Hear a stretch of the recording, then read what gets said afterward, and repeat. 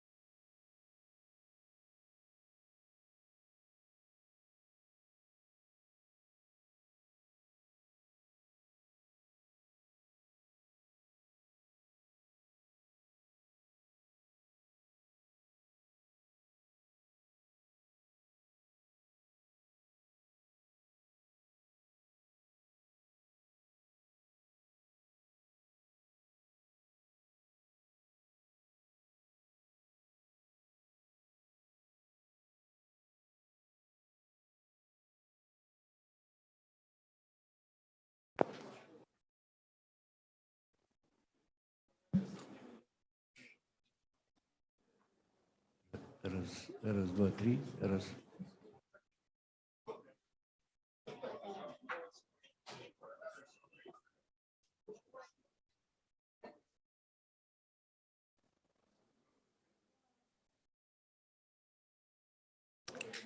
Один, два, три, чотири. Перевірка звуку. 1, 2, 3, 4, 5, 6, 7. 1, 2, 3, 4, 5, 6, 7. 1, 2, 3, 4, 5, 6, 7. All good children go to heaven. Checking the sound. 1, 2, 3, 4, 5, 1, 2, 3, 4, 5. звуку. 1, 2, 3, 4. Yeah, sound check. Everything should be okay. Everyone who hears me means that we hear you as well.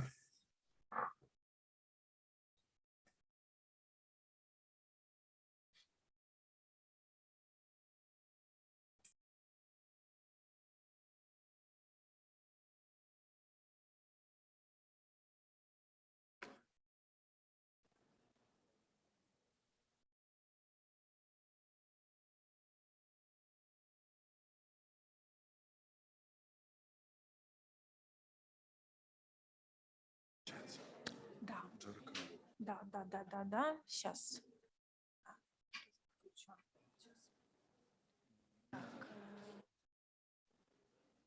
Я написал. Георгий Банаидзе, заступник директора.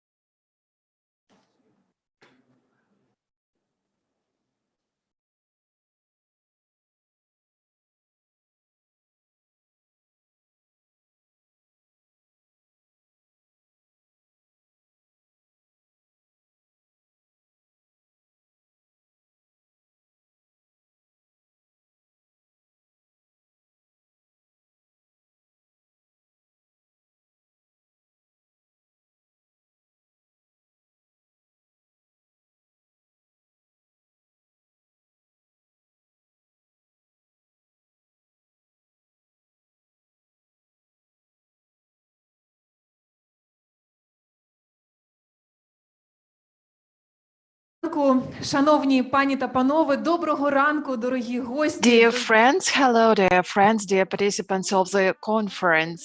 Today I am very happy to open the first conference dedicated to restoration of historic buildings. My congratulations.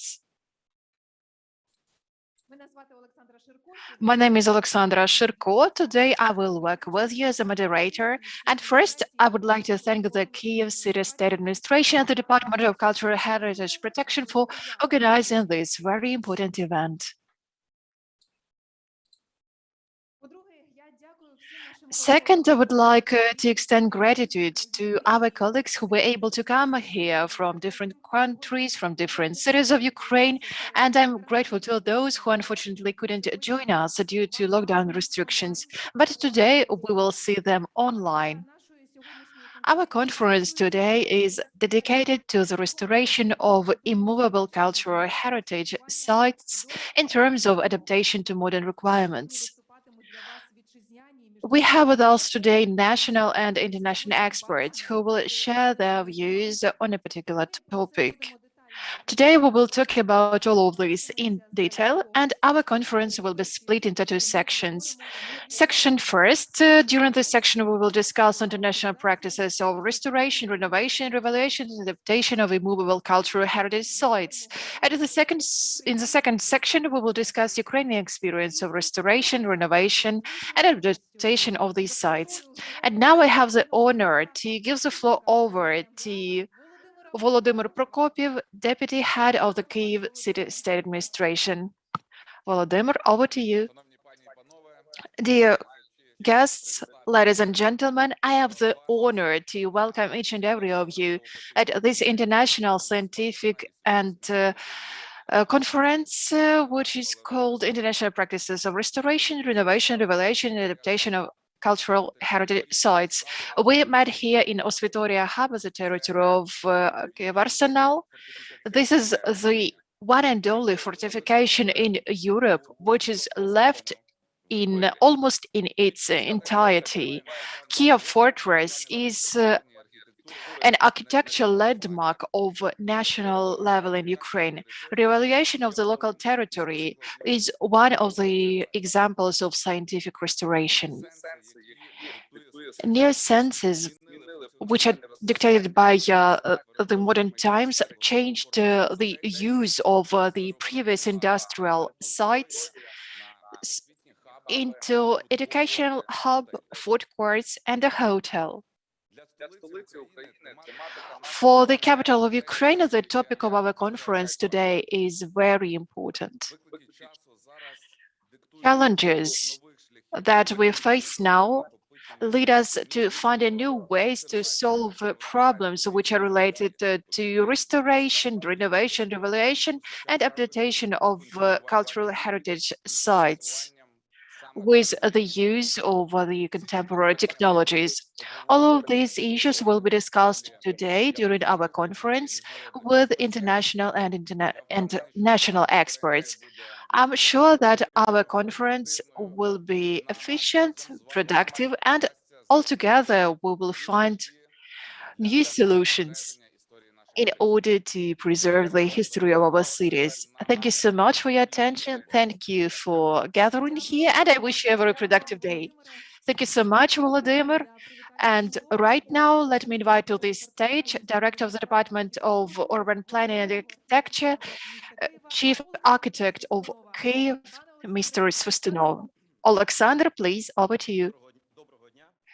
Good afternoon, dear colleagues, ladies and gentlemen. It's a pleasure for me that during these difficult times, when our city, and not only our city, but also other cities of Ukraine and the world, go through a lot of changes to the central part of the city, to our cultural heritage. Events like this will help us understand which way to go in the future. We will discuss the possible solutions which we have in our city, and we will also discuss international trends. There is no future without the past, without our cultural and architectural heritage. We are in a new, unique city. Kiev is a unique city, one of the points of interest of our tourist infrastructure. This is an excellent example of revaluation, restoration, and adaptation of our city to modern requirements. In my opinion, Kiev, our city, will develop and will strive to preserve our cultural heritage.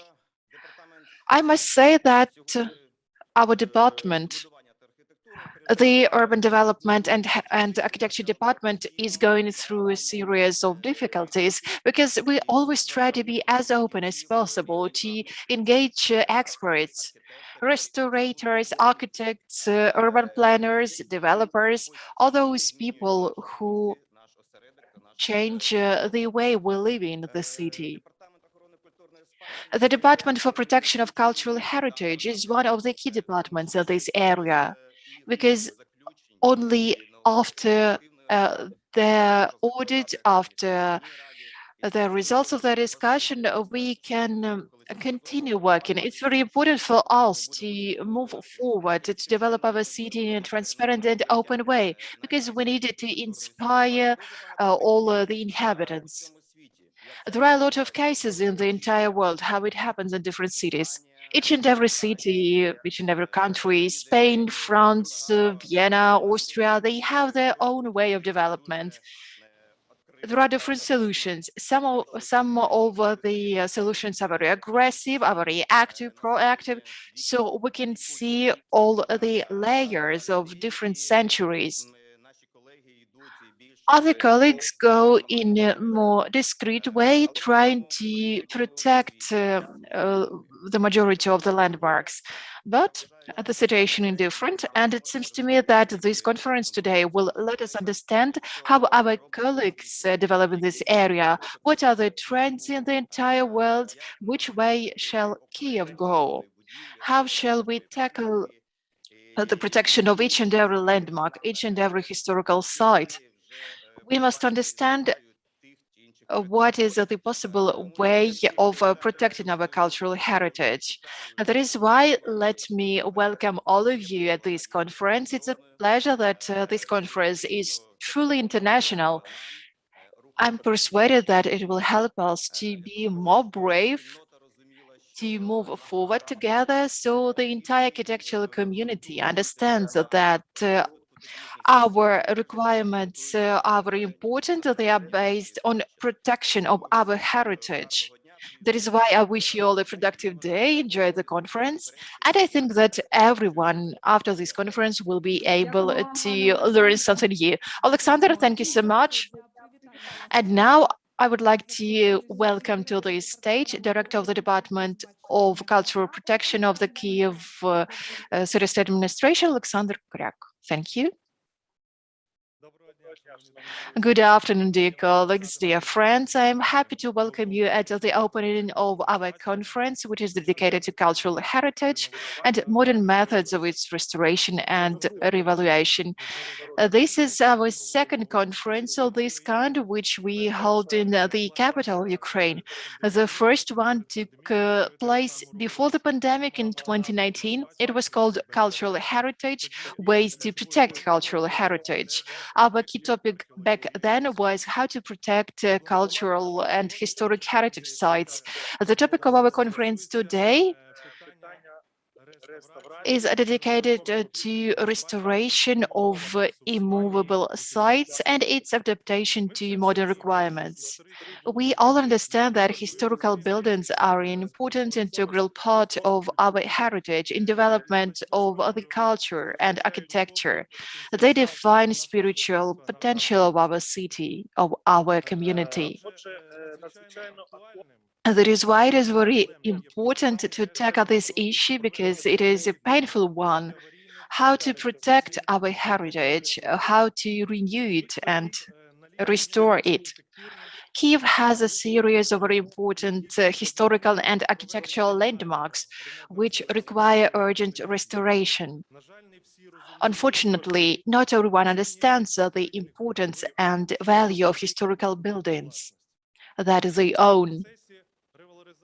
Within the process of reevaluation, it is very important not only to define the new uses of the buildings, but to carry out the works of restoration of the exterior and interior of the buildings to preserve authenticity and functional structures of these objects, as well as the artistic and architectural face in the historical center of the city. The aim of revaluation is to increase the value of these landmarks, to increase the cultural and historical potential. Revaluation of the architectural objects will help us get an economic effect from use of these landmarks when developing new infrastructure and developing tourism industry. All of these issues will be discussed later today. I consider this conference open, and thank you. We wish you a great day. Thank you, Alexander. And now let's give a round of applause to our distinguished speakers who opened this conference today. I think that it's high time to us to start our first section of this conference.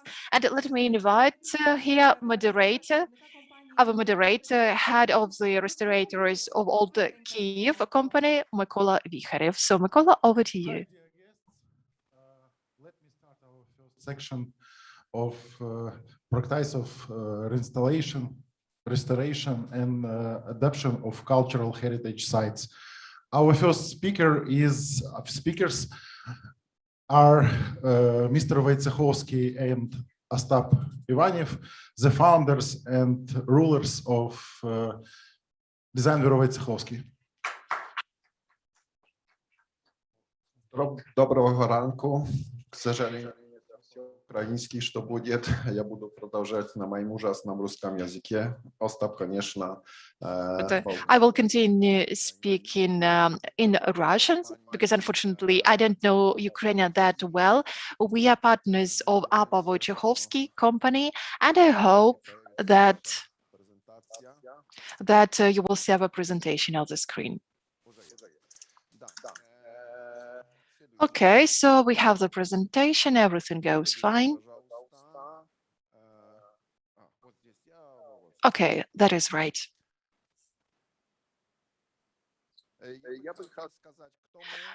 I would like to tell you first about us, who we are, what we do, and how we do it.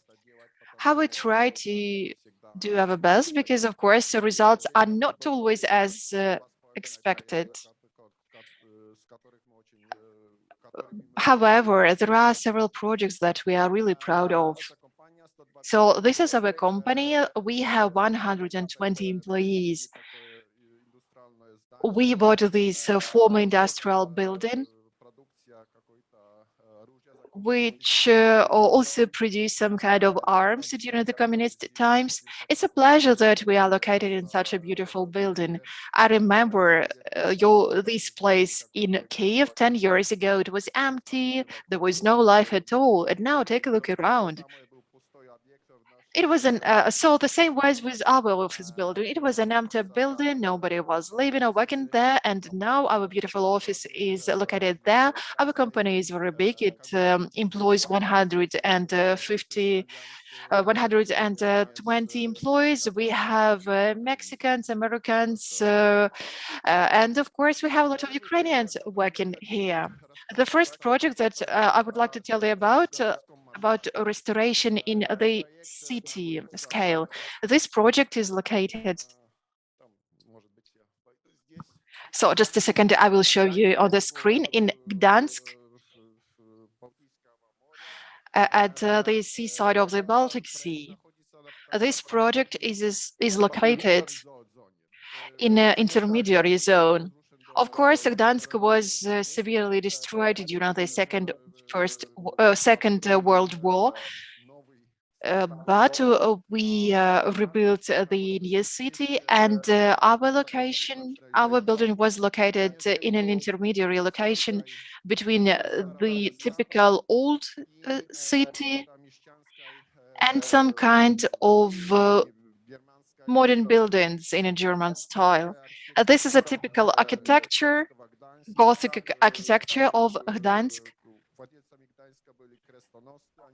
Dansk was built in medieval times. It has mostly brick buildings.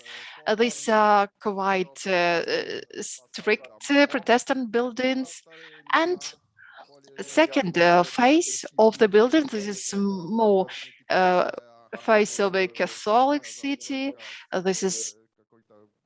It has a lot of buildings with a typical cozy geometrical German style city.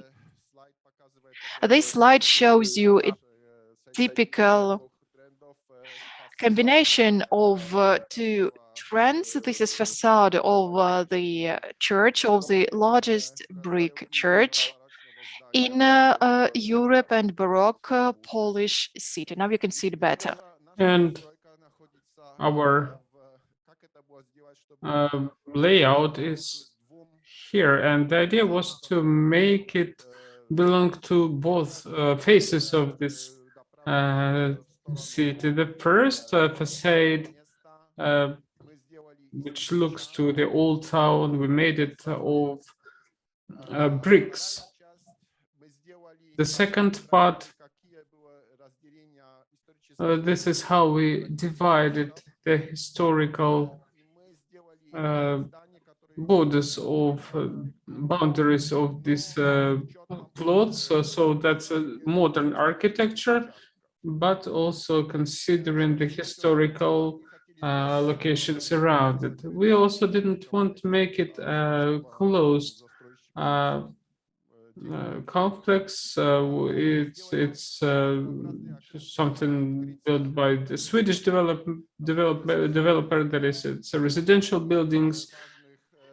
So we made these open venues, open lines aiming at water and important points. And here is the result. You see how this project links with the brick buildings of the old town, and how it also looks in the new city buildings. And from it's very simple detail, brick houses when you look from the old town, nothing extravagant. And here this is how it looks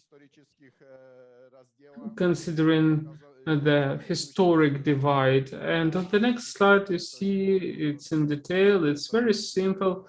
It's very difficult to make it even simpler. And here you see how we've done different openings for good views, for example, to view the church. So it's important that the architecture here is various. It's diverse, but to link the two types of architecture, we've made one color, gray, and all the metal details we made one color in one style, which sort of binds these two types of architecture together.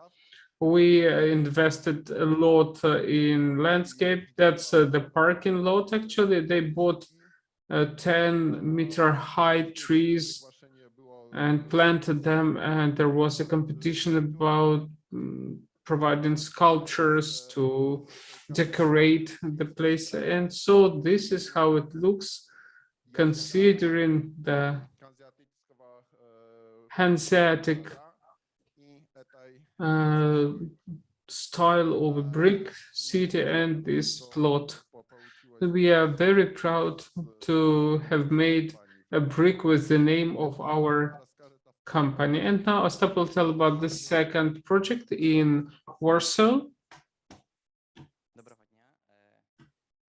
Yes, good morning. I will tell you about Elektrownia Powisły. That's a plot near the river in Warsaw. That's one of the cultural and public centers of the city.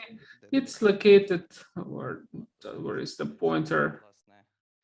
It's located right near our river of Wisła, which splits the city into two banks. The location of the building is here. It's in this part.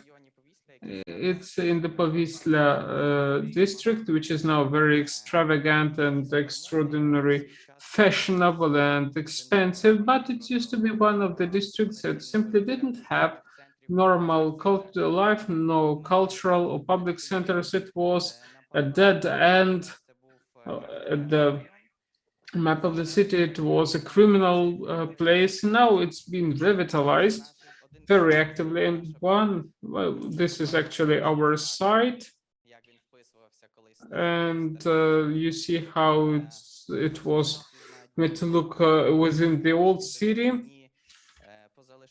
And you know that that Warsaw was pretty much destroyed in the Second World War. Not a lot of spaces, not a lot of buildings left intact. And considering that they are very careful, people, the authorities in Warsaw, are very careful about all the historical landmarks, something that can create a new quality of the environment. And this is the example. That I'm not going to go deep into the process, how this Elektrownia power plant looked before the renovation.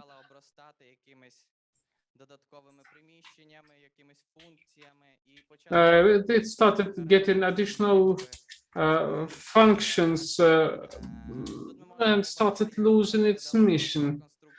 Now we see how it looked before the reconstruction. Before that, quite a romantic photo showing that obsolete heritage, but it looks fantastic with nice details and great light. So it made us really work carefully with the historical tissue of this site. We can see a few more photos here from inside. So that's the penetrating light, which is indirect, and it made a beautiful atmosphere.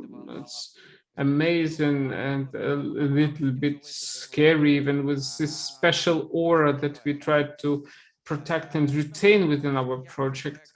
So this is how it was located. The black is something we kept intact. Something that was of historical cultural value. The blue is something that we dismounted because we understood that it was of no relevance, no importance, and we had to actually get to the heart of it to carry on this legacy of the place. And then we thought about how we make it a part of the city, being a cultural center, yet retaining its history, its identity, something that it had to take past through time. So we tried to create some additional spaces, passages, views to the Vistula River to make it integrated with all the possible elements of the city environment that we could do. And that's how we try to work with public spaces, because only a public space could attract people, could bring the life to this site.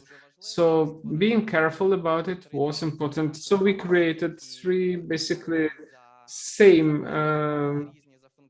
places. They're of the same size, but they have different functionality, different emotions in them. There are additional passages here, creating the feeling of a city. So we are a part of a big city, but we have a smaller urban area within it with its own proportions, with its own content. And based on that, we understand that that's the existing area that we had, and it had to get some additional functions. And here we got the office buildings, apartments, retail, facilities, hotels. And so this functionality has brought the life to the city, making it attractive to the visitors and to the residents of Warsaw. So here you see how we adapted, how we worked with this site. That's how it was and how we transformed it, removing all the things unnecessary, and how we sort of emphasized the existing parts and made it a part of the existing landscape of Warsaw. This is the final result, and you see yourself how this power plant, or electrownia as they call it, looks now. We tried to keep as many things in it intact as possible. And it was an interesting story with these elements. When it was built in 1904, the pigment that was on these elements, it was brought from Australia. And when we started looking in the documents, it was told us that it was produced only in 2 countries, and it took us a long time to find the same color to show the original look of the building. We tried to bring it from Australia, and that's how it looks, because we got the pigments that we have brought from Australia. So this is how the place between the office buildings looks. So there are office buildings. In the back, you see the apartments. So this is the place of this power plant now in Warsaw. We can tell you a little bit about the details, about the light that we've mentioned, how it goes through the construction. We tried to restore the construction of the existing building, like composing it of the remaining parts of it, something that we couldn't do. We had to add, we had to build upon. And considering about this space, it's important for it to be diverse in terms of scale, about proportions, texture, light, so that the person who comes there feels full of emotions, feeling like they are in the place where the experience they are going to have. And we wanted this experience to be unforgettable, so it was important for us. And speaking about some architectural language, these are the elements that we used in our project. Now again, the way it looks from the outside, this is the interior and the lights. Yes, the windows that add more light into the atrium space. Here is another way to look at this construction. It's quite Gothic, because it, like you see, sort of raises up. Yes, and the last photo showing how this place lives, how this environment is alive. One of the magnets actually on the map of Warsaw, attracting people, making it alive. And we've got exactly 2 minutes left, and we wanted to speak about the principles that we try to follow when designing sites such as this, for some heritage, for some history. And the first thing, it is important to build in a way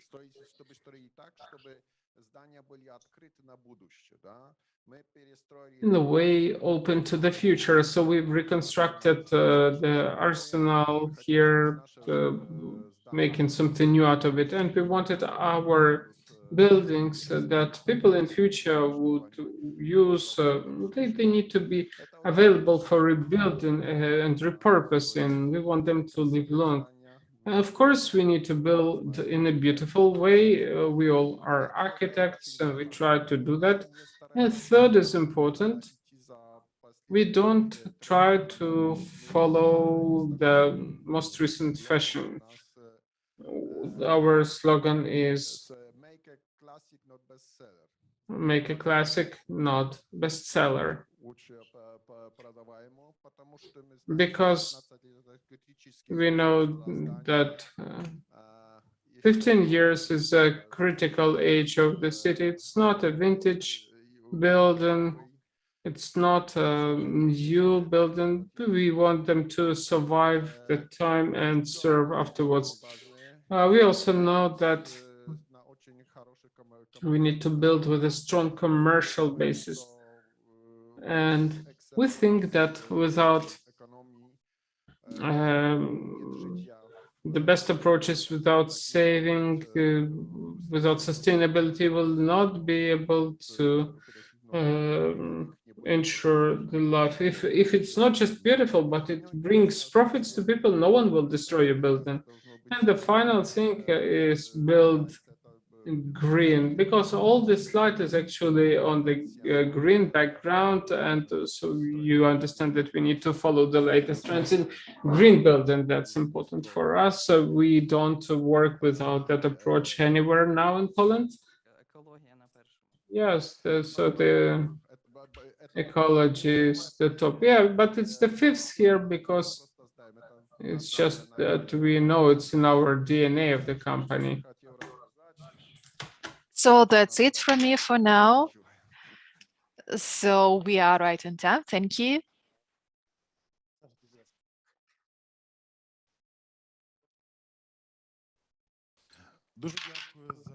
Thank you so much for the excellent presentation. Let me remind you that we will have a time for discussion, Q&A sessions. You will be able to ask questions to Ostap and Shimon and to all other speakers that we will have later today.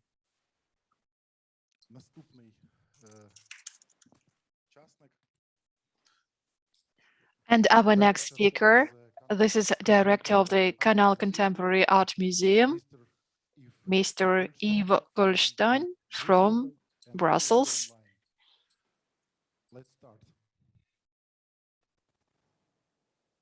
Director of the Canal Foundation. I'm glad to be here to have the opportunity to present you the huge project of transformation of something wrong with our... Oh, it's okay. Into the 21st century. So yeah, it's a huge challenge because we transform a place really not conceived to be a museum, especially not a museum of art and architecture, into it. And for that, we work with the Brussels region about this building 6 years ago. We have the chance and the opportunity to work in a building which is not in the list of heritage of Brussels. However, our conception, transformation of the garage is to maintain as much as we can the building as it is. It's an iconic building in Brussels, a building that all Brussels people are knowing. And we didn't want to transform it into a huge change of this building, but keep it as much as we can into the patrimonial and the heritage that are here in Brussels, especially the icon show, the Science Plus is for us very, very important. So knowing that I don't have any constraints about the legal regulations on the building, we made it this choice with the Brussels region to keep it as much as we can. And the choice of architects, which is a trio from Brussels, England, and Switzerland, we designed a project built on the strategy called as found strategy to keep it more as we can.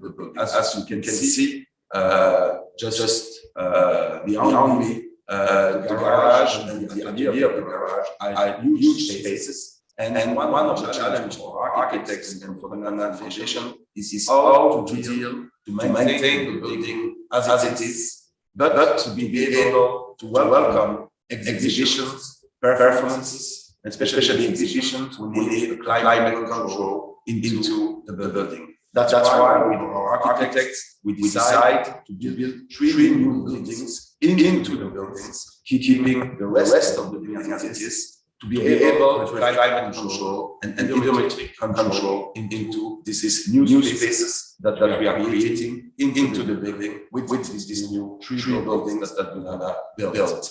In the other part of the building that we are keeping as much as we can, and more than that we are making back of what they was in the 20th century, in the years 30s, we are rebuilding the showroom as it was when it was built by Citroën himself, drove by Citroën himself to give to the Brussels people a real view of their heritage. This building was also very important during the International Universal Exhibition of 58, sorry. And we wanted to keep it as much as the people were knowing this building.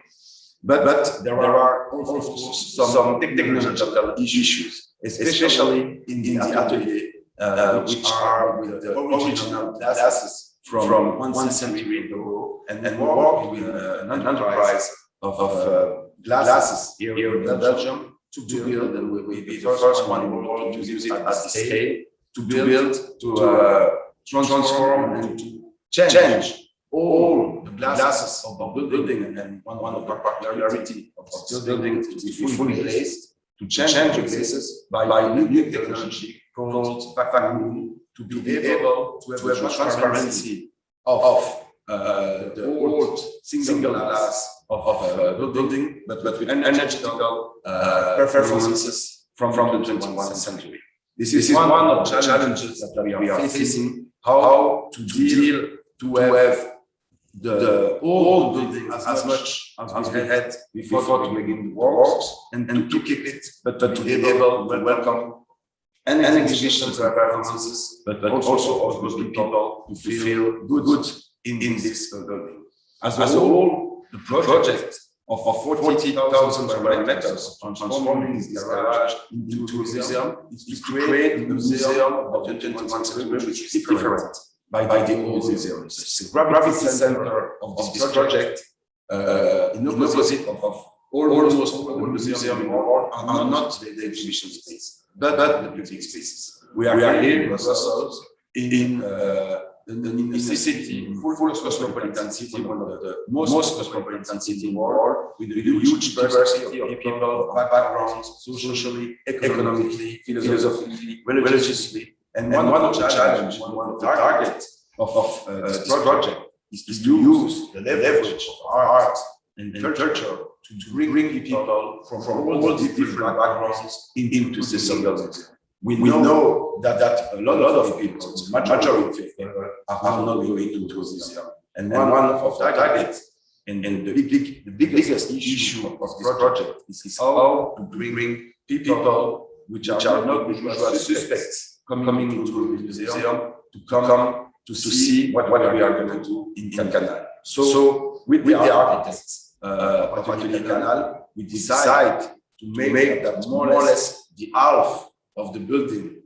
It means 20,000 square meters of the spaces will be public, free, accessible spaces, to make that the people coming into Canal are not only coming to visit an exhibition, but also to have a kind of a city, a cultural city in the city, to come to have a drink, to come to work in the co-working space or the library that we're going to build, to come to see friends, to come on to make their own cultural life with free spaces to dance, to perform, to sing, to make theater. So the really wish of this project is how in the center of Brussels, with this huge challenge of multi-diversity, of multiple people from a lot of different origins, can living together into a space of museum.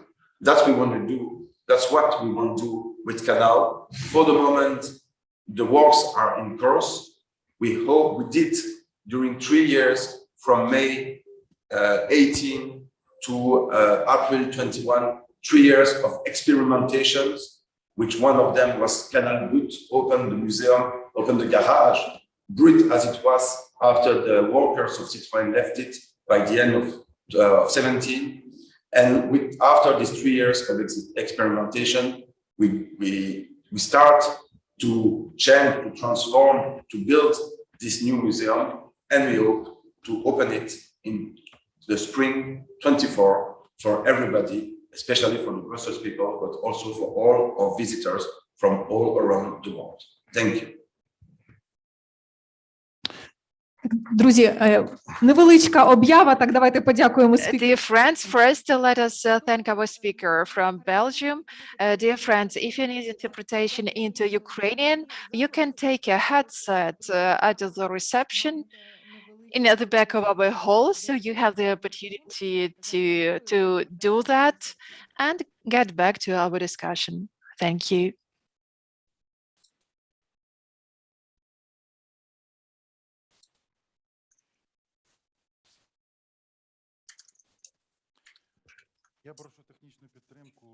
Okay, I will ask my our technical staff to join Eve online. Eve, can you hear me? Yes. Hello. I'm here. Sorry, morning. something wrong with connection. Прошу технічну підтримку вімкнути звук пана Іва. We cannot hear you. Just a second. Hello. Hello, can you hear us? Yeah. I hear you very well. It's silence, we can hear you.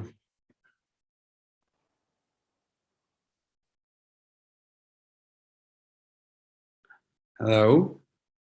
I'm here. We can I'm see you, hearing but we can't hear you. All right. My microphone is Something wrong. Maybe you turn off your microphone. no, it's please. open. No, it's open. It's open. Don't hear me? Технічна підтримка. У нас буде звук пана Іва? Just a second, because interpreters can hear well, but the moderator doesn't. So bear with us for a couple of seconds. Check something and maybe correct something. Eve, can you hear the interpreters? Yeah. Perfect. Super. I can hear you. So, hello again. Hello. I have a small question for you. In your opinion, what is the main in the adoption of historical buildings for museum needs? You, like director of museum, what main for you in adoption? I think the most important thing is to find the good balance between the restoration and the maintain of the heritage in one hand, and in the other hand, to be able to adapt the places to allow us to have the ambition of a museum, as I explained in my little video. One of our main challenges is to find place in this garage with climate control to be able to make exhibitions, especially exhibition of paintings or other kinds of contemporary creation. And in this way, the very most important is to find this balance between those two very important things. I think the heritage building, it's as itself an energy and a place that the people like. And I know that, as I always said, that the first art piece of our collection is this building. It's not the art pieces that we're going to put into the exhibition or the public spaces, but it's the building itself. And we felt during Canal Brut, the experimentation project that we did from May 18 to June 19, that a lot of people who came to see the project came to see, first of all, the building. So yeah, the heritage and the building, it's more or less as the same level of importance that what we're going to do inside the building. Thank you for answering. Thank you very much for your speech. And I'm glad to introduce next speaker of our conference. Thank you, Pan Yves. Mr. Pleasure. I'm glad to introduce next speaker of our conference, founder of Chaos Architects from Tallinn, Margit Aule. Hello, Margit. Oh, we can't hear you again. Hello, everybody. Can you hear me? Yes, we did. You can start your speech. Yes. Thank you for inviting me. Mhm. I will start my presentation just a sec. I will share the screen.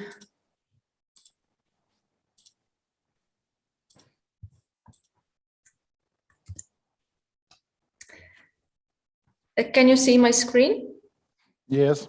Okay, that's great. We are architects based in Tallinn, founded in 2010. I have worked as an architect since 2004, and we have a team of 16 people. And we do a lot of heritage protection projects. Because our roots are in the past, we are working in the present, but our eyes are in the future. It needs a lot of creativity to find new functions and new visions for the old buildings. And here I show you some examples of our works. This is Foundry, and it was converted from a factory to an event space. The location is very good. Tallinn is the capital of Estonia. This is the old town. This is the seaside. And really in the center was former factory. This is historical picture from the beginning of the 20th century.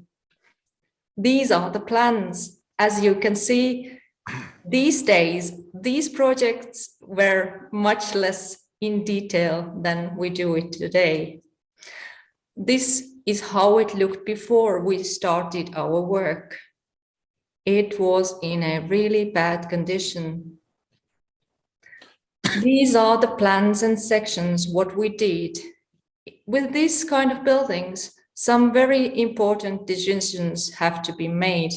For example, this is an event space. We need to have a cloakroom, toilets, etc. But we didn't want to make this big hall smaller by adding these things in this space. So we decided that the new main entrance will be from this side, and here will be the toilets, elevator, and stairs. And we wanted to keep this enormous space as open as possible. And here you can see the results. We needed to add staircases and bridges to, because of fire safety, because of functionality, because here is a really good acoustics and there are concerts and theater performances and exhibitions. Here you can see one of the side rooms, and this project was a really low cost. We had a really tight budget, and you can see that we preserved the floor, that is valuable detail, but we also kept some of the previous finishings and even lighting, because it is stylish and it is also good for the budget. Here you can also see that we didn't paint the ceiling because this is unique, but it's also cheap to do it this way. You know, these historical buildings, this uniqueness is what makes it special. And this uniqueness is why people choose to come here and have their events here. You know, it's like one of those people who has had a lot of interesting life experiences, and they are very interesting to talk to. These buildings are characters. And we added new elements, new technical systems, but we tried to keep the space as intact as possible. And this is the outside view. Here you can see that the roof is new, but the walls again are done as little as possible. Of course, the windows are also new. And with this kind of areas, it's very important what is going on outside. Because yes, we have historical buildings, we have the seaside, but when the outside is messy, people won't come to this area. So it's very important to have a really good landscape architect who does the concept and to carry these works through.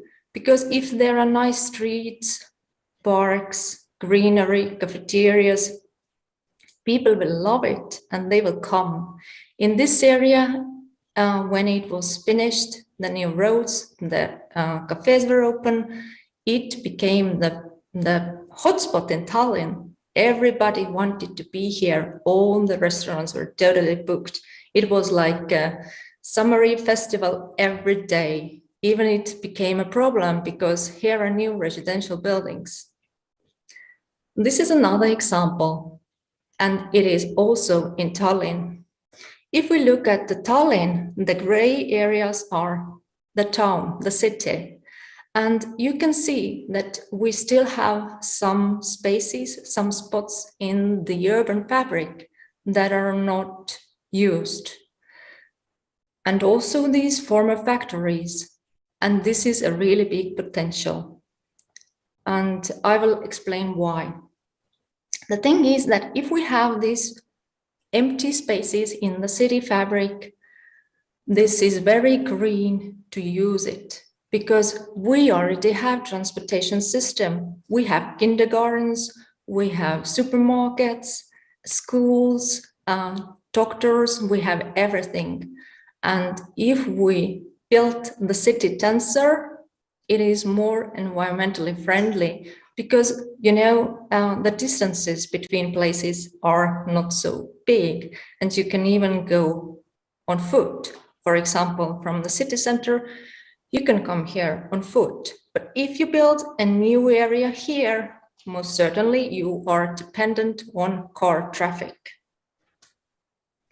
And this valley area is very interesting because this is totally historical place. The settlement started from already 13th century. And the lake you can see here, Tallinn got its water supply from this lake. And they had these water channels that transported the water to the historical old town. So this settlement is very historical and this is very interesting. Here you can see some photos from the beginning of the 20th century. And these old factories have their uniqueness, their beauty, and the new tenants totally love it. And this is the street and the old cars and everything. This is how it looked like when we started the project. These were factories, they were used as storehouses. All the landscape was in like whatever.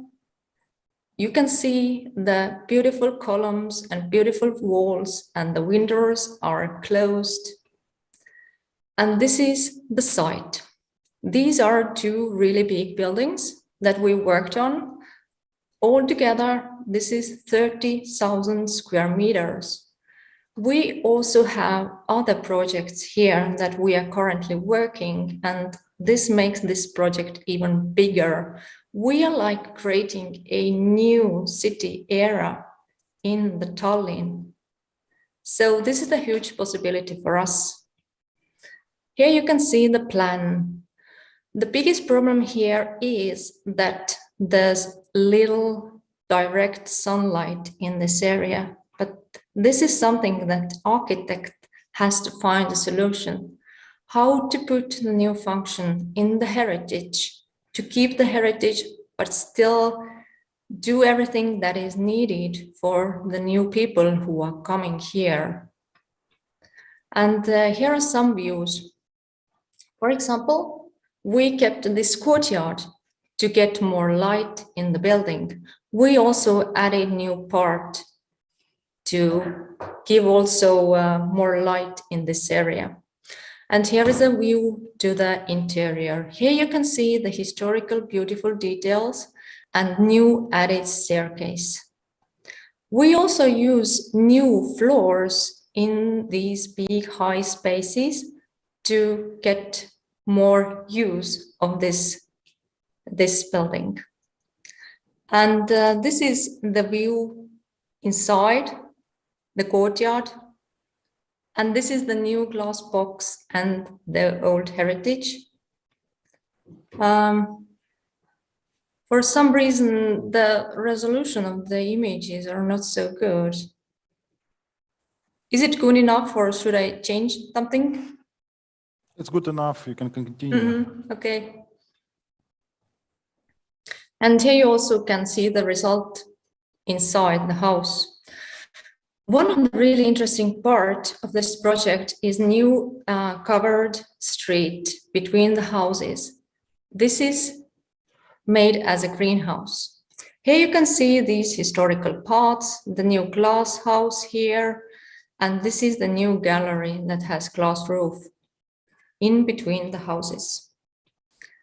Historically, it used to be a street, but we covered it with glass and created covered open space here.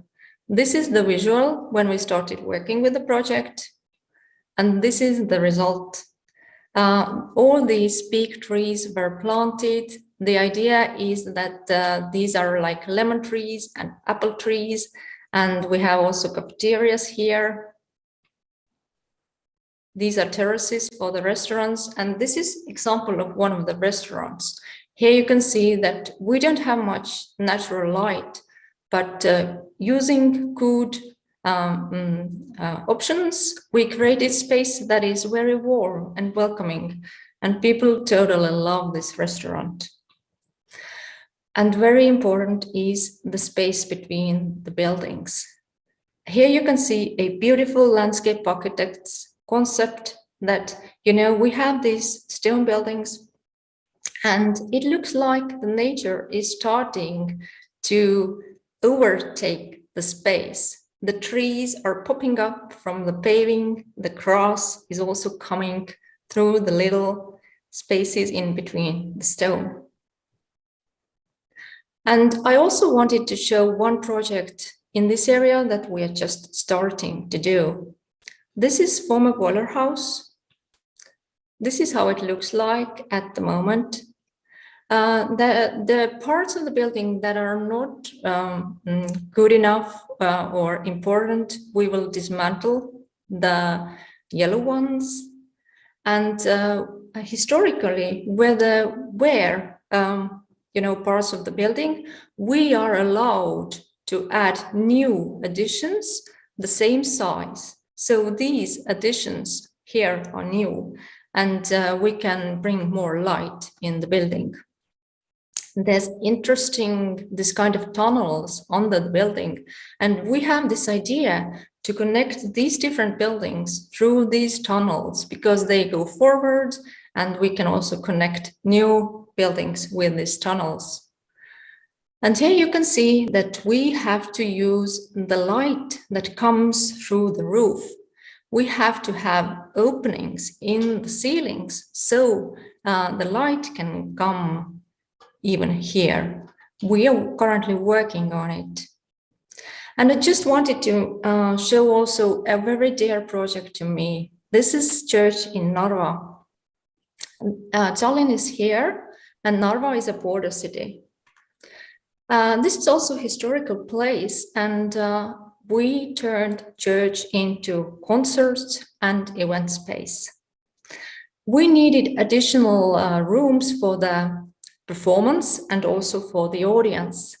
And we didn't want to attach anything to the church or change inside of the church.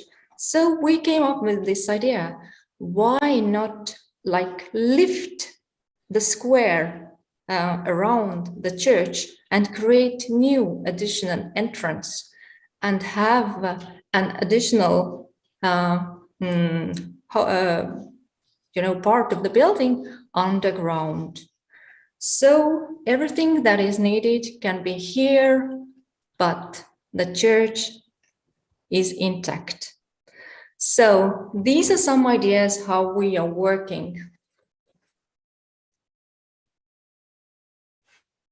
Thank you. This is also interior. And check out our website. We have a lot of more heritage and conversion projects we have previously done and we are currently working on. Thank you, Margaret. Very interesting project, especially the project of Church on Narva. Thank you very much. And we will continue our section. Next speaker is the Director of Urban Architecture and Heritage, Mr. Marco Aureli Santos.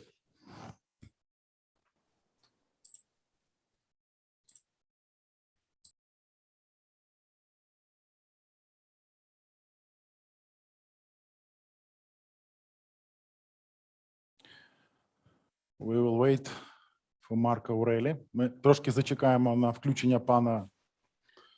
We will wait until the video of Mark is on the screen.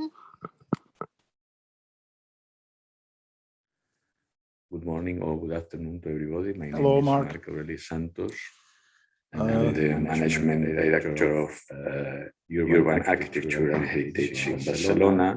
And I want to tell you a little bit of the work we have been doing and we will start to do in the future about the concept of heritage in the city of Barcelona, more or less in our culture. The first image is the popular image of the very known book from Jack Kerouac on the road, because I always say that our job is not a straight line from one point A to one point B.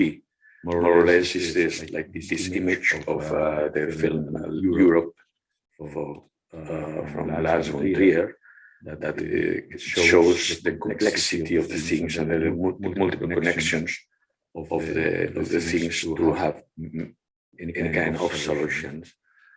It means this negotiation is the most important part of in our job, because this is the part important as doing a good function of the things.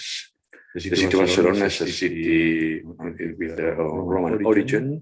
It has been a very important role in the Mediterranean commerce in the Middle Age. The city of Barcelona in the Middle Age was very important, with a very good harbor and important connections to the Mediterranean. And in the 19th century, it has a very renowned plan called Eixample, who makes the city of the 20th century.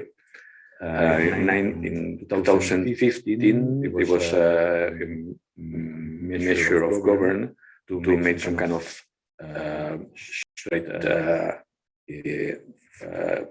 impulse to the architecture and heritage, with some ideas like the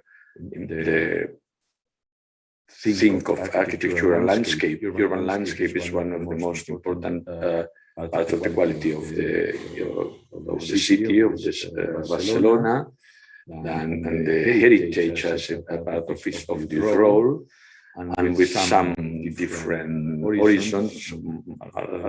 Some of them they are always finished, like the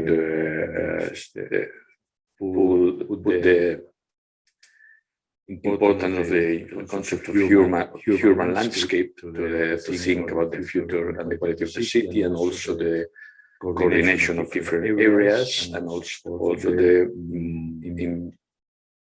to be strong in the world of the digital world of the communication, with 5 lines of action, like architecture as a quality of a city factor, the study of the landscape, urban landscape as a motor of the transformation of the city, the full focus of heritage, and also in the sustainability as a way of doing, and also the culture of data sharing. A lot of things that we started as a promotion of the architecture, like the festival 48 Open House, the week of architecture, or even some different studies of the modern architecture in the city of Barcelona. And also in the focus of the urban landscape, this very interesting project to study the 73 different neighborhoods of the city in this big complex way of understand all of levels of the things that the urban landscape means. Our department, which is a traditional department of heritage, based in the Catalan law from 1993 about heritage, and the actions of heritage. The actions you have you can see in the list. They are the classical identification, technology, protection, integration, and diffusion with different. The catalog is one of the oldest catalog in Spain. The first one was in 1962. Now we are working with a catalog made in 2000, but now it's time to rethink about how must be one catalog of heritage in 21st century. We put a very important impulse of the rehabilitation in the city because of the Olympics and or some other questions, with putting the focus in the rehabilitation as a central way of doing of the city. The actual catalog has these 5 levels of protection based in the Catalan law of heritage, and we are now talking with the Catalan government to make some kind of modernization of this law from 1993, because the concept of heritage is changing very fast, and we need some kind of better instruments to do it. But basically, the protection is based in this kind of different levels, from the national protection to the urbanistic protection.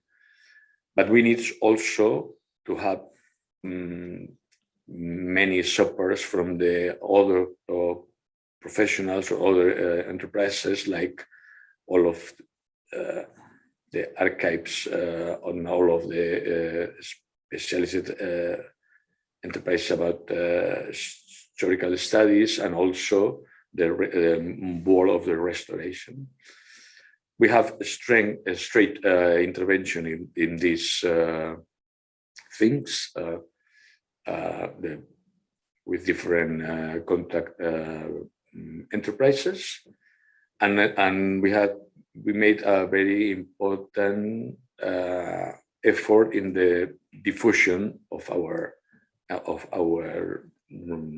work. We have some strategies to recuperate the heritage. For example, this project, our Factories program, to recuperate all factories for the creation of young people. Also, some kind of promotion and conferences and cultural visits with the coincidence of the Week of Architecture of the Biennale of Thought.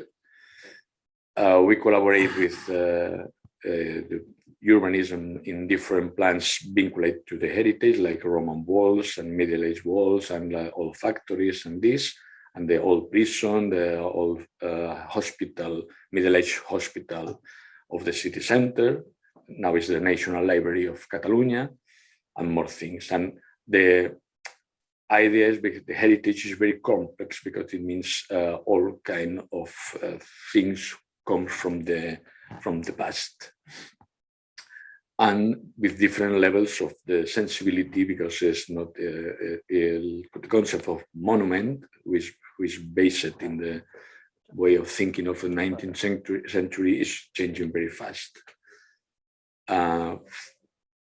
In this sense, for example, this the example of Palo Alto, with the old factory with a very beautiful garden. The garden has been included in the protection of the city, and also the idea was what happens with urban art, that we must make some kind of important reflection about urban art.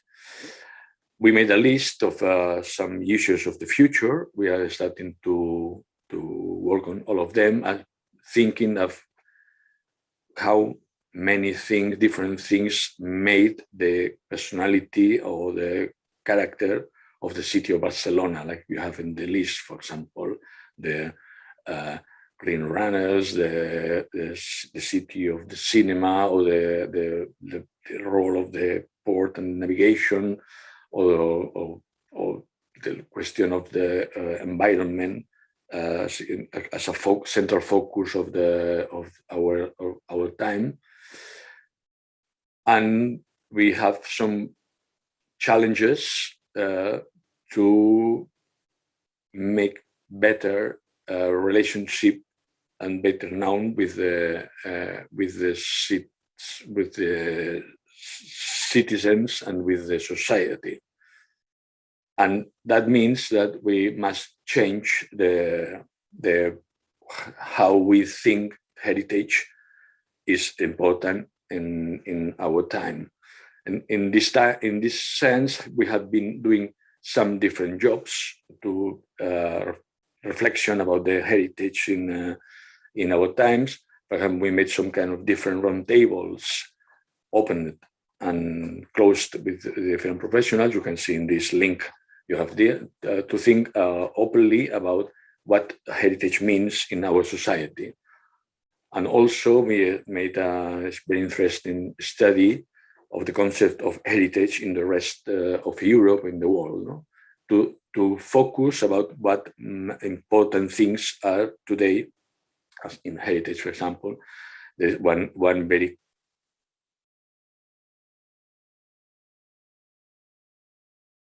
Okay, thank you for your speech. And our next guest, next speaker, is Master of Science, Architecture and Heritage Protection, Senior Counselor Akos Kapdebo from Budapest.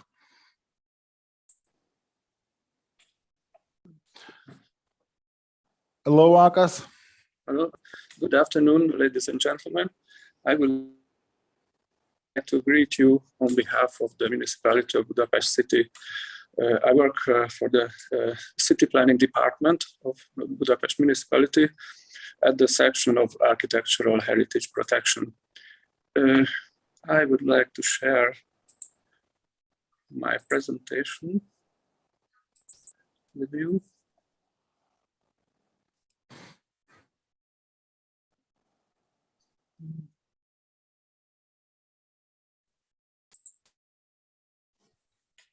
Okay. First of all, something about Budapest city. You can see the overall map of Budapest with the 23 districts. You should know that each district of Budapest has its own city government, district municipality, with its own mayor and chief architect. And architectural heritage protection is proceeded by the municipality of Budapest and by the district governments as well. This is the system of the heritage protection done in Budapest. The first, it is protected on 4 levels. The highest level is the international level, which means the World Heritage protection. Budapest has a huge World Heritage area, which was put on the World Heritage list in 1987. The 2 banks of the River Danube and the Buda Castle, and it was completed with Andrássy Avenue in 2002. The second level of heritage protection is the national level. It means the traditional national monument protection, which is the task of the National Government Office of Building and Heritage. The third level is what we do every day in the municipality, the municipal protection of heritage. It means that those buildings which are valuable enough to protect them, but which are not national monuments, are protected by the municipality. And there is a fourth level of heritage protection. In the last few years, already the district governments made their own protections, which comprises buildings which are protected by the district government and which are not national monuments or not under municipal protection.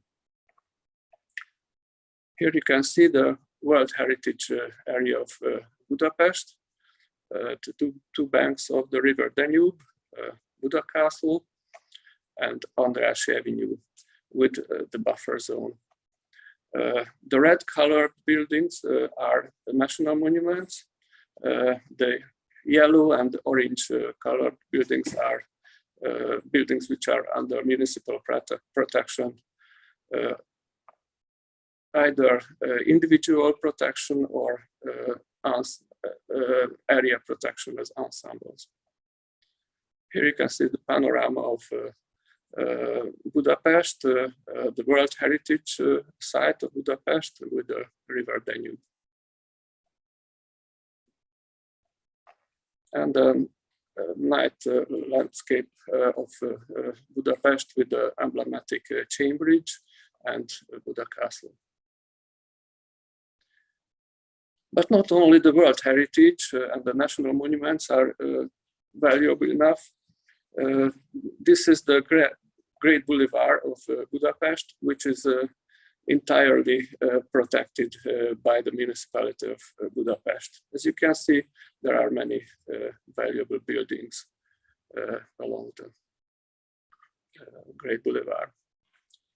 The municipal protection is the task of the Department for City Planning, and more closely our section, the Architectural Heritage section.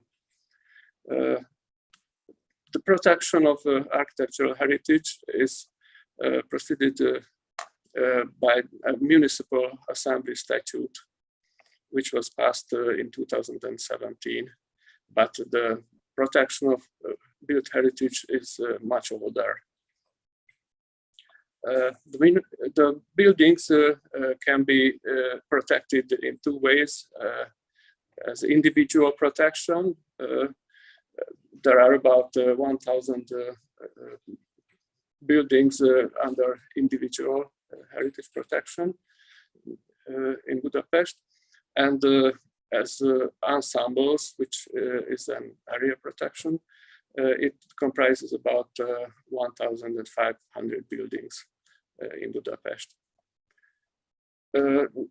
We want to display the municipal protected buildings on a geospatial system, which was developed by the municipality of Budapest for use of the experts of the municipality, but also for public use. This geospatial system comprises digitized maps according to ArcGIS software. For the public, this geospatial system can be opened from the website of the Budapest municipality. The first site of this website is the overall map of Budapest, showing the municipal protection. Yellow colors are the individual protections, and the orange color shows the ensembles. If you zoom into it, to the inner city of Budapest, you will see the Great Boulevard as an historical ensemble marked with orange color. And there are a lot of heritage buildings under municipal protection, as you can see in the inner city. If you click on one of these protected buildings, there comes a panel with some necessary data of the building, a small description of it,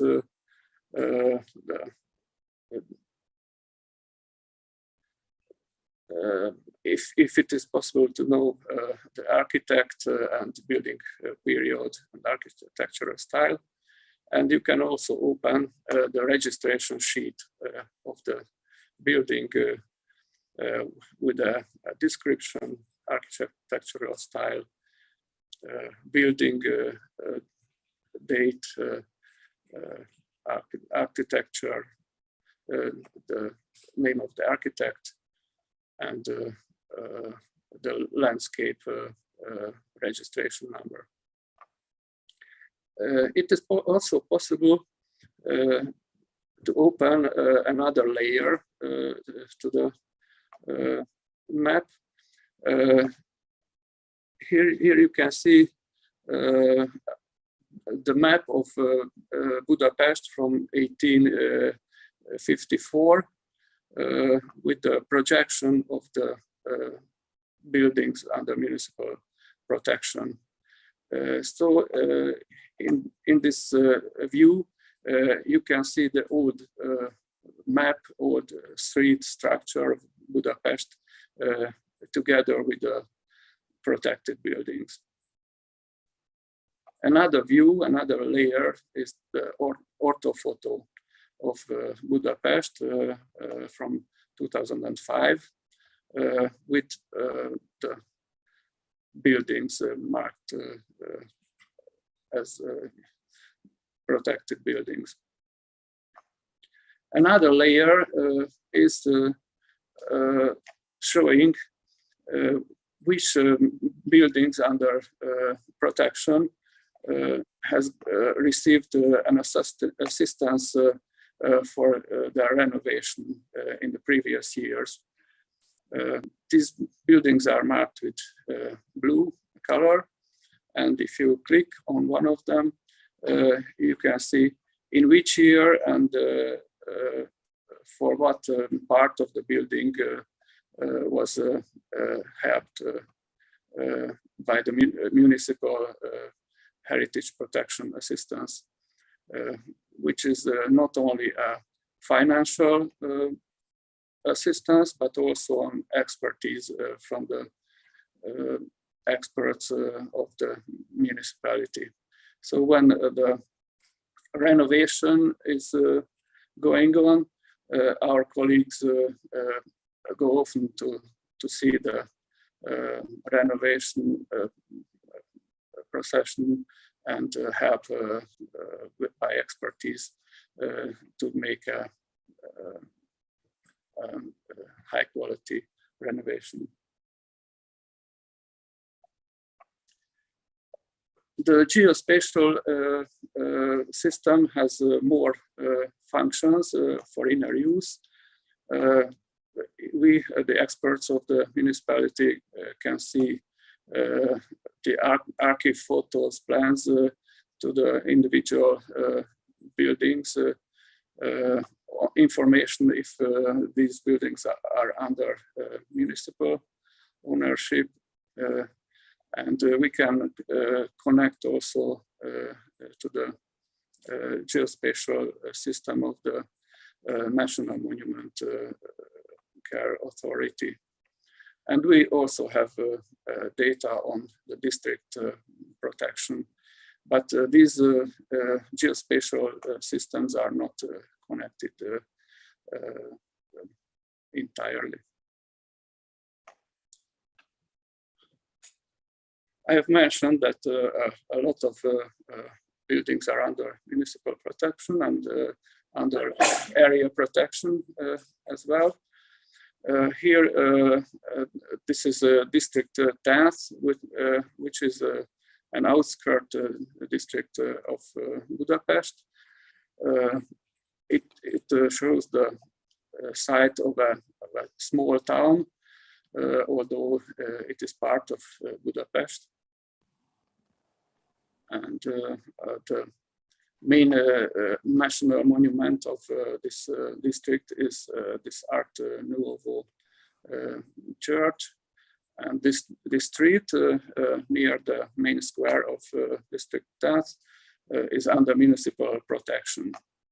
A few years ago, this modern building was built in this historical street, which has the function of a customer service office. It is the customer service office of the government office of District 10. And this building was built with the contemporary architecture style and still fitting into the historical surroundings in spite of the different building materials and different architectural elements.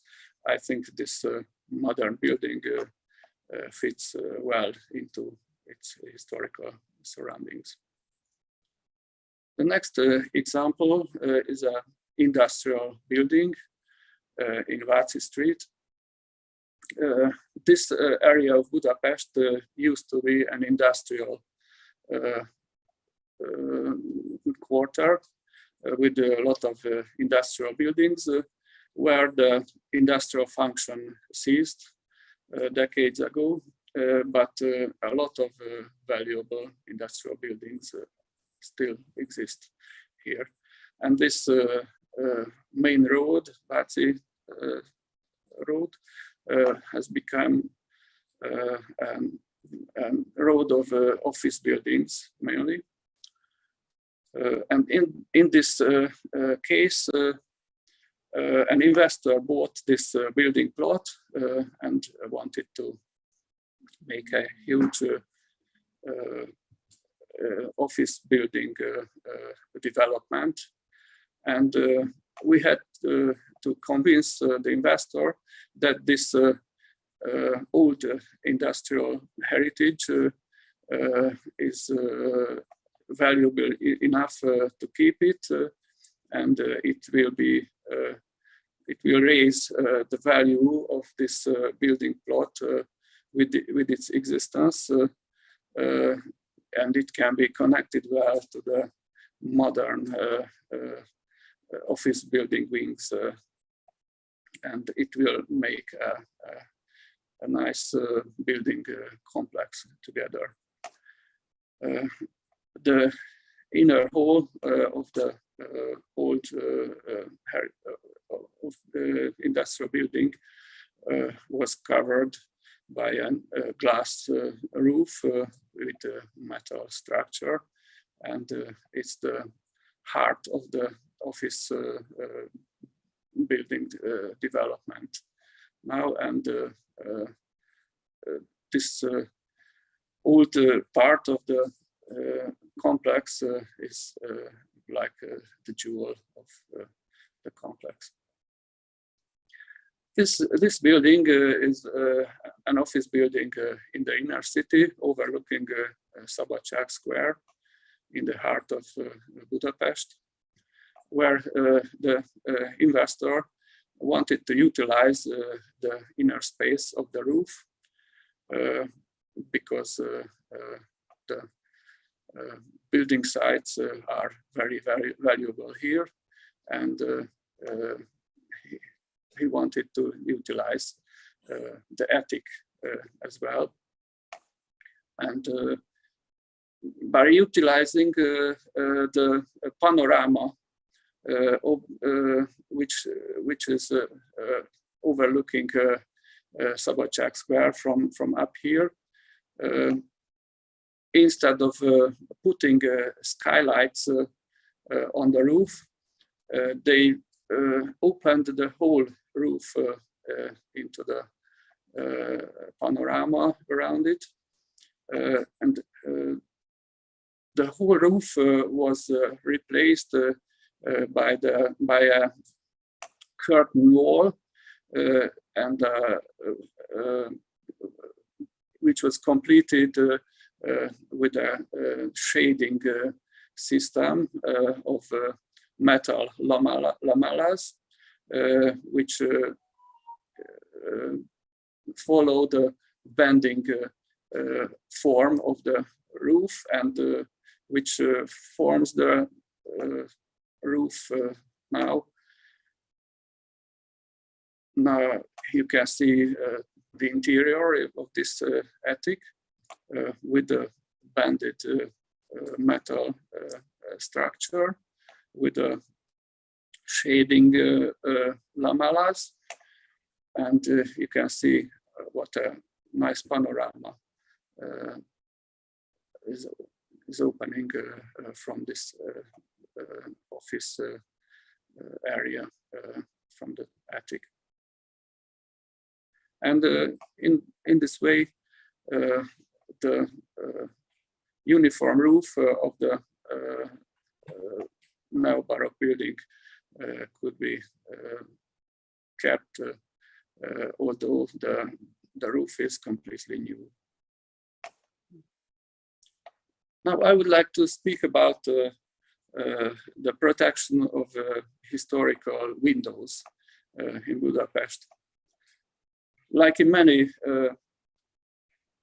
heritage cities of the world, you can see the phenomena that the windows of heritage buildings are being replaced by new windows, mostly by plastic windows.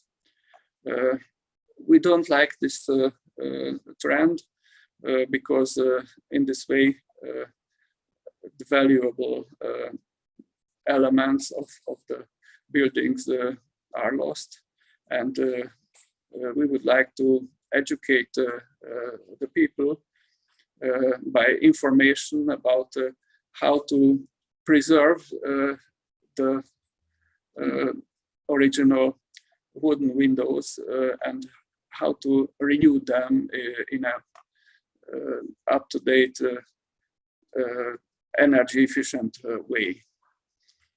Here in this example, you can see that not even the shape of the window was kept, only the size is the same. But even if the form of the original window is kept, but is remodeled with plastic elements, it won't look the same because the plastic profiles are very different from the original wooden profiles. So we would like to keep the windows because the original historical windows, because they were made of very good quality wooden materials, and after 100 years of existence, with careful maintenance, they could last another century maybe. So our architectural heritage section has made a window renewal guide book for the public to inform them about how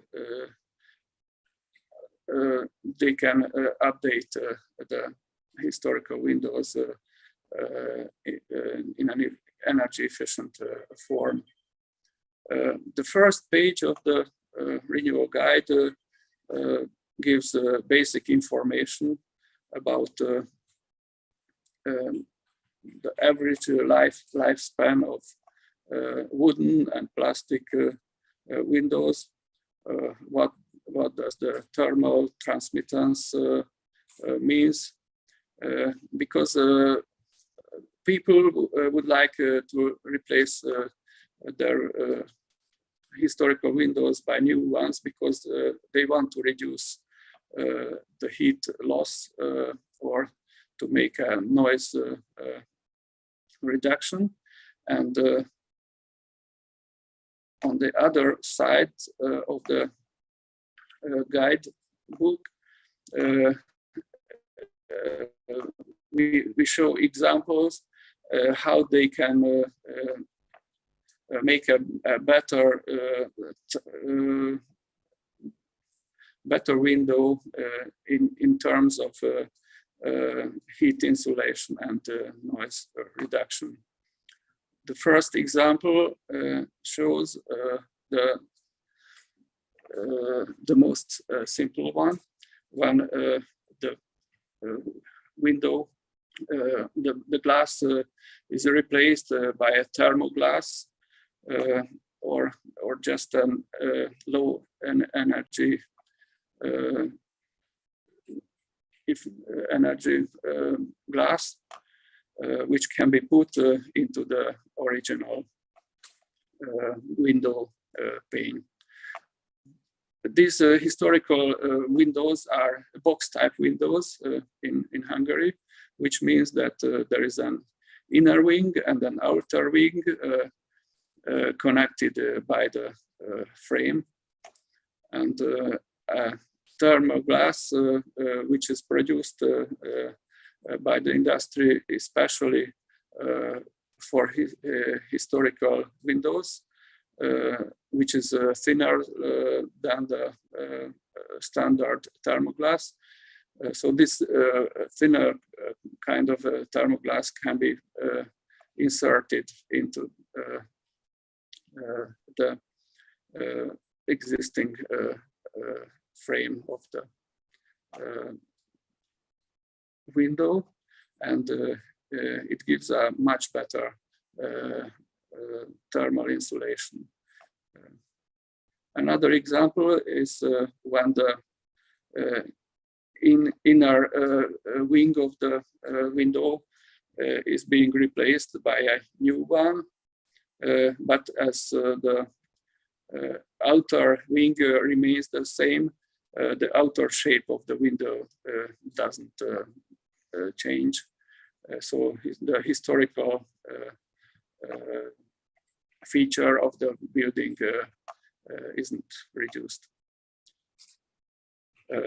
And with this little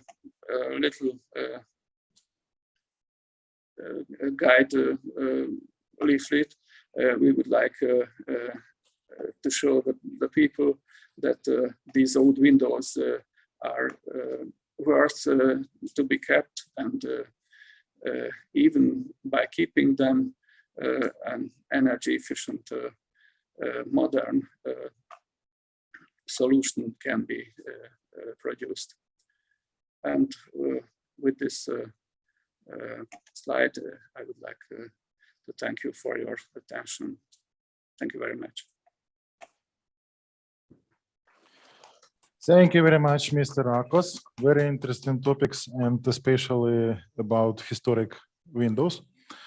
We will continue our practice, and next speaker is Director of Cultural Relics Protection and Archaeology, Municipal Bureau of Culture, Television, Radio and Tourism from Guangzhou, Mr. Zhen Xiaolu. Hello, everybody. I'm Zhen Xiaolu from Guangzhou, China.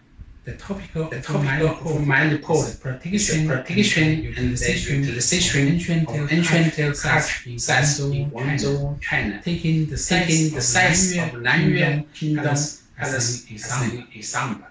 The first part, stateless famous historic cultural city, Guangzhou, located at the Pearl River estuary in South China. It's an important national center in China. One of the first batch famous historic and cultural cities in China, and also one of the most beautiful cities in China. In the Liuxi River Basin and the Zhenjiang River Basin in northeast Guangzhou, lot of neolithic sites have been found. In 2001, we discovered a complete human skeleton in Nansha Lujing village site in south of Guangzhou. It's been more than 3,100 years old, which is the earliest complete human remains discovered in Guangzhou and was named Nansha people. In 214 BC, the first emperor of Qin sent army to pacify Lingnan. The commander Ren Xiao built a city in Guangzhou. Since then, Guangzhou has been the political, economical, and the cultural city of South China for more than 2,200 years. Guangzhou is also the only port city in China that has continued for more than 2,000 years. It is the most important city of maritime silk road in China. In 1955, an ancient pottery ship of the East Han Dynasty was discovered in Guangzhou. It is the earliest ship model with tail rods in world. It has been more than 2,000 years. The pattern of the ship on the bronze bucket unearthed in the tomb of the second king of Nanyue Kingdom also shows that the Guangzhou people had strong navigation capability 2,000 years ago. The second part, important discovery of the Nanyue Kingdom palace and office site. In 207 BC, the Qing Empire, the first empire in ancient China, died. In 204 BC, Zhou Tu, the general of the Qing dynasty who turned guard Lingnan, established the first local kingdom, the Nanyue Kingdom. It ruled Lingnan for 93 years. In 1995, the ruins of the Nanyue Kingdom Palace, which had been buried underground for more than 2,000 years, were discovered in Guangzhou Children's Park. From 1995 to 2009, by archaeological excavations for more than 10 years, the Nanyue Palace ruins, Imperial Garden, and many water wells were discovered. It also discovered the ruins of the Nanhan Kingdom Palace for 1,000 years ago, and the stratigraphics of various periods from the Han Dynasty to the Qing Dynasty, which was the historical witness of Guangzhou's urban development. The important discoveries of the Nanyue Kingdom Palace and office ruins was selected the top 10 archaeological discoveries in China in 1995 and 1997. In 1996, it was announced as a national cultural relic protection unit. The third part, protection and the display of the ruins of the Nanyue Kingdom Palace and Office. National Cultural Heritage Administration of China and the Guangzhou Municipal Government attach greater importance to the site after careful demonstration and research. Guangzhou Municipal Government decided to protect the site in formal address and they invested a lot of money to stop the construction and move the Guangzhou Children's Park elsewhere. In order to protect the site during archaeological excavation, Guangzhou Municipal Government funded the construction of greenhouses as temporary protection facilities.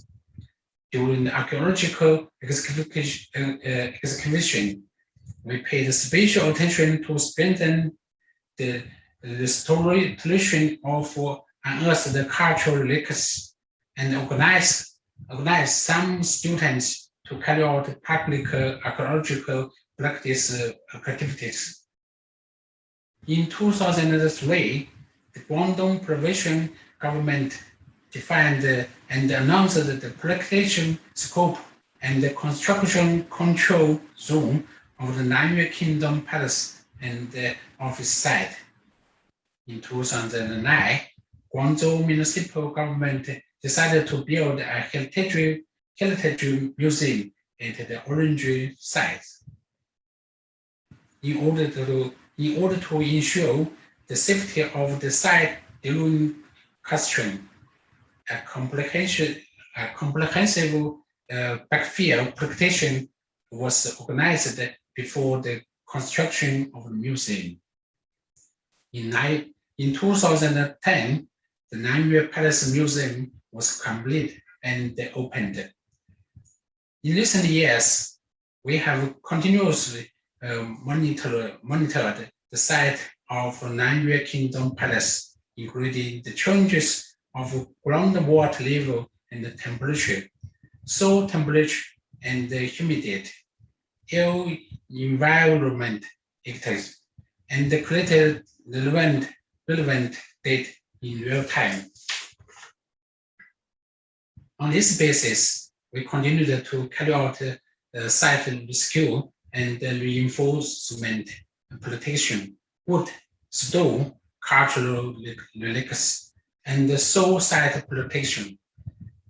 Desalination, microbial diseases, and the plant growth hazards.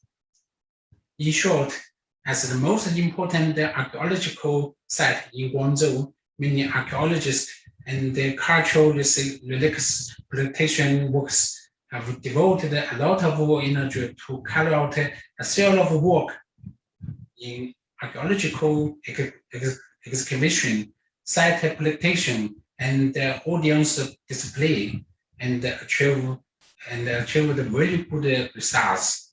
Now, it's one of the most important cultural landmarks in Guangzhou. Thank you.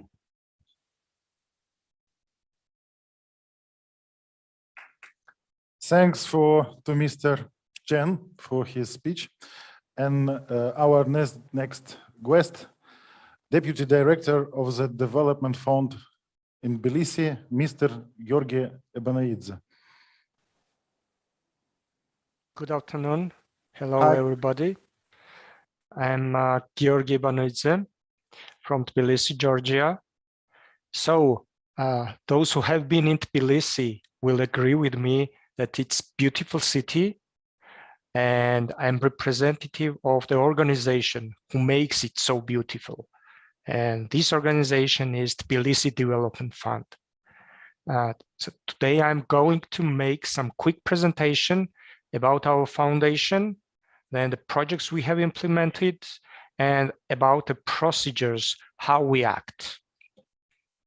Let me share my screen.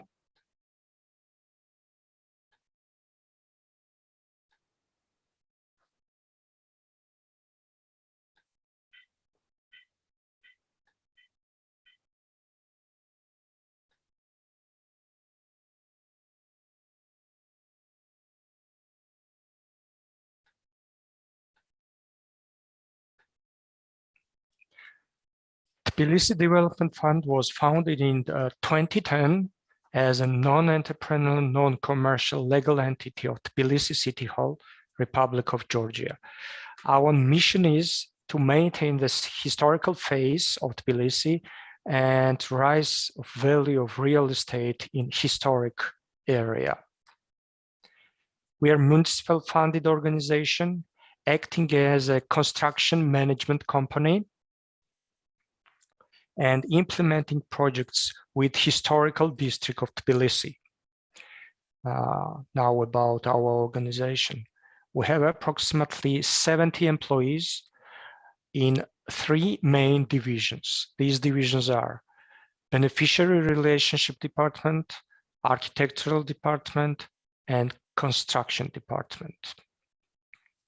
In Tbilisi, there are approximately 1,700 buildings which have status of cultural heritage, and more than 500 buildings which does not have status but has a very high cultural value. As we depend on a municipal budget and funds are limited, we really can't care of all buildings at the same time. So we had to prioritize which buildings can be renovated at first. After analysis, it was decided to create great touristic road in downtown of Tbilisi and focus on the buildings located along this touristic road. The project was named by New Tiflis.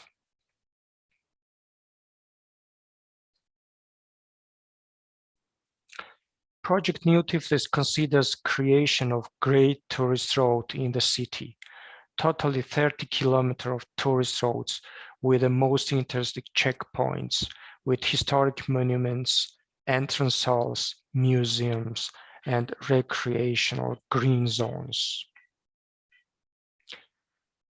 So our aim was to boost economy of Tbilisi by supporting development of tourism.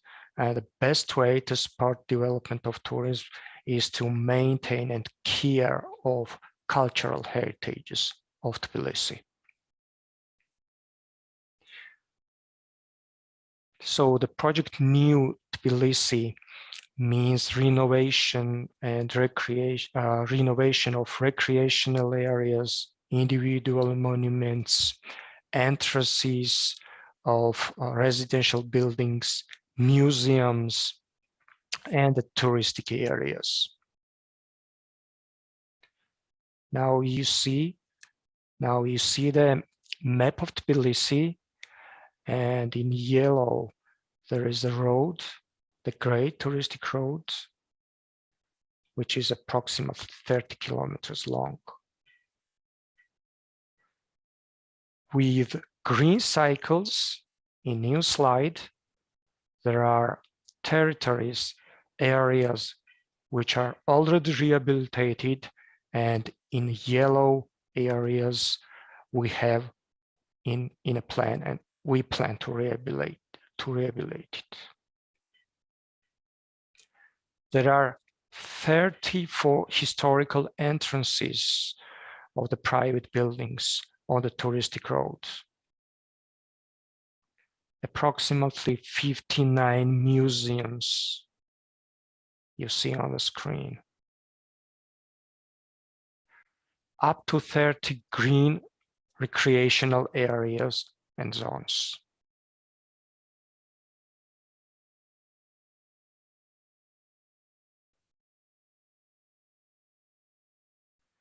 Annually, we spend approximately 80 million lari, that's approximately 25 million US dollar, on reconstruction and rehabilitation. Since project started, more than 500 buildings were rehabilitated. In 2020-2021, 93 buildings were rehabilitated. Now we have ongoing projects, which includes 33 buildings, 10 entrance halls, 1 museum, and 1 palace. which is under reconstruction. Let me share the photos of newly rehabilitated areas. This is David Armashenebeli Avenue, one of the longest avenue in Tbilisi, which is totally renovated. And as you see, a lot of new cafes, hotels, restaurants are raised there. And this is the new attraction for the tourists.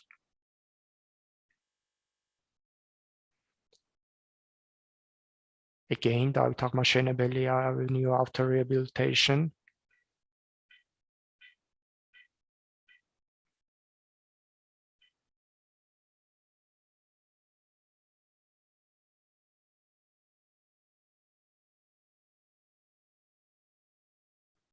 We tried to keep all the facades as it was historically.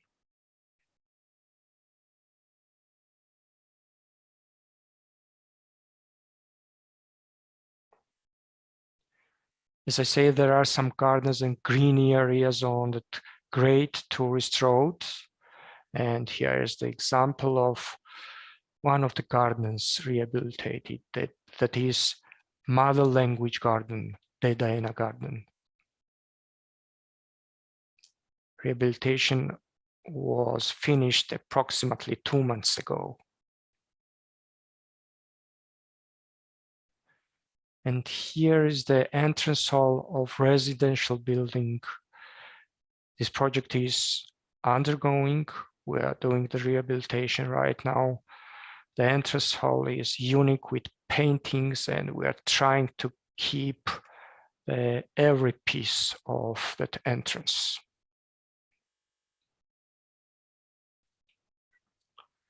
Orbeliani Square renovation was finished approximately 1 year ago, and all the square with surrounding buildings were rehabilitated, renovated, new lighting systems were installed. And this is very nice flower bazaar near the Orbeliani Square, which as well was rehabilitated. Kudiashvili Square rehabilitation project. This project is undergoing. It has more than 70 buildings. The center of the square and surrounding buildings are rehabilitated. And here are some photos of those beautiful buildings.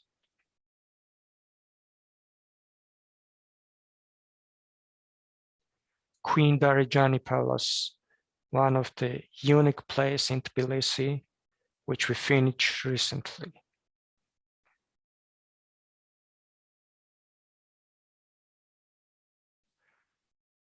Museum of Chavchavadze. So this is finished project, and as you see, sometimes we had to make unusual decisions, and some glass elevator was built near the historic building because of necessity.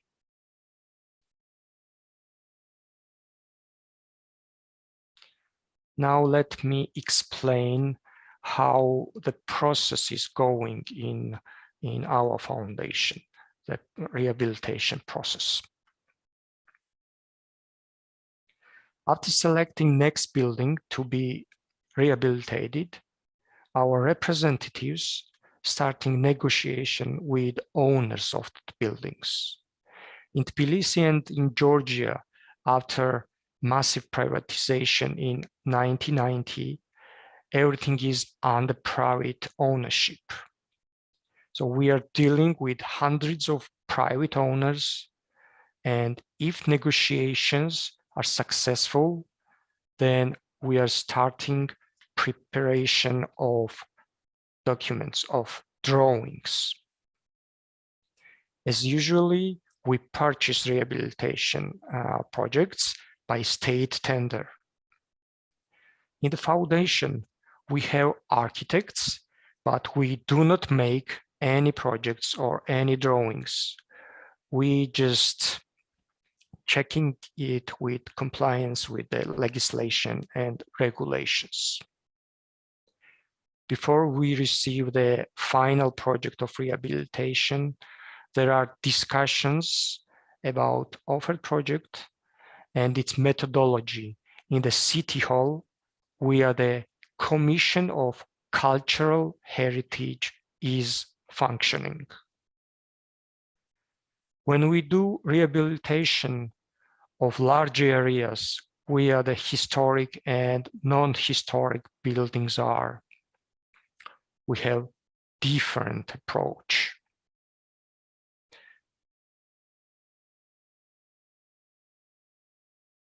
Historic Commission allows us to make rehabilitation of the historic buildings without changing facade and its dimensions, and only using the old materials. In nearby buildings, which is not historic, Commission might allow us to demolish it and to construct new building, but in reasonable dimensions. And as usually, these new buildings should not be higher or taller than the historic building nearby. And it is obligatory for new buildings to be with a modern or different facades, but mostly built from traditional materials. So if everything is under the legislation and project is approved by the Commission, we, the foundation, starts the procurement procedure to find the construction company. After construction company are selected and contract is signed, we are beginning the process of monitoring of reconstruction. So that is what I wanted to say about the cycle and the project implementation. I think that is all. And I hope that you enjoy the photos, newly rehabilitated buildings. I want to say thank you to all of you for your time and for organizations for organizing this forum. And we hope that to see you next time in Tbilisi. Thank you very much. Thank you, Georgi, and very interesting speech, very interesting report. And next, our guest is Director of the Edinburgh World Heritage, Christina Sinclair. Thank you. Hello, and thank you so much for inviting Edinburgh to speak at this wonderful event with our twin city of Kiev. My name is Christina Sinclair, and I'm the Director of Edinburgh World Heritage. I will give you a short overview of the system and norms here in Scotland, our challenges and our approaches for addressing them, which I hope you enjoy. Firstly, a little bit about the old and new towns of Edinburgh World Heritage Site. At the heart of its outstanding universal value lies the remarkable juxtaposition of two very clearly articulated parts of historic life and urban planning. The contrast between the medieval layout of the old town and across what Sir Walter Scott rightly called the Great Arena of the Waverley Valley to the formally planned Georgian new town of the 18th century onwards. Together, these two distinct urban forms create an outstanding urban landscape of historic buildings, historic spaces and parks, which not only dramatically reflect significant and influential changes in European urban design, but also connect us to past ideas and ways of living. And now for a very quick overview of the management of the site and the legislative and policy context here in Scotland. Here in Scotland, we have a relatively high concentration of designated heritage assets. We have over 470,000 listed buildings, around 8,000 scheduled monuments, over 600 conservation areas, and 6 World Heritage Sites. We have national legislation, which governs this from a high level. We also have key policy from the national body for the historic environment called Historic Environment Scotland, as well as a significant degree of local policy, which is led by local authorities. A key underlying element of all of these policies and legislation is a flexible approach that allows us to respond to the special interest that is unique to each heritage site. However, this requires expert understanding and definition of what special interest is if we are to protect it. And here in Edinburgh, the city is governed in partnership with a wide range of stakeholders, but 3 primary city partners: Historic Environment Scotland, Scotland's national body for heritage, as recently mentioned, the City of Edinburgh Council as the municipality and key city manager, and ourselves, Edinburgh World Heritage, an independent charity working within the city. And for ourselves at Edinburgh World Heritage, we are about connecting people to their shared heritage and trying to ensure that that is a dynamic force that benefits everyone. And to give you a sense of what we do, we provide advice and partnership on positive historic city management with the council, businesses, communities, and all stakeholders. We are key for the physical conservation, repair, and maintenance of the city by attracting and distributing grants and advice throughout the city, supported by funding from Historic Environment Scotland. We engage people in their shared heritage through education, new community engagement and advocacy. And we're also increasingly focused on helping heritage be a part of the solution to the climate emergency. And the slide there just gives you a little bit of a taste of some of the things we have achieved in now our 50-year anniversary. And now for a quick overview of the challenges and solutions here in Edinburgh. Like many historic cities, one of our challenges is in ensuring the resilience of communities and the protection of intangible cultural heritage. Tourism and heritage is part of its historic identity, and not only a fantastic contributor to the economy, but also to cultural integration and celebration. It's also very linked to the historic environment from which it benefits, and also forms the stage and backdrop of the tourism experience here in the city. Of course, there is a balance to be struck in every case, and as with any city, over-tourism and, for example, too many short-term let accommodation within the city can affect the city livability for local people and contribute to population decline. One key way that we hope to achieve a positive balance between tourism and local communities and intangible cultural heritage is through the World Heritage Site Management Plan. This is produced in partnership with the City of Edinburgh Council, Historic Environment Scotland, and ourselves at Edinburgh World Heritage. And in producing this, we are ensuring that we engage in proactive and meaningful engagement of local communities to get them involved and inform historic city management. Another vital aspect is engaging a wider range of voices in understanding and engaging and celebrating their cultural heritage. We do this primarily by events exploring the issues inclusively, such as our Black History Matters event, through community and outreach resilience projects funded by the National Lottery Heritage Fund, and through excellent partnerships with other organisations in the city, such as Intercultural Youth Scotland and Deaf Action.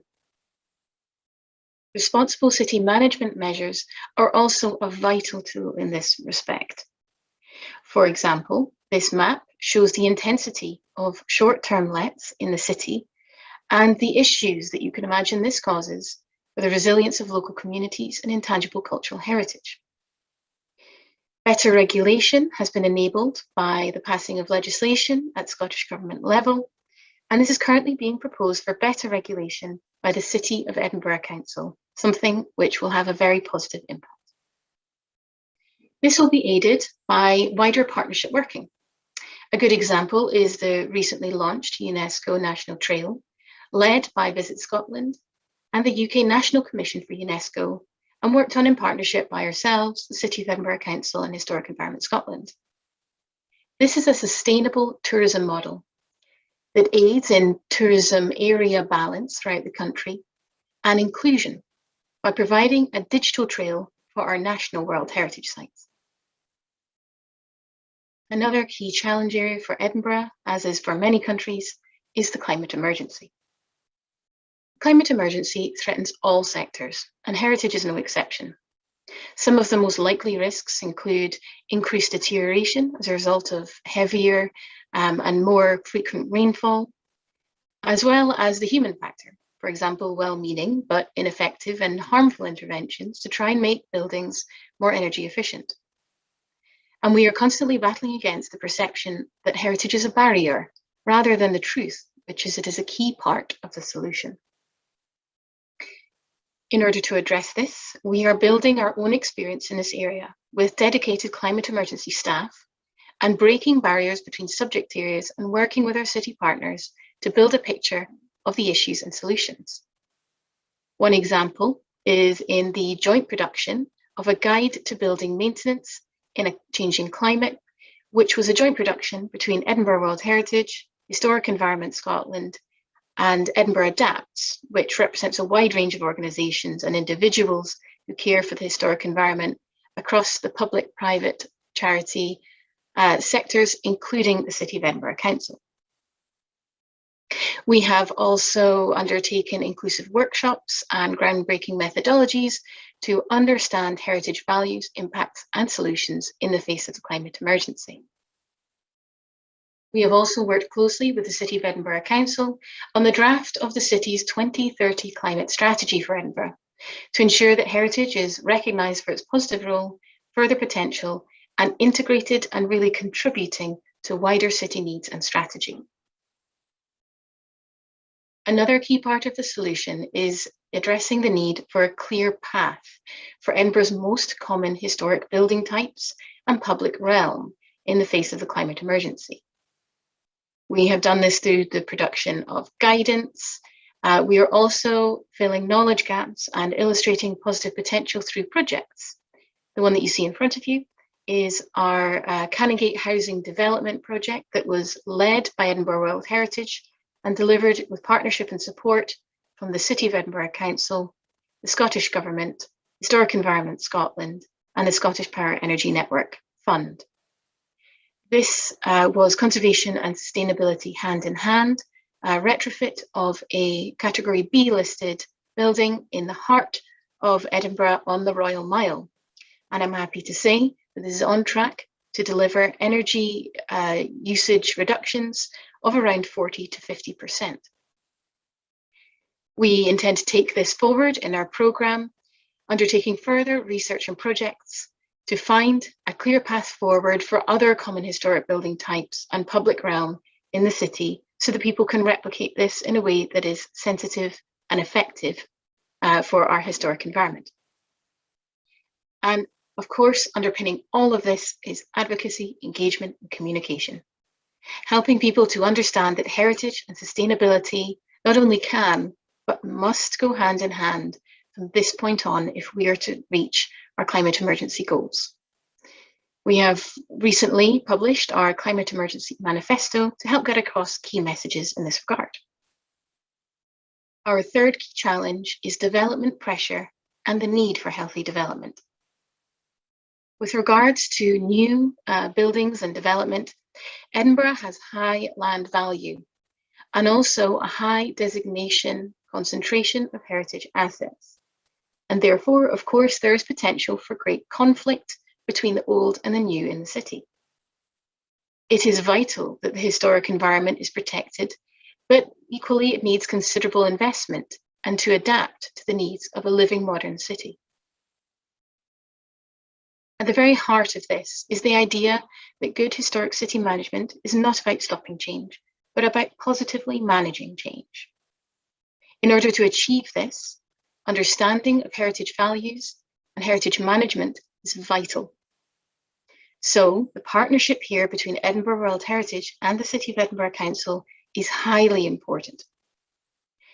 The private sector too is incredibly important, and we outreach to developers to help guide and give them helpful advice in regards to developing their schemes.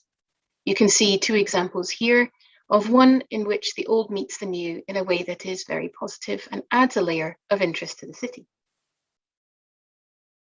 The last city challenge that I want to share with you is that of ensuring there is a sustainable model for maintenance and repair. As I've mentioned, here in Edinburgh, we have a very high concentration of historic buildings and spaces, which really means that there is a never-ending and insurmountable need for investment and repair. And very simply, the historic environment needs continual investment from owners and from key funding bodies. The key ones, for example, being the Scottish Government, Historic Environment Scotland, the National Lottery Heritage Fund, key businesses and charitable funds. And within this context, good maintenance is absolutely vital. Not only is it best for the conservation of the buildings and spaces, but it is absolutely the best use of money invested in the historic environment. Therefore, in Edinburgh, we have a dedicated maintenance programme where we offer free advice, publish guidance, undertake strategic action, and provide workshops to educate local communities and empower owners to undertake good, regular maintenance and repair. We also integrate sustainable solutions into our own grants programme, supported by Historic Environment Scotland. We do this by targeting grants in areas and building types of the greatest need for support. We ensure as well that maintenance is a condition of the grants that we give.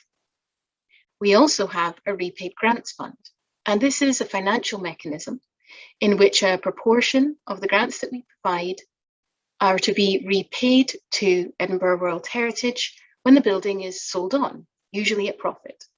In effect, a zero interest loan. And that money, which returns to us, is then ring-fenced for the next conservation project, thereby allowing for a cyclical investment in the historic environment of the city. And conscious of time, I will end there. I hope this has been a helpful insight into our system, challenges and solutions. Best wishes from Edinburgh, and thank you very much.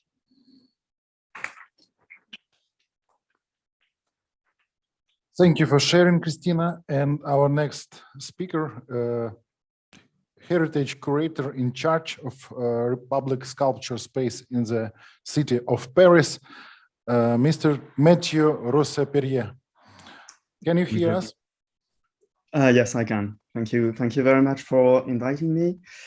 So I'm the curator in charge of the public sculptures in the public space, as well as civil heritage of the city of Paris. And my presentation will be a bit different than the previous one, as it will not only be focused on architecture, but mostly on statues and sculptures.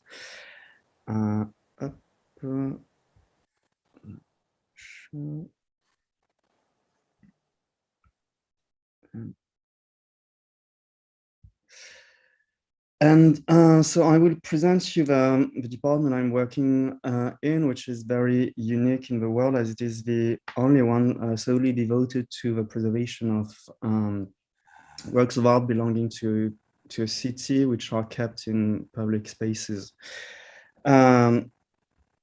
Next. So, which is called the Conservation des œuvres d'art religieuses et civiles, or Department for the Preservation of Religious and Civil Works of Art. The city of Paris is the owner of 96 worship buildings, 85 Catholic churches, 9 Protestant churches, 2 synagogues, as well as 850 statues or monuments scattered around the public space of Paris, around 100 fountains, which one must add 5,000 works of art that are kept in storage areas in which the city owns in Ivry-sur-Seine and Villeron in the suburbs of Paris. Since 1997, all these works of art are under the responsibility of COARC, the Conservation des œuvres d'art religieuses et civiles. Which doesn't mean that COARC was created in 1997. It actually has a longer history.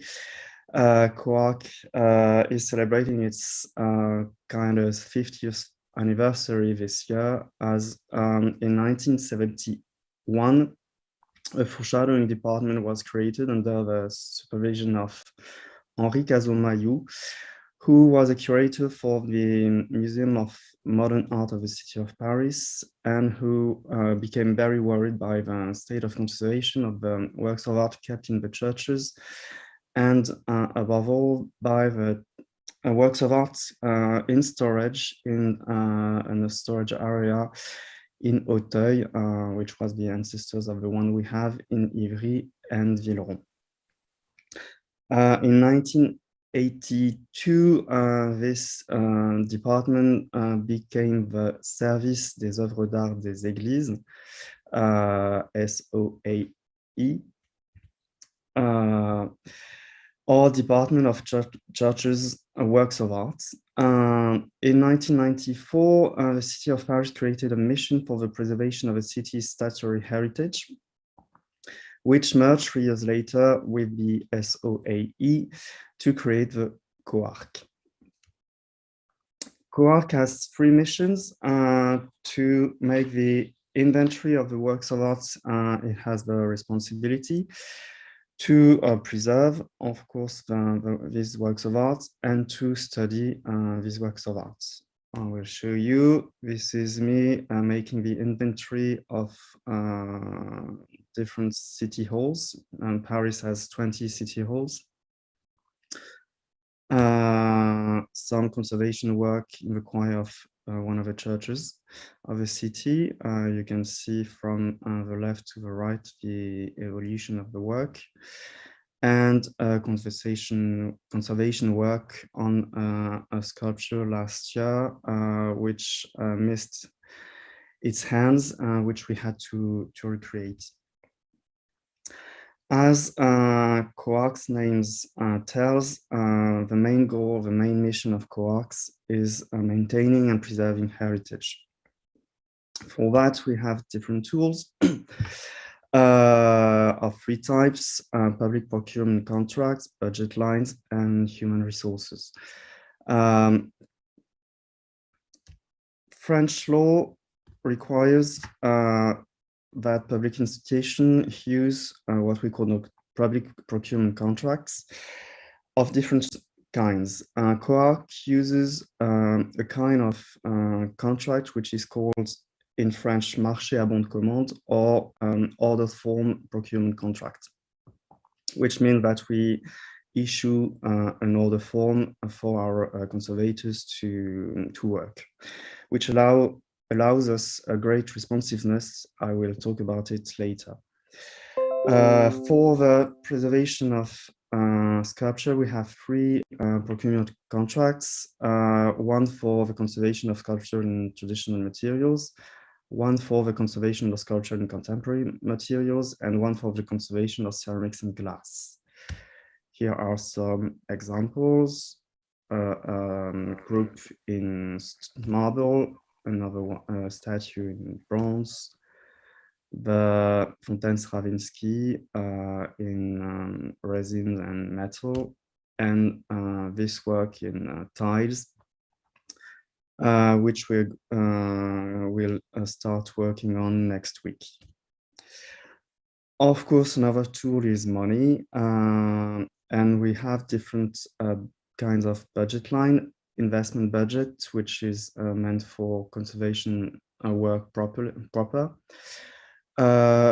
What we call budget participatif, or participatory budget, which was a concept which was created in Brazil in the late 1980s, and which was implemented by the City of Paris in 2014.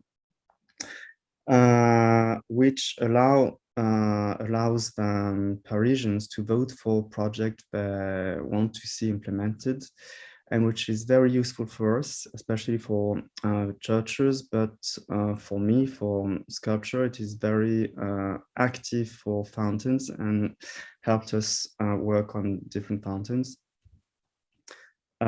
This is a sculpture preserved thanks to budget participatif and 2 monuments as well. The last one is the operatory budget, which is meant for daily work like removal of graffitis or just maintenance work. Of course, the last tool, human resources, starting with the COARC team of 14 people, including 5 curators, and what I call whistleblowers, who are really important for us to be aware of the state of conservation of the different statues in the public space, especially when they're voluntarily or accidentally damaged. First, among them are, of course, the elected representatives who know very well their constituency, but also can be made aware of some damages by the inhabitants of their constituency. Second, we have our colleagues of other departments and directions, chief among them our colleagues who keep the gardens and the parks and report us some damages or just a bad state of conservation. And last but least, Parisians themselves. A few years ago, the city of Paris created a website called Paris dans ma rue, or in English, Paris in my street, through which Parisians can report us damages made to buildings, public furnitures, or statues. Parisians are very, very well aware of its existence and use it quite a lot, and do not hesitate to harass us if they consider we don't react soon enough, quickly enough. But these whistleblowers show us also and are particularly exemplary of the paradox we currently live in, which means that sculptures in the public space have never been as much a support for public expression as they are today, yet public opinion has nevertheless tolerated the deterioration than it does today, which demands of us an extreme responsiveness. So Paris is probably the most densely populated, inhabited city in the world, as well by humans as by statues, which of course has an impact of these statues, which is their deterioration. COARC will adapt its response and responsiveness to deterioration depending on the type and cause of said deterioration. Works of art in the public space are submitted to different kinds of voluntary damages that go from a simple graffiti with no message at all, like this one that you can see, like some moustaches painted on sculptures, like this one as well, that just says taxi, taxi, or some graffiti with a more political message, like this one, with message against the police, or this one, message against the president of the republic, or very rarely some destruction. You can see the word republic that has been carved out of this circle. Our response will vary depending on, as I said, the the cause and the meaning of a destruction. Our response will go from a non-response, that is for posters, paper posters which are applied during demonstration.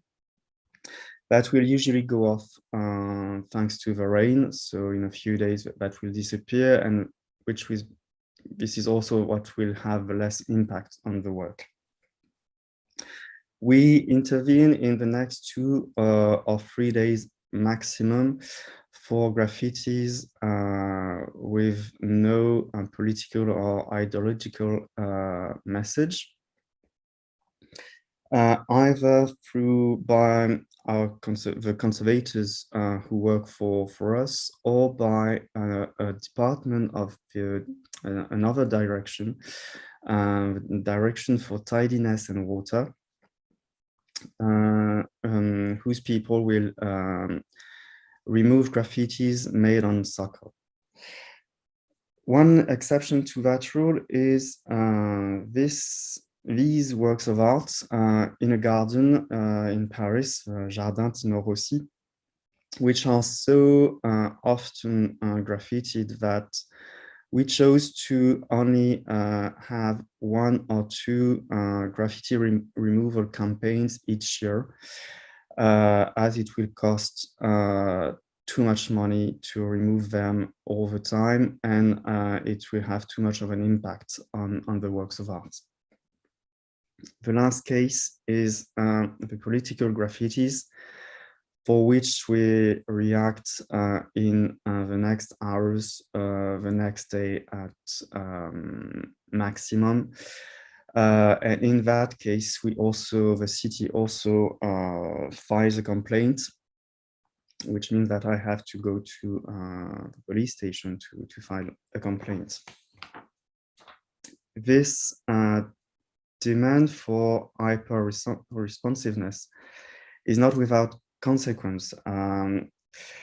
It has its stall, in particular for the team, as it is very time-consuming, especially if a complaint has to be filed. It means like several hours spent in a police station. But it also has its stall in terms of logistics and finance. I show you this image, which shows what we had to do at the beginning of this year and at the end of last year to remove 3 stickers that were put on top of this monument. And so for which we needed to rent these cherry pickers, and it lasted for a day. So it means several thousands euros just to remove 3 stickers. It also has its stall on the works themselves. I show you 2 examples. First, this works of art, which I showed you earlier, which is entitled Faire, which is an homage to the abolition of slavery. And as you can see, it is made of cotton steel, which has an oxidized surface, and so a rusted appearance, which is, and it has, in this very specific work, it has a meaning. It reminds that the abolition of slavery. The problem is it is very often graffitied. Last year we had to intervene 7 times on this work, and every time you remove a graffiti, you also remove this rusted layer, which means that after a certain time, we will lose the entirety of the rusted layer, which means that this work is going to lose its meaning. Another very extreme example is this one, which most of you must know through the images of 2015 and the demonstration after the terrorist attacks in Paris, which is the Monument for Republic on the Place de la République, which is heavily graffitied and damaged mostly every week after every demonstration in Paris. And as you know, we have quite a lot of demonstration in Paris. This monument is heavily graffitied, posted. As you can see, people can climb it. And it is also a very good example of the impact of the new trends in urban planning, which prefer empty mineral spaces, and for that remove the former and the old distancing devices. I have another example, like this statue. On the left, you can see that it was surrounded by trees, by bushes, which were removed in 2011, and it made it easily reachable, and now it is quite often graffitied. I will finish my presentation with by telling you about two experiments that we are currently that we led or are going to lead. First one, because as you saw, most of the conservation techniques I told you about are traditional techniques. We are starting to experiment with new techniques. We experimented this year with laser removal for graffitis, which, though having being quite efficient, was not very I can say not very suitable for our needs, as laser machines are very sensitive, especially to transportation, which means that we have to reset them every time we use them, which is not very practical. And they are also very technical machines, and they require special training, so which will not be a very specific training, which couldn't be applied to all the people that intervene, that are involved in a graffiti removal in the city. Another area of research for us is biocidal treatments, as it is the first step of every conservation preservation operation on stone statues kept in the public space. The problem for us is that the city of Paris has a zero cropped product policy for the maintaining of its gardens, which shouldn't allow us to use traditional biocidal treatments, which is why eco-friendly biocidal treatments, though efficient, are not efficient enough for a regular use for us, as they should be used every 3 months, which is too much for us. And it can be also quite toxic for the conservators using them. We are now in a partnership with the University of Paris, Paris-Nanterre, Paris 8, in a research project which will start next year, and which will experiment new treatments, new biocidal treatments, which are both eco-friendly and more efficient than the ones that now exists. We are also going to put some devices that will collect the polluted water around the sculptures. Thank you very much. Thank you. Thank you for sharing.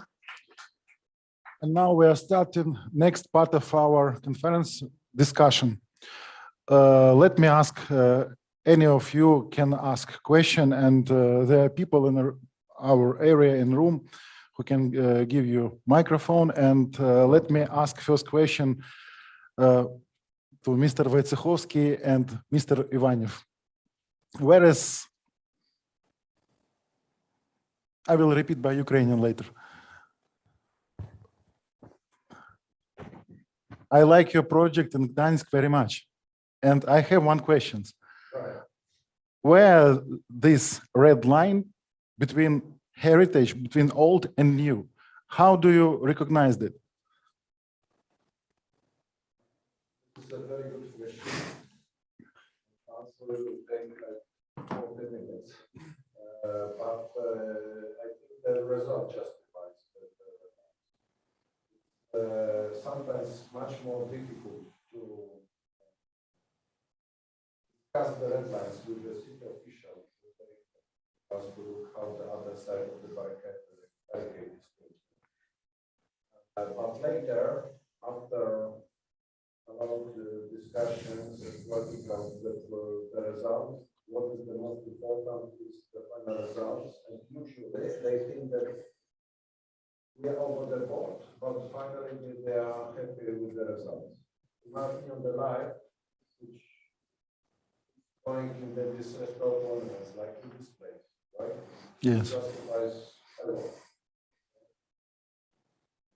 Was there a time which it serves to the life? Thank you for answering.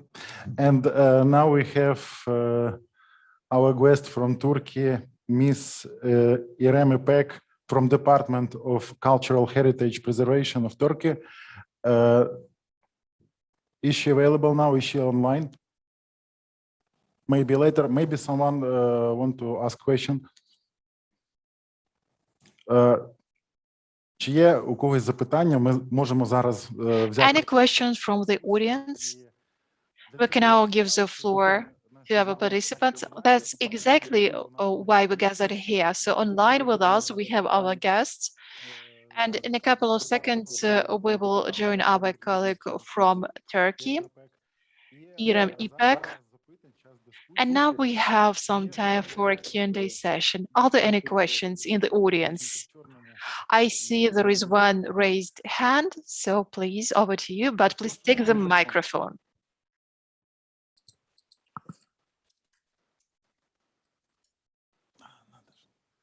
I have a question for our guests from Poland. Thank you for your very interesting things in our in heritage, in protective of a heritage, but maybe how can you have not scared for the protecting for these red lines from the heritage modern for buildings? How can we rightly integrate modern buildings in heritage, in historical heritage in buildings? How can we stop for scaring about it?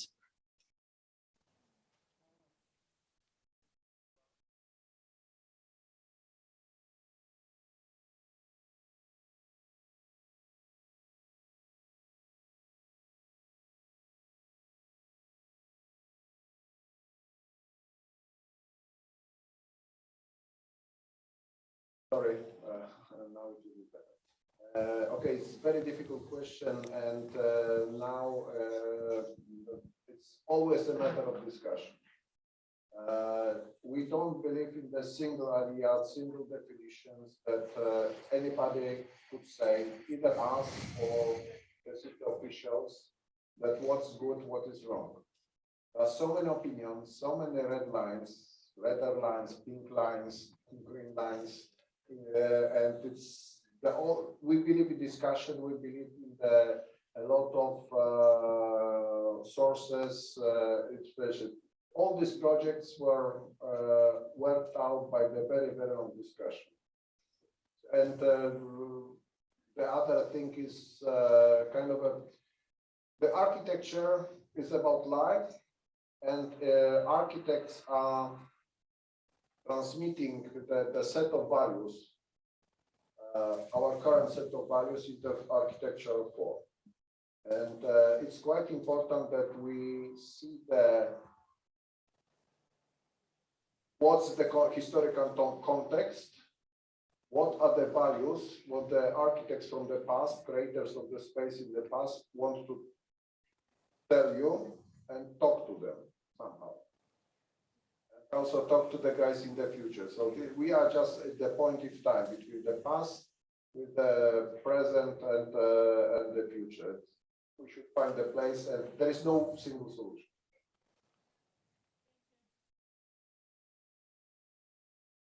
Thank you for your question. And I ask our technical support. Our Turkey guest is online. Not yet. Okay, we will wait. And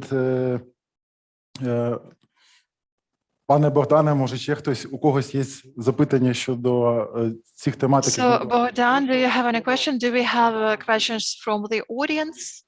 Bogdan Kožuško, please, over to you. Thank you so much for the excellent opportunity to ask a question. So I will ask my question in Ukrainian, and I see that we have interpretation into English. So I'm interested in international practices, in particular in Poland. So how these projects for restoration, revaluation, and adaptation are going on? What is the mechanism, and what is the role of other partners in this process?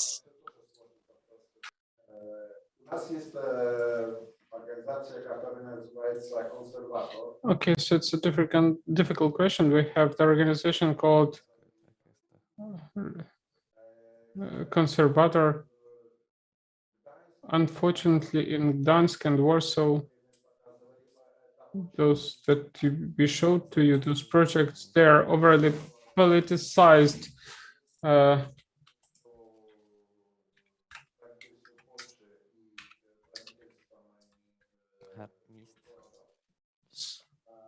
And every one of them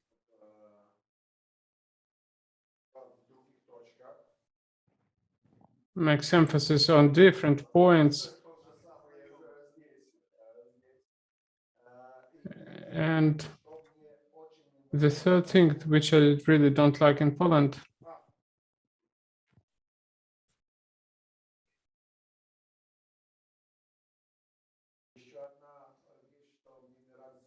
another thing that I don't like in Poland, lack of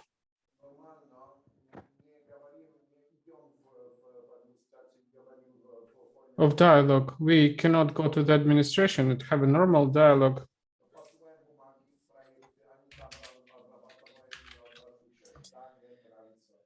And we just need to show, we send them papers, and only if they accept the papers, we can have a meeting with them.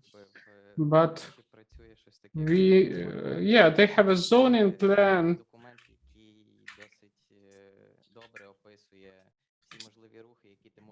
And this document describes all the movements that you can do and all the actions that you can do for a particular project. And in the zoning plan, you describe specific recommendations that you should use them.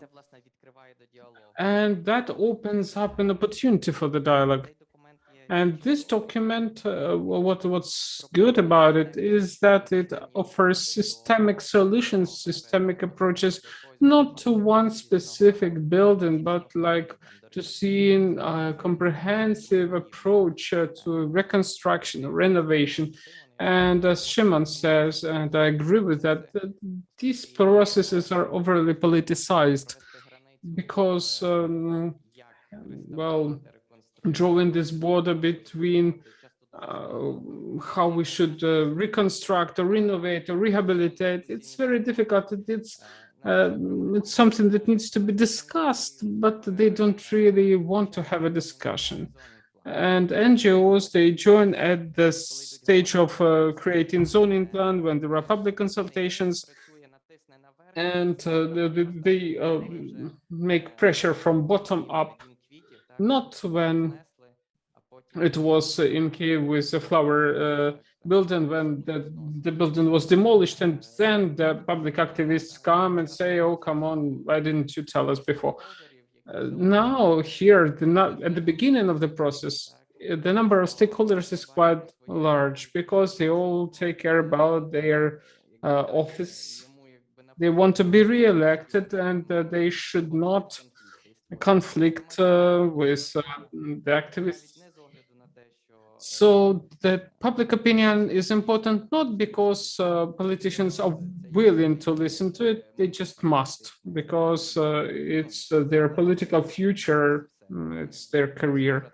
It all depends on that. So that's the procedure. It's important that there are systemic decisions, systemic solutions, and zoning plans. And Kyiv actually, I think, lacks these clear rules that you need to follow, something that would be enforceable. Yeah, this zoning plan, it's a very important thing in Poland, and I would say that working in Poland is good. The most problematic is working with historic buildings in Gdansk and Warsaw. Dear guests, we will now have a guest from Turkey. Even if you want to take part in the discussion, please raise your hand so that we can create a pool of discussions. So Irem Epek, our guest from Turkey. Hello to all. I'm participating from the Istanbul, as you say, Metropolitan Municipality Cultural Heritage Presidency, representing our president with his apologies due to his busy schedule. First of all, thank you for your all beautiful presentations. And I am carefully listening. And if I have a question, I raise my hand, as you say. One of the questions of our discussion is red line between old and new, between heritage and between construction. What is your opinion where it is, where it lays? Yeah, the main topic is actually, I think, is the adaptive reuse. Also, is the core of it, and it's.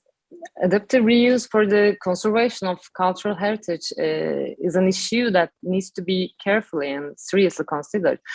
Since the historical buildings are cultural properties, new functions that can maintain not only the physical, also spiritual characteristics that need to be conserved can be accepted. The concept of the spirit of the place, which is mentioned for the first time in the Valletta principles, as you know, together with the values such as age and historical values, which Riegel mentions in his book, Modern Cult of Monuments, is also comes to my mind. And the usage of the historical building can be considered as the intangible cultural heritage, maybe, of the cultural assets. So for the old and new, between that, it's really tricky, and it's at that point, conserving and sustaining the memory of the building and the memory of the city is can be say only possible by transferring this historical heritage to the next generation. So that's what I can say from now on for that. Thank you for your question again. Thank you for answering. And now we have our friends, our guests from Edinburgh, from Paris. Maybe someone from our friends want to join discussion or ask some question or add something to this answering. Do we have Christine from Edinburgh? Hi, Yes. Christine. Hello. Glad to see you.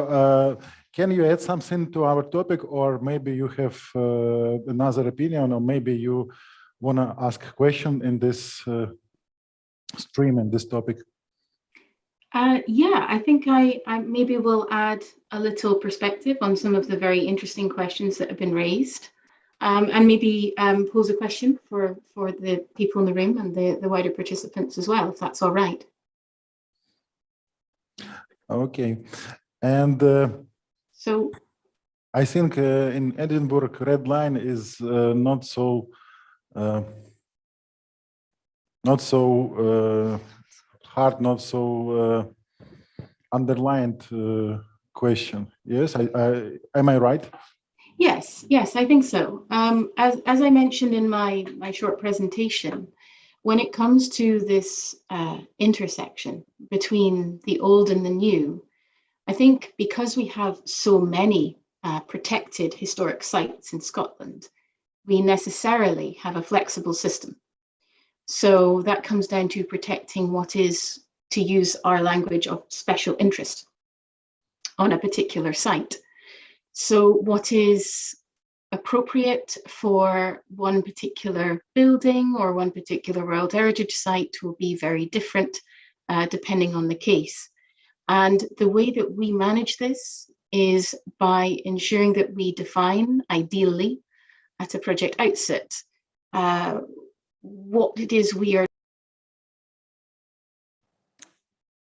We can hear you. Please repeat. Christine?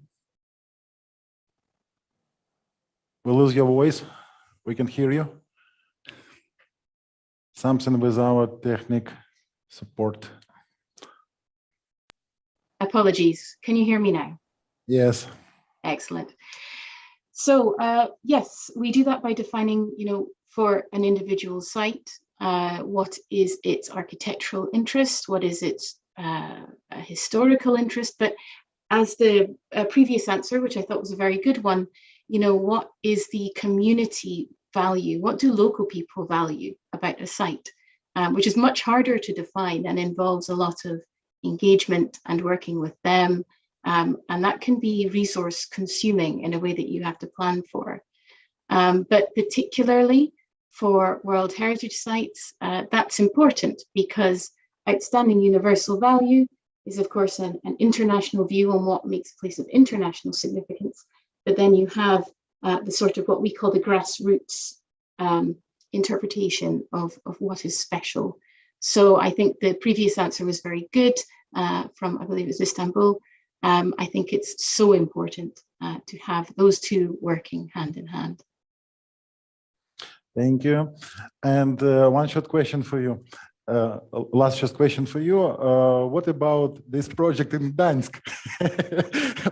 Those was created by Mr. Wojciechowski. Can you accept this project in Edinburgh?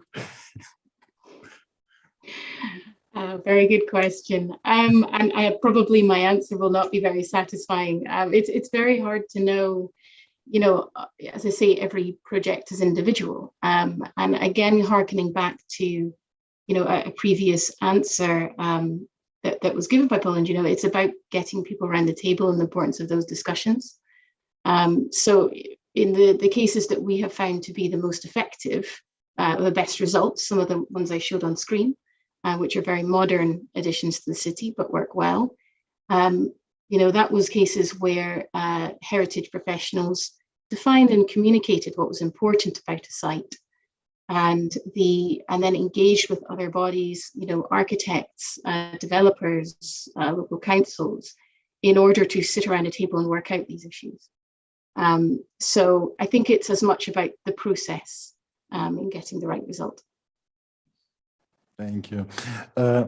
I remind that anyone who wants to add something or take part in our discussion can raise your hand in our area and room or in Zoom conference. And now I give word to Alexander Nikaryak, the head of Department of Heritage, Kyiv Municipality.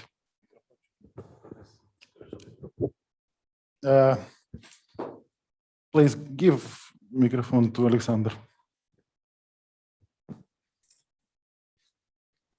Доброго дня ще раз всім. Yes, good afternoon, everyone. I have a question probably to all the panelists present here and online with us. All the sites, all those historical monuments are valuable for the communities and for the people living around them. In Kyiv, we have a lot of sites in private property that are basically in disrepair, and owners of those sites don't know what to do with them. They are afraid of doing anything with them, and the approach they have at the moment is to keep this site deteriorated with every coming year. So the topic of today's conference, the idea behind it is to show the European methods of what we need to do in similar cases in order to revive these old sites, and after renovation, that they can be the real pride of the owner and of the city and real attraction for the tourists. So my question is, how do you consider those rehabilitation or renovation projects? Do you conduct public hearings or maybe consultation meetings as we try to do it at our department? What regulations do you follow? What limitations do you have in the historic areas or historic locations? Do you have special regimes for those locations? So do you have some reservation or conservation zones for the cultural heritage sites? Anyone want to answer? Maybe, Matthew, please. So yeah, I will just explain how the French system works, both for, it's actually the same system whether the buildings belong to the private sector or the public sector. So if the building is listed, protected, or is situated in a protected zone, every work, every conservation, preservation work you want to do has to be approved, well, be submitted and approved by a person who is called the architecte des bâtiments de France, architect for French buildings, literally, who is an official, who is a state civil servant, and who is an architect by training, and who has to approve every work you're going to do on your building, on your property. Whether you, even the city of Paris, for example, we have to, every work we make on our listed buildings or works of art has to be approved. Every project has to be approved by basically it's the Ministry for Culture.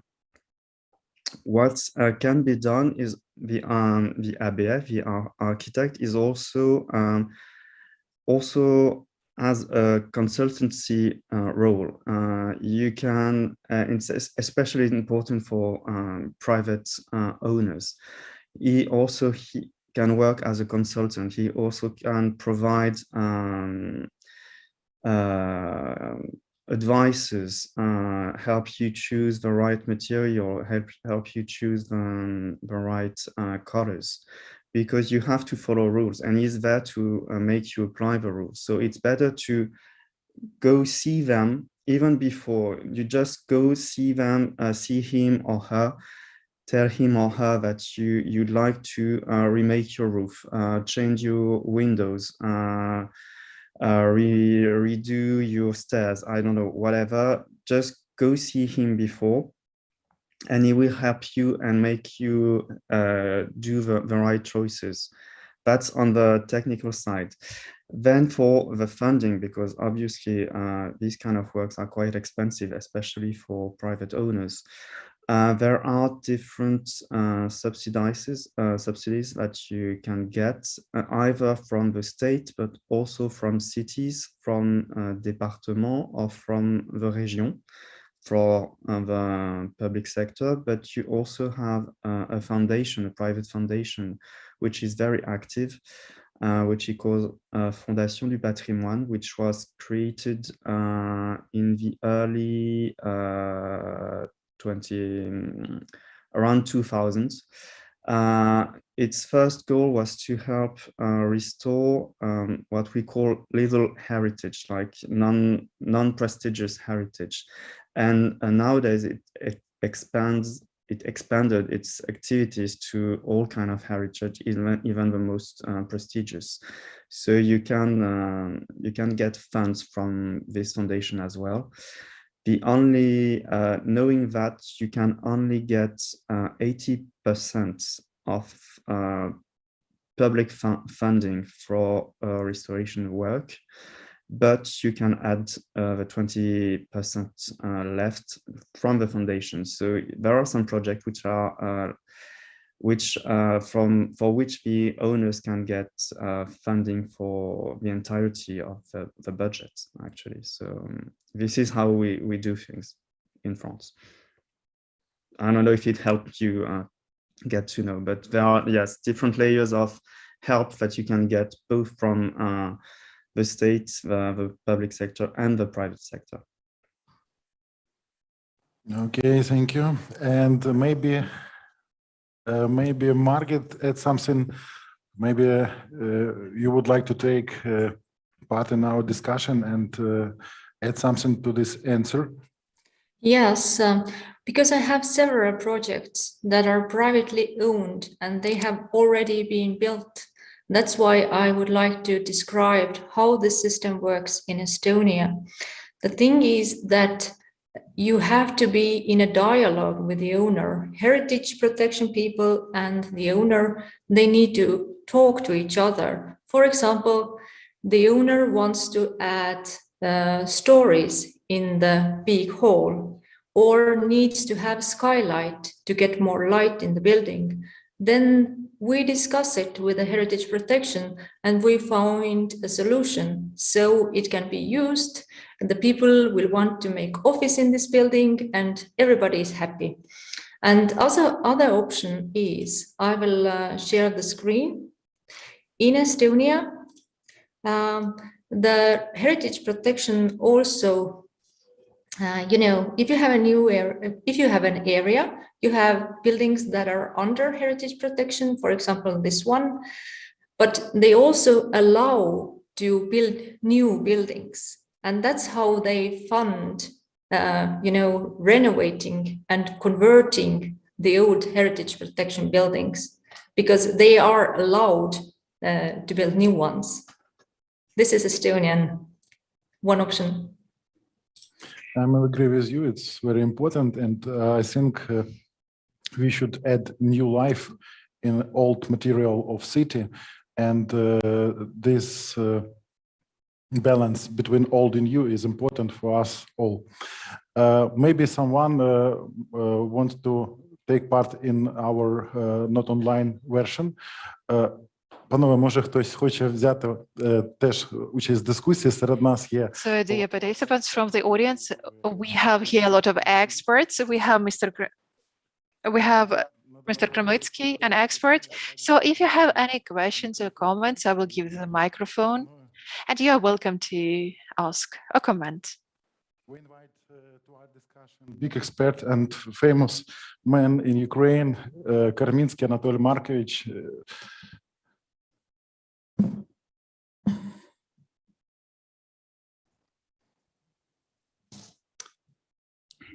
Дякую за можливість. Thank you so much for the excellent opportunity to take part in this discussion on the topic of our conference today.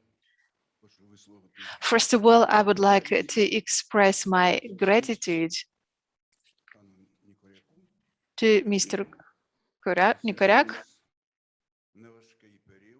who invited us in those difficult times to discuss the important questions related to cultural heritage of capital. I know that it's very difficult for him and for all of us. Well, I often have this feeling of deep envy because I hear what is happening in Europe. And I take a look around what is happening in Ukraine. You were talking about red lines. We have those red lines. We have the law on protection of cultural heritage, which was adopted in the parliament of Ukraine. in the year 2000.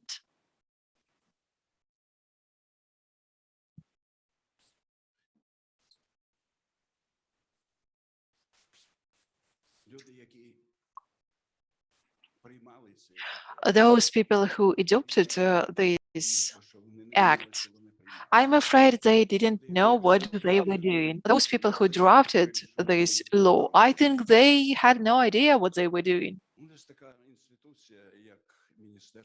We have such an institution, the Ministry for Culture and Information Policy.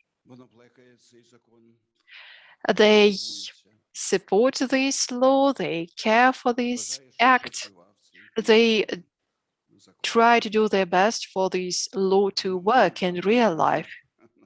But it doesn't happen. The situation is quite difficult. Well, first, this law has this so-called red line, which categorically prohibits to use the word reconstruction in relation to our cultural heritage. Cultural heritage cannot be reconstructed. It cannot be changed. A part of the cultural heritage cannot be changed. And we even cannot change anything. We cannot change the protected territory, so no changes at all. Therefore, unfortunately, our area where we work, and which includes such as terms as renovation, reevaluation, reconstruction, all of these concepts don't exist in the legal framework of Ukraine, unfortunately. And our legislation shall include all those terms, all those concepts. I would like to add to that.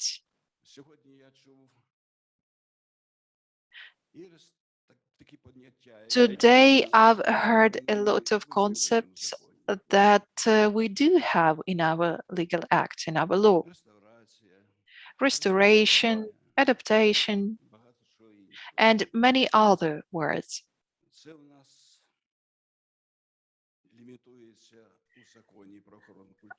All of these words are mentioned in our law on heritage protection as words that characterize scientific and development processes. This concept, according to Ukrainian legislation, don't have a legal basis. How that can happen? Yes, it can happen.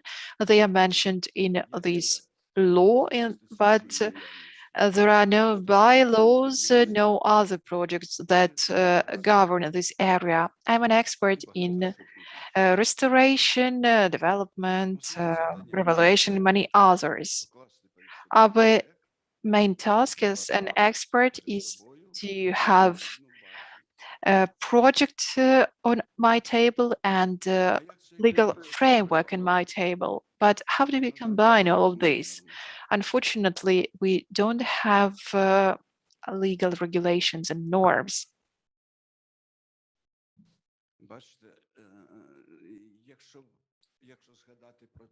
Well, if we think about the term renovation, I would say that renovation is about reconstruction. Revaluation is about a change of the historical buildings, and there is a ban on top of all this, unfortunately. Any changes to cultural heritage are not possible in Ukraine. I won't tell you more about all the negative impacts of this law on heritage protection, but I hope that it will be amended in the nearest future. But knowing that in Barcelona, in Budapest, in Warsaw,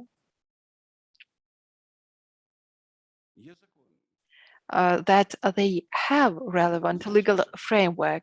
Well, we also have this law, but we unfortunately don't have all the documents that regulate this area.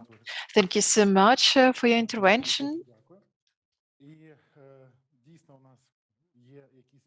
Well, of course, in our country, the situation is quite difficult. The democracy is still in development stage, but I hope that we will move closer to the European standards, and I hope that our MPs will do their best to do that. But okay, let's proceed to our discussion. Are there any questions from the audience? Please don't hesitate to raise your hand. And now I would like to ask our speaker from Turkey. 1 month ago, I was in Istanbul, and I saw a big city with great heritage assets, but very, very, very important thing in your city is new buildings, new areas, and new landscapes from sea. Where is this line between this old and new? I repeat you. I ask you again. With in vision in view from legacy, from law.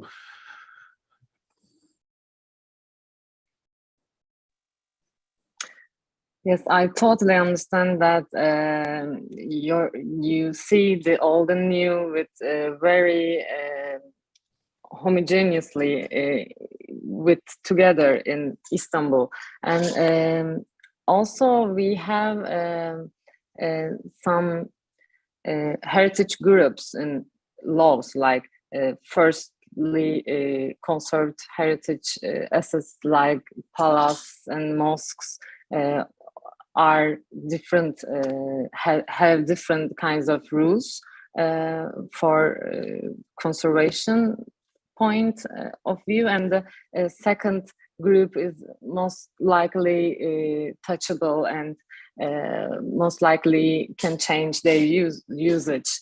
Maybe I can define like that.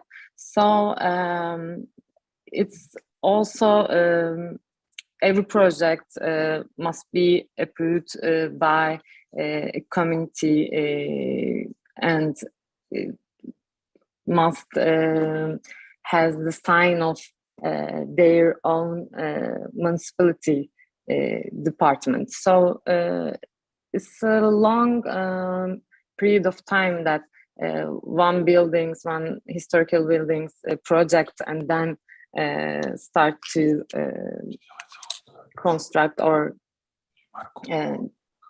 every steps are defined as our laws.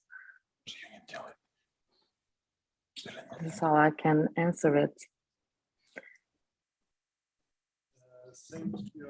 Thank you for answering. And we have another great person who will want to take part. Please raise your hand.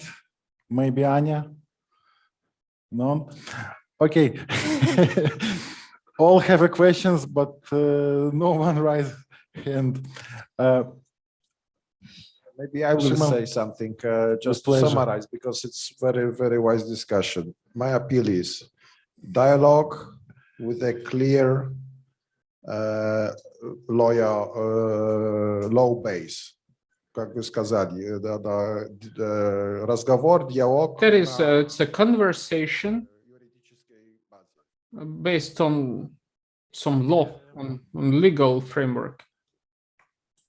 Mr. Shimon, you do design things in Kiev, and more than anyone among our panelists, you are aware about the norms and regulations in Ukraine, and moreover, there are Ukrainians on your team. What could you tell to Mr. Karminsky, to Irem? What do you think makes design and construction difficult in Ukraine? Well, first of all, I would say it's not so bad as you think in your country. And there is this English phrase that the grass is always greener on the other side.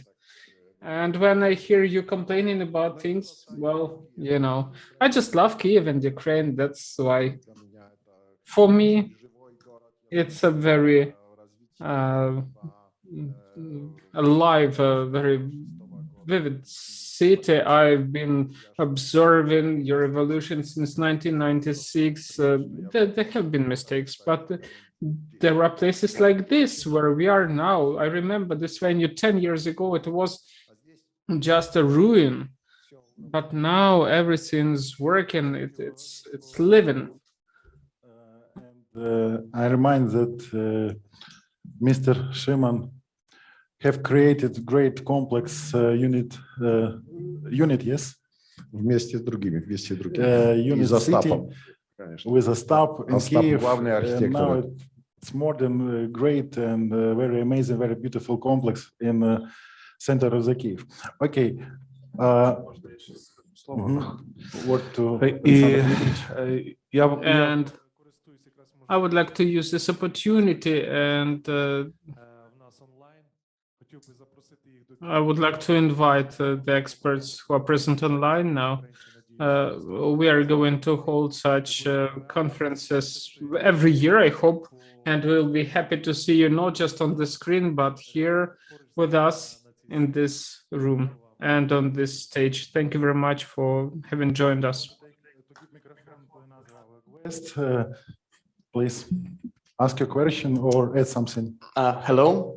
First of all, thank you, the organizers, for making this conference. It's amazing, and Kiev really needs discussion on the pressing issues of cultural heritage here. And thanks for all the speakers for joining us. And I have a question for Mr. Mathieu from Paris. I was fascinated when you mentioned the map of sculptures that you've created, and wanted to ask how it came to be, the initiative, and then how did you obtain funding for creation of this map? And second question, you've mentioned that a lot of people, like citizens, participate in monitoring of the sculpture. So I wanted to ask if there are any grassroots initiatives on cultural heritage that are working on preserving cultural heritage, and if there are, do you cooperate with them, and how? Thank you. So for the mapping, the city of Paris has 50,000 people working for it. So we're quite a lot, quite many. So the mapping was made through the Direction for Communication and the Direction for IT. And so it was a mutual funding.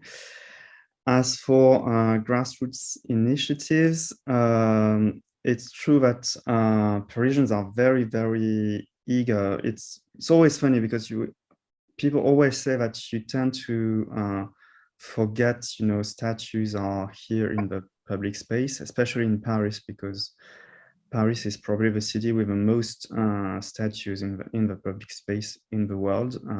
It's thanks to what we called at the end of the 19th century and early 20th century, what we call the statue mania, which was like a craziness for statues. Everybody wanted to put a statue in the public space.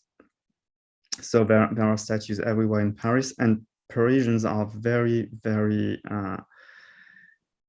careful about them. They look at them. As I said, they're very, every time one of them is damaged or deteriorated, they report it to us, and they're harassing us literally. If we don't intervene in the week, we receive like 3, 4, 5 emails asking us to react. That being said, we prefer to leave conservation work and preservation work and restoration work to professionals, as you cannot, for example, once you said a statue is made of stone, you've said nothing. because every stone is different. Every stone will react differently, depending on what kind of stone it is, where the statue was located, so what was the wind, the exposition to the elements.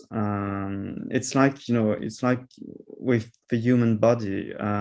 Once you said someone has cancer or the flu, nobody reacts the same way. It's the same with works of art. So it's better to leave it leave that kind of work to professionals. We even have had issues last year with a group of citizens which decided to clean the statues after demonstration we had in Paris in just after lockdown with Black Lives Matters movements and different movements. We had quite a lot of demonstration and quite a lot of damages made to statues. And some citizens decided to clean these statues. Problem is the products they used, the methods they used were even more damaging to these statues than the graffitis and the paint that were put on it. To give you an example, one of a bronze statue was literally recovered by red paint during a demonstration. This group of people cleaned it the very evening of the demonstration, using iron brushes to clean the statues. That meant for us that the patina of the bronze entirely disappeared. So we had to remake it entirely. So that cost us, and when I said us, it's like everybody in France, because this is public funding, this is everybody's money. That cost us 15,000 euros to remake, instead of just 3,000 euros to clean the statue.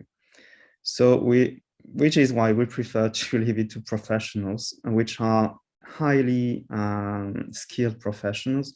To be a conservator in France, you have to have, it's a 5 years degree, you know, and most of them have an even higher degree. You are heavily trained in science, in biology, in chemicals.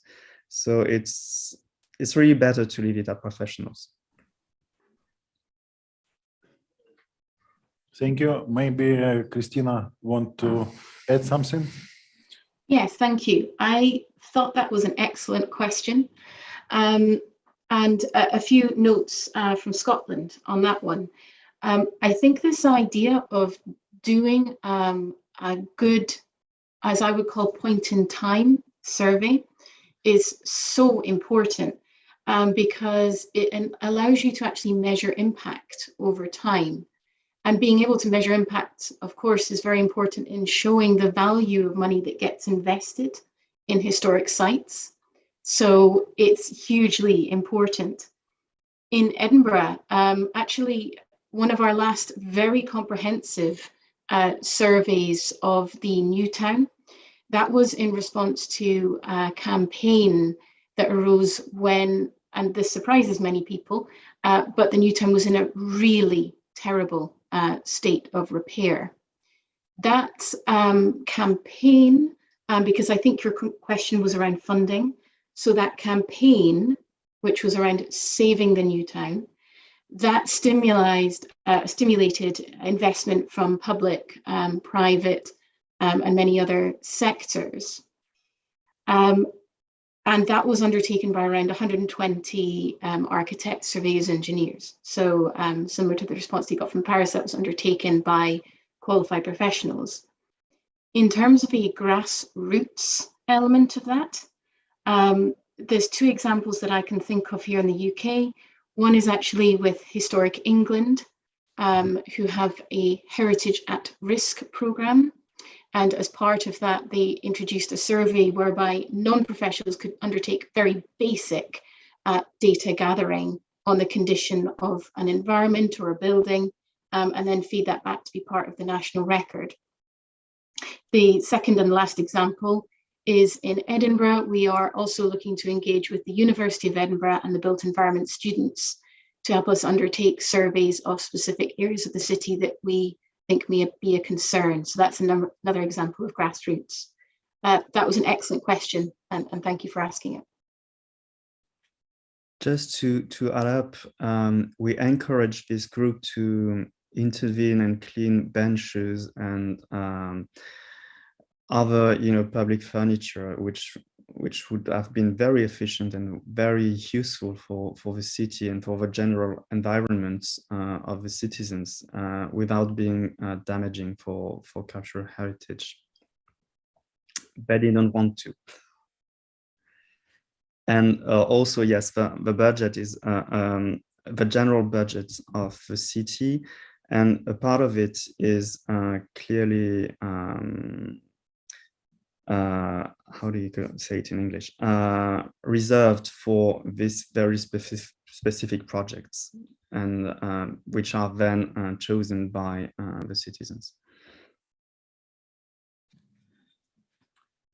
Thank you. And between us in our offline area, there is a guest, Kukovalska Nel Mikhailna, who is the director of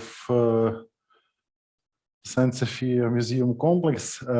Those also controlled by UNESCO, and maybe she wants to add something.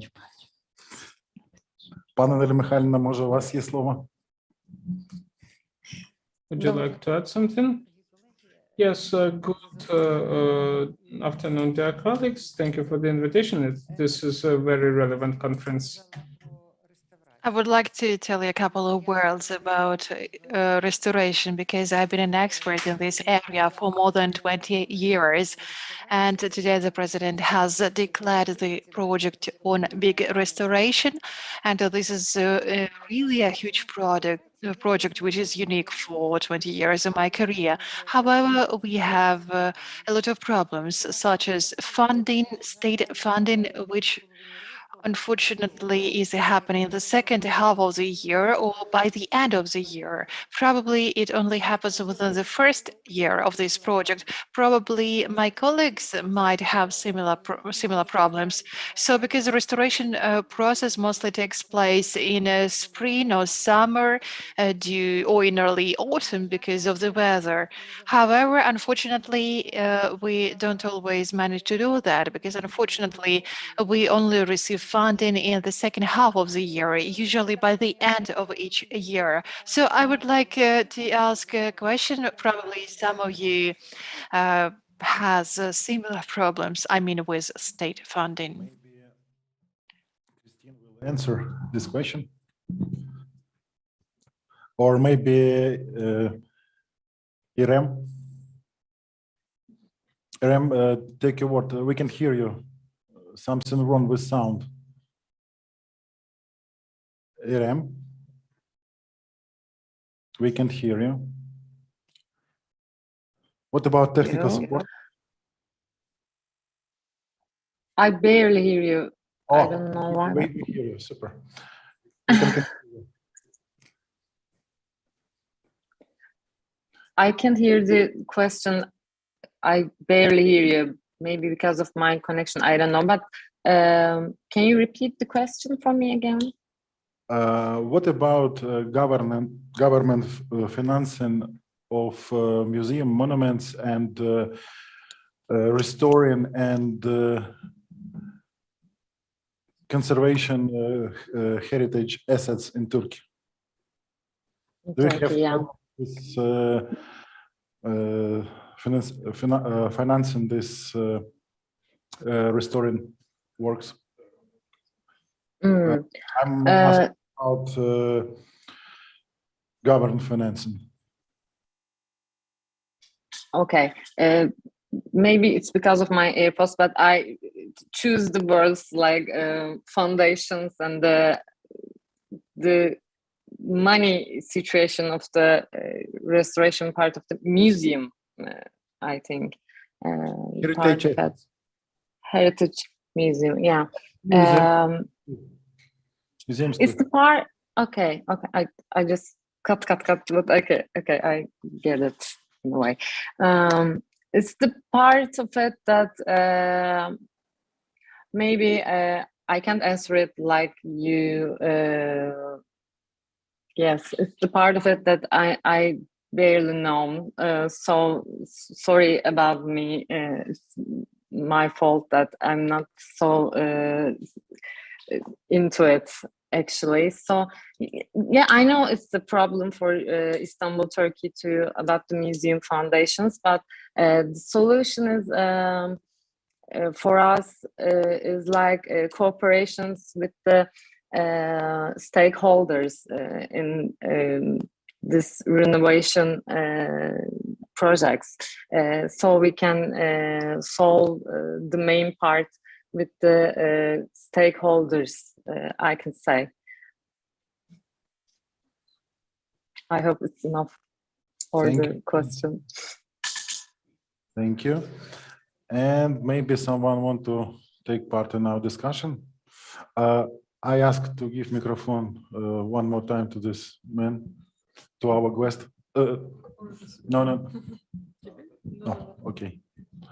Good afternoon. My name is Hannah, and I like to ask Christina Sinclair about the most challenging project that she had since she was working in this World Heritage organization, or maybe in Scotland. It's like your choice. The most challenging project, or a couple of them, if you please. Thank you so much. Thank you. What a question. That's a difficult one for me to answer because I have been director of Edinburgh World Heritage for just over a year. So, you know, come in leading a charity in time of a global pandemic brings a lot of challenges. So there's probably a few examples that I can think of. But the main one that springs to mind, and I am curious if this is a challenge that other heritage professionals in the room also encounter, is in relation to the climate emergency issue, which I mentioned is a core area of our work. And that is because in the UK, there is a generally good appreciation of heritage and the values that it brings. But of course, it is not universally appreciated. Some people feel heritage is just not important to them, or that it's not key to their lives. Maybe they prioritize the economy or social well-being and don't appreciate the contribution that heritage makes to those areas. For example, today we've talked a great deal about the contribution of heritage to area regeneration and the tourism economy. So the challenge that me and my team have faced in this year is in progressing heritage as part of the solution to the climate emergency in Edinburgh, helping people to understand that we are, you know, not an inward-looking heritage organization, you know, that we are here to find solutions collaboratively, that there will be a reasonable balance, you know, that we won't be too hard line. And I would say that we are still on the way to breaking down some of those barriers. But what has been really successful has been, for one thing, making our communications very clear. We published, as I mentioned, a climate emergency manifesto. We hired onto our team dedicated staff who are heritage and climate emergency experts. And we created forums ourselves and introduced ourselves into forums where there are different city partners working around the table to be part of the solution. So for example, the city council, representatives of businesses, climate emergency specialists, etc. So that has been a real challenge, helping heritage to break out of this mind barrier bubble that it sometimes exists in. And doing that successfully has been through communication and also through project work. Our example at the Canongate Housing Development, also in my presentation, actively showed in numerical values that conservation and sustainability can work hand in hand. So there have been a number of challenges. Thank you for the excellent question. But that is the one that springs to mind, and that is how we have gone some way to addressing that with the last year. Okay, thank you. And будь ласка, прошу молодому чоловіку надати мікрофон. So thank you so much for the answer. And now we have a second question. Please tell us, how is the situation in your countries with the heritage of second half of 20th century? Because in Ukraine in general and in Kyiv in particular, it's kind of grim. For example, in Kyiv, there are numerous statues that have been created by prominent Ukrainian artists in the second half of 20th century. And they are technically and legally do not exist because city municipality and the state do not own them and nobody owns them. So they obviously in severe disrepair and nobody cares about that. To some extent that can be applied to buildings, significant buildings built in the second half of 20th century. So what is the situation with the heritage in general and its protection and perception by the public in your countries? Thank you.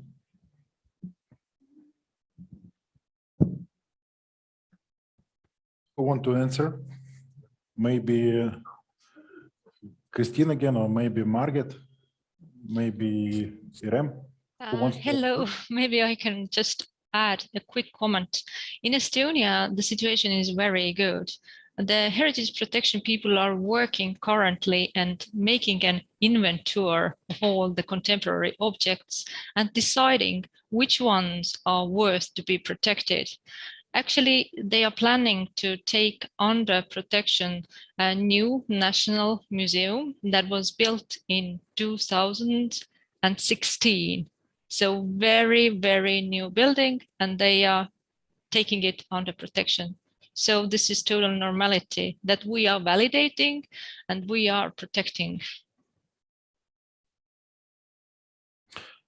Thank you. Maybe Matt, you want to answer? Yes, it's the same in France. The latest building listed protected in France dates from 2007. It's a house built by Rem Koolhaas, the very famous Dutch architect. It is located in the suburbs of Bordeaux. So, and there's quite a lot of yes, very recent buildings and works of art protected by law. And some regions also have created labels for 20th century architecture. So like Région Île-de-France, the region where Paris is, which created a label which is very its own. It's not a protection, but the fact that the region gives this label to some buildings makes the region, well, the region will give funds to the owner if the owner wants to make some work on this building. So no, it's like in Estonia, there is an interest for it, but it has to be a really good architecture, though. Thank you. Maybe Irene or Christina want to add something? Yeah, very, very briefly from me, and similar to the previous responses. 20th century heritage, I think it's safe to say in the UK, there's been increasing appreciation for this period of architecture over the years. That's part of a normal trend historically. Immediately in the early 20th century, people didn't like late 19th century architecture, and now everyone universally values it. So yeah, I think we are starting to see the upward trend in appreciation of buildings of the mid to late 20th century. It's not universally loved, I would say, but it's an increasing appreciation. And similar to the previous answers that you've heard, this is reflected in the designations and listing in Scotland as well as England. And indeed, the project that I've mentioned before, the Canongate Housing Development Energy Efficiency and Conservation Hand-in-Hand project, that was for a category B, which has got a high status listed building by eminent architect Sir Basil Spence, which dates to the 1960s. So it's an ongoing one, but there's a reasonable level of protection and it's getting more appreciated over time. Okay, thank you. And we have another speaker, Taras Galota, Department of Foreign Relationships of.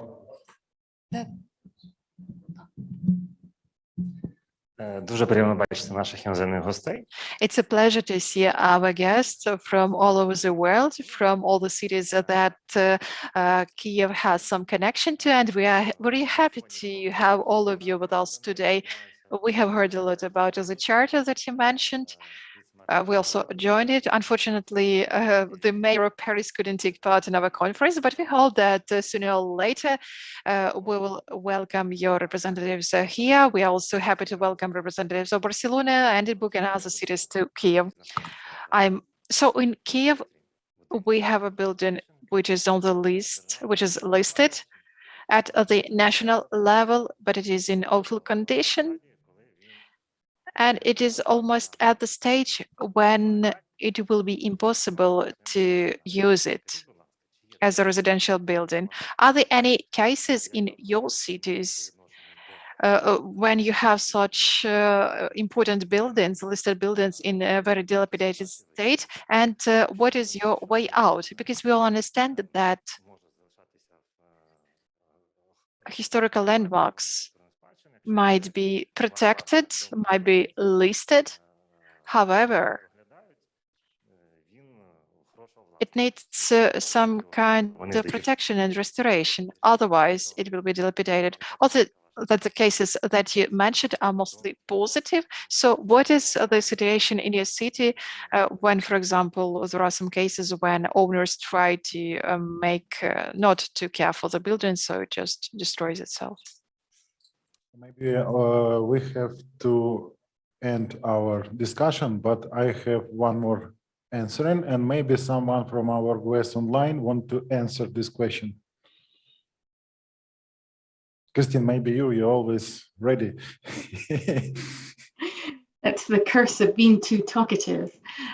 Yes, it's a very good question. So I think it's very difficult to answer in the sense that if I've learned anything over my years of conservation, it's that every site is unique. So it's about understanding the barriers to that particular project and then overcoming them. But some very general observations from me. I mean, some of the examples that spring to my mind in Edinburgh, for example, things like the City Observatory, which is a very, very important building on Calton Hill in the heart of the World Heritage Site.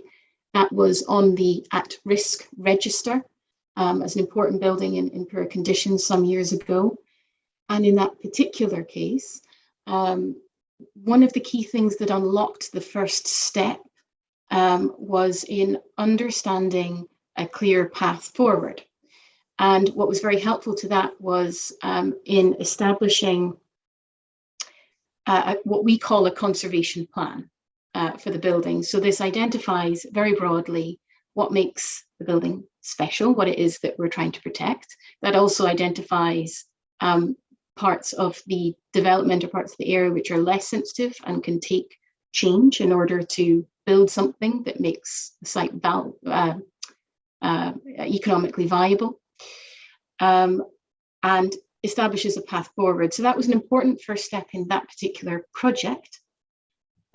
And from then on, it was a combination of support from the City of Edinburgh Council, who as owner wouldn't have been able to go ahead without them. So having their support, but also their financial input was critical. That then unlocked further partnership and support that made the scheme balance out in viability terms. So that was a positive example. And I would say, well, I'm a little bit reticent to name specific negative examples. the ones that haven't worked out are where the owner simply isn't invested in the idea of the project. And that's a very, very difficult barrier to overcome. I hope that's in some way helpful.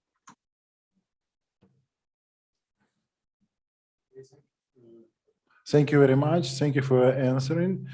Thank you for sharing. And now I'm very grateful to you, to all our guests. And now we have a break. Alexandra. Yes, thanks everyone. Дякую, дякую дорогому модератору.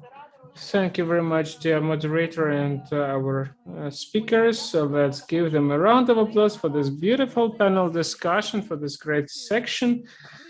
And a nice discussion, really. Now we're going to have a small break until 2:45. We are going to have a lunch in the Buffalino restaurant. It's not far from here, just 120 steps to the left. We have like 40 minutes, and then we return here for a guided tour around the Arsenal factory building.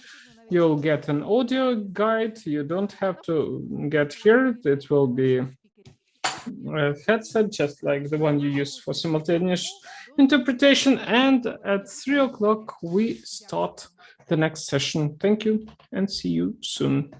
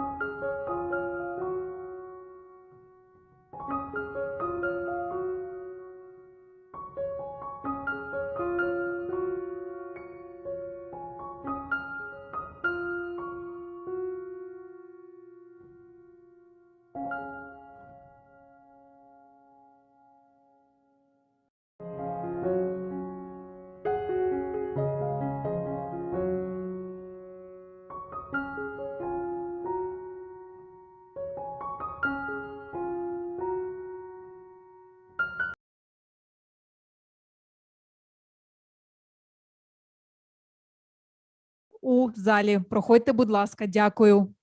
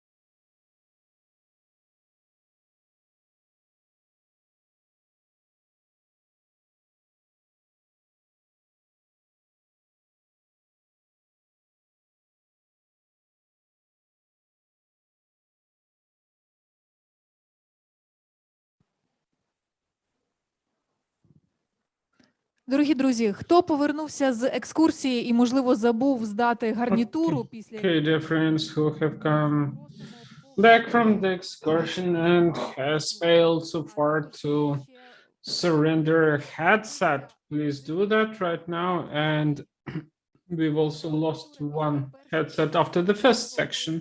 Забув здати, можливо, Maybe десь... some of you still has it. Maybe it's in your bag or in your pocket. So please don't forget to give it back to you, to our technical service.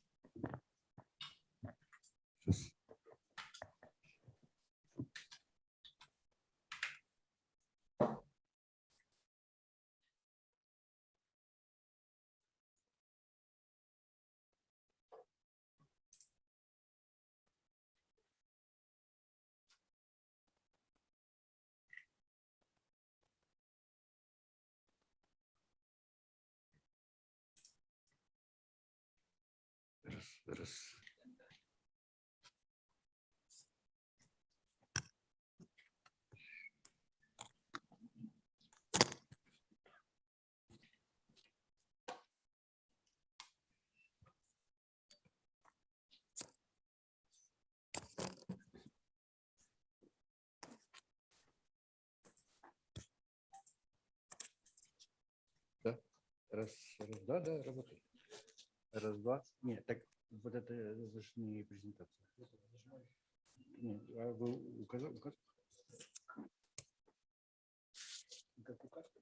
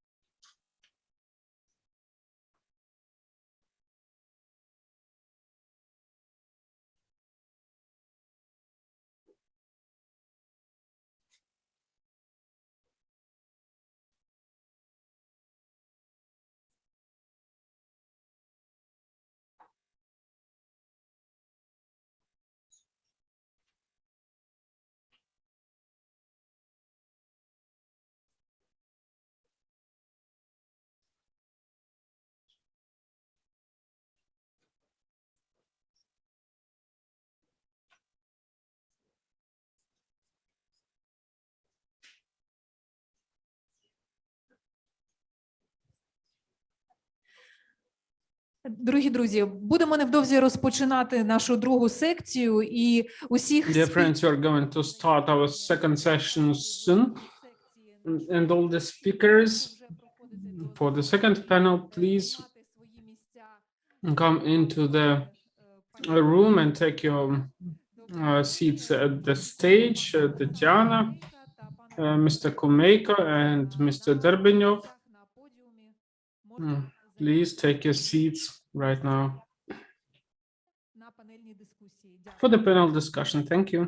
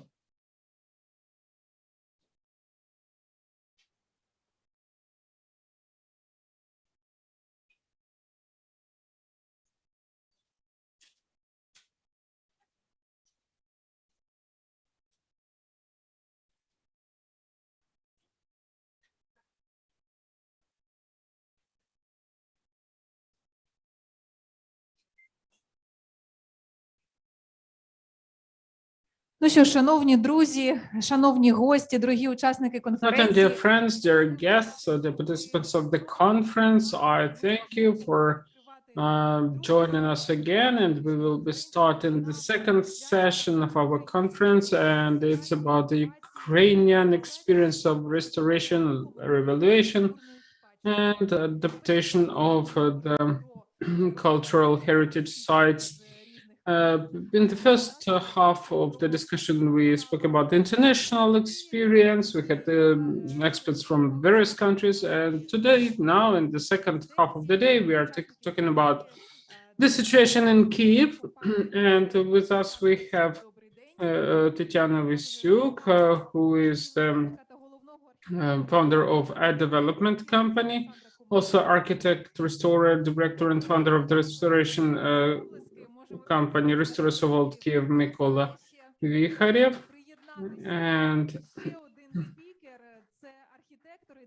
we also have co-founder and chief architect of Edelburg Architects Alexander Kumeiko, and also with us here is the director of the Department for Cultural Heritage Protection of Kyiv Municipality, Alexander Nikaryak, and I'm giving the floor to Mykola Vikharev.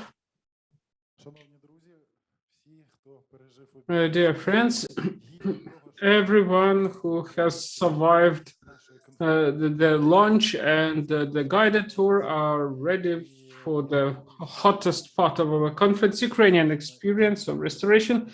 It's a shorter session, but it will really be heated discussion. So the first person to speak is the speaker, founder of a development company, Tetiana Lysuk.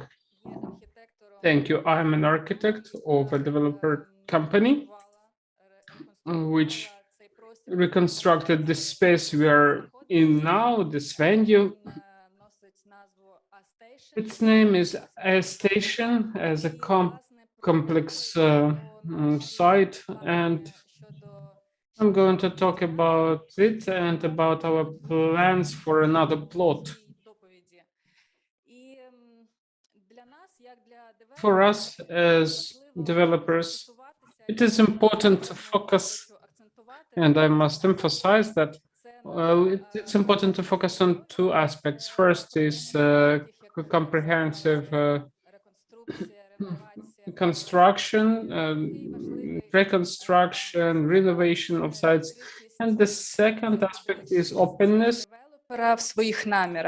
publicity, transparency of developers' intentions.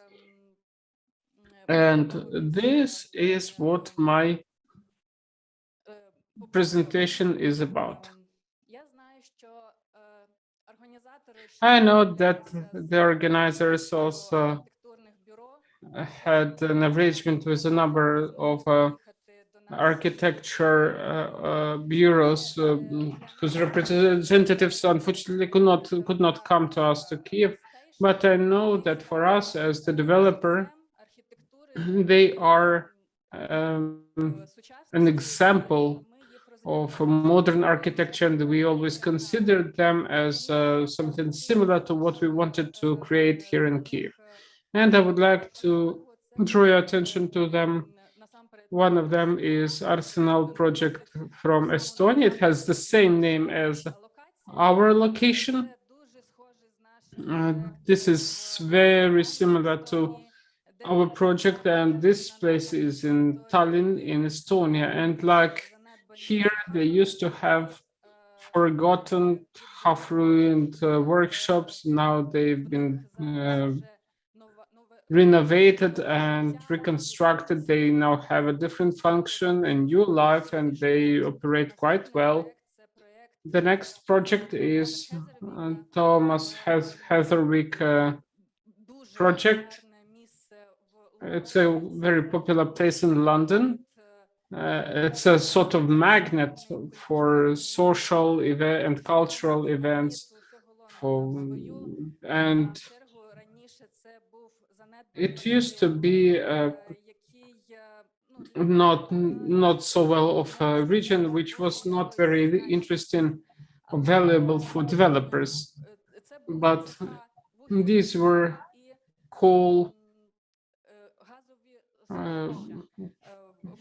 storage buildings and gas storage buildings. And Mr. Heatherwick, together with his team, they provided an interesting, unorthodox idea about reconstruction of this site. And you should not think that it is only our society that welcomes reconstruction of such huge territories. No, it was a problem for developer actually, this project, and a number of activists blocked its activity, and the problem lasted for almost 2 years. And when we had a discussion before the pandemic, we went to Thomas Heatherwick Bureau and had an opportunity to talk about this project there. So we asked them, which approaches do you use to urban development? What is your approach to dialogue with the local community? The architects told us that this is quite a difficult dialogue. Usually this dialogue happens in collaboration of the city and the developers. It is very important to have this support from the local population, from inhabitants of the city, and also to have support from the city authorities. This project is quite famous right now. This project which is called Coldrop's Yard, which comprises leading offices such as Facebook, Microsoft, Google, and others. There are also a lot of commercial buildings as well as office spaces. There are also residential apartments. In the past, it was an abandoned territory, and now this is a revitalized territory, which is a magnet for everyone. This is a tourist landmark of London and England in general.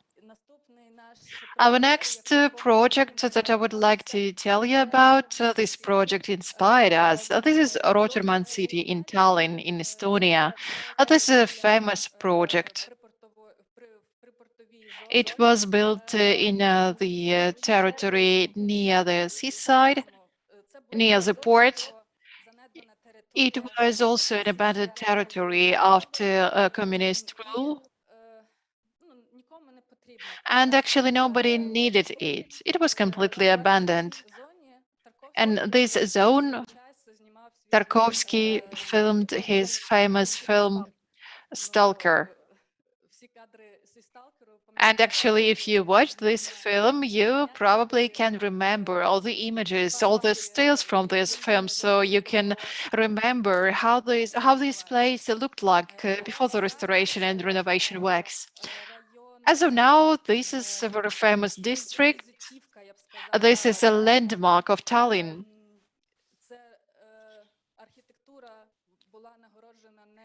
This architectural project was awarded several times by different architectural awards in European Union.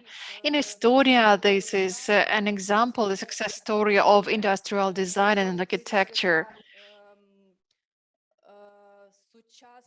This is quite a contemporary and very bright architecture. As an architect, I was surprised and amazed by this, because for us Ukrainian architects, for our reality, such buildings are something extraordinary. However, this building received many awards at the European level as one of the best projects of renovation of a former industrial building the moment it was built. So these are the projects that inspired us. Unfortunately, architects behind this project couldn't join us here in Kiev, in Ukraine, but we wanted to mention them. So going back to our location, where we are right now, the first aspect that I would like to tell you about is a comprehensive approach to development that we used. For us, it was very important because the territory, the former workshops of Arsenal factory are located in the very heart of the city. In addition to care of this landmark, it was also necessary to use this comprehensive approach, because without it, it is impossible to receive some kind of a positive result. As of now, what is station right now? How does it look like? Alexander, we are really grateful to the company AVG. Alexander Maximo is the chief architect who actually was the leader behind this guided tour. So you managed to get to know more about our workshops, about the process of reconstruction in much detail. I won't tell you about it in detail. I just would like to tell you about A Station. So A Station consists of 5 reconstructed workshops. As of now, it comprises 29,000 square meters. So here we have a co-working, office premises, restaurants, a cafe, educational spaces such as Restoratio, where we are located right now.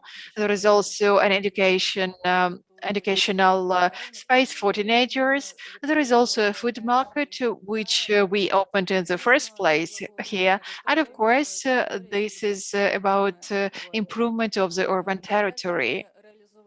So first we opened and we reconstructed block number 1. This is actually where we are located right now. On this slide, you can see how it looked like before and after reconstruction. You can see how it looks like now. And then we had block number 5, which now where now Kyiv Food Market is located. This is a very famous place right now. It was such an excellent place to open such a non-standard format of a facility. Such an original format, combination of restaurants, cafes in one place, that there were huge waiting lines of people who wanted to get a look during the opening of this facility. So that's how it looked like. Then we have block number 7, which is located close to us, which comprises a co-working. So this is how it looks like, very beautiful. And now we are about to open a second section of the co-working in block number 12. So this is how it looks like before reconstruction and after reconstruction. The facades were completely abandoned before. In several sections, we had to restore them from scratch. And we also have a new project, which we started implementing last year. As of now, it is at the stage of reconstruction, of the final stage of reconstruction of its interior.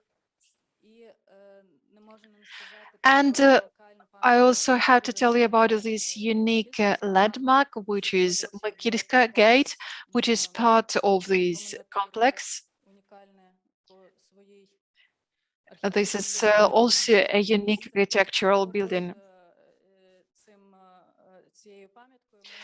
Close to this landmark, close to this former commandant's office, this autumn we opened a new space with a so-called dry fountain on this city territory. We must say that within this restoration and reconstruction project, we renovated and reconstructed almost 70,000 square meters of the local territory near the metro station, Arsenalna metro station, on this particular part of the Arsenal building, which was closed before. So this is how it looks like. This is so-called dry fountain, which was opened in autumn. And our next project is called Richard and Park. We would like to tell you more about this. Actually, we are presenting this project for a second time. First, we presented it to the city developers and activists. For us as developers, it was very important to hear the opinion of the local population, of the local activists, because these are the people who are indifferent, who live here, who love Podol, very famous historical part of the city. We also presented this project at the architectural festival, which was called Open Sky, Open Air Festival. This is a project of restoration of Richard's former plant, which is located in Podil. So this is how it looks like right now. This is quite specific. I think that many of you know how it looks like. It is located in Podil, in Kirillivska Street, in the historical part of the city. As a coincidence, this building of the Richard plant and workshops of Arsenal are built using the material from the same historical, very famous quarry or pit. So it is made from a famous cave brick, which is of light yellow color. It was painted red in Soviet times, but its original color is pale yellow, as you can see on the right-hand side.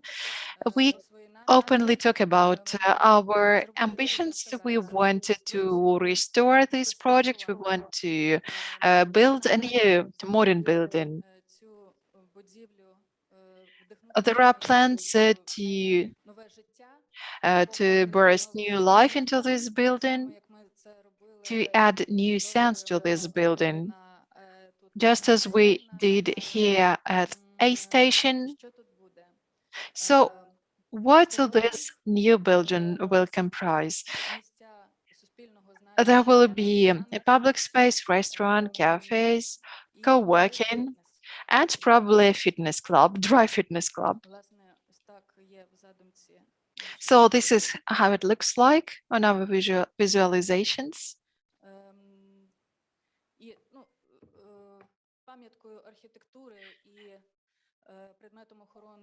As an architectural landmark, so the facade of this building is the architectural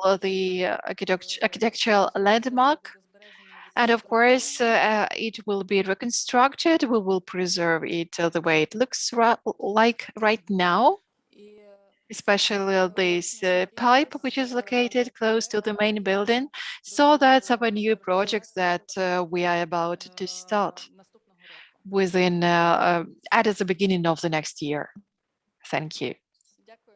Thank you so much for your attention.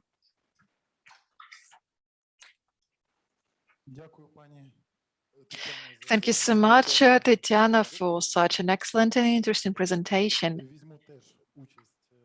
I would like to take part in our series of presentations. And I would like to tell you more about the principles of creation different projects. So in addition to moderating this conference, I'm also into restoration of architectural landmarks. And I would like to tell you more about three key principles of the past and of the future and the contemporary times. So just a second. I will ask organizers to put my presentation on the screen. So as an example of three buildings, I would like to tell you more about those principles that we use within the process of restoration, that our team used within these past few years. For me, as a person who is engaged in this process, these are very important principles. For me as a renovator, this is very important because it's also very important for the future. So first, this is a building of Novikov Merchants, which is located in Podil.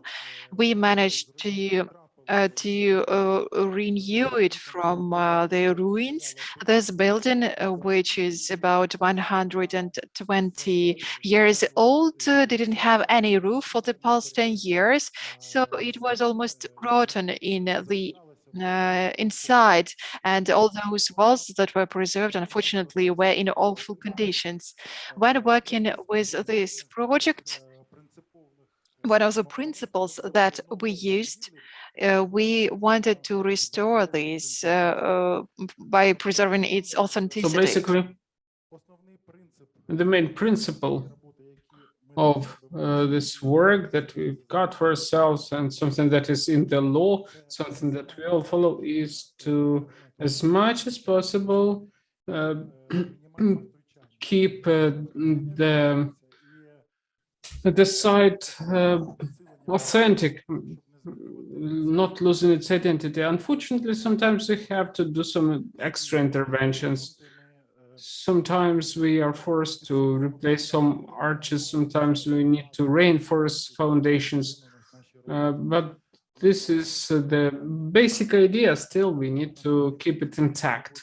The next principle of our work, which is also very interesting and very important for us, is working with archives, working with historic documents, and restoring the architecture as it was.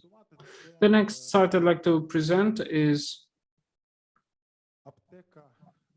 a pharmacy of the health of medical complex of the Pokrovsky Monastery. It was established 140 years ago by princess, Russian princess, as a hospital complex.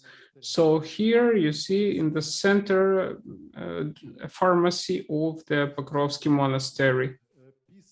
That's it. And after the revolution of 1917 in Soviet period, it was a military commissariat. Everything was destroyed, and the portico, the main element of this building, which was created so that to make an ensemble with the Pokrovsky Monastery, was totally destroyed. We only got photos. So working in the archives let us actually reconstruct this portico, and now the work is approaching its end. And we will have this building looking like this, reconstructed based on historic documents with reconstructed portico and the columns. And for us, it's also a basic principle of work. We work with the history, we work with archives, we restore things as they were, because unfortunately in Kiev, a lot of buildings and a lot of elements of buildings have been lost. Yes, it's a little bit against the convention because we build something anew. But if you look at Europe, let us be honest, they have a lot of historic heritage sites, and we don't have a lot of that after the war.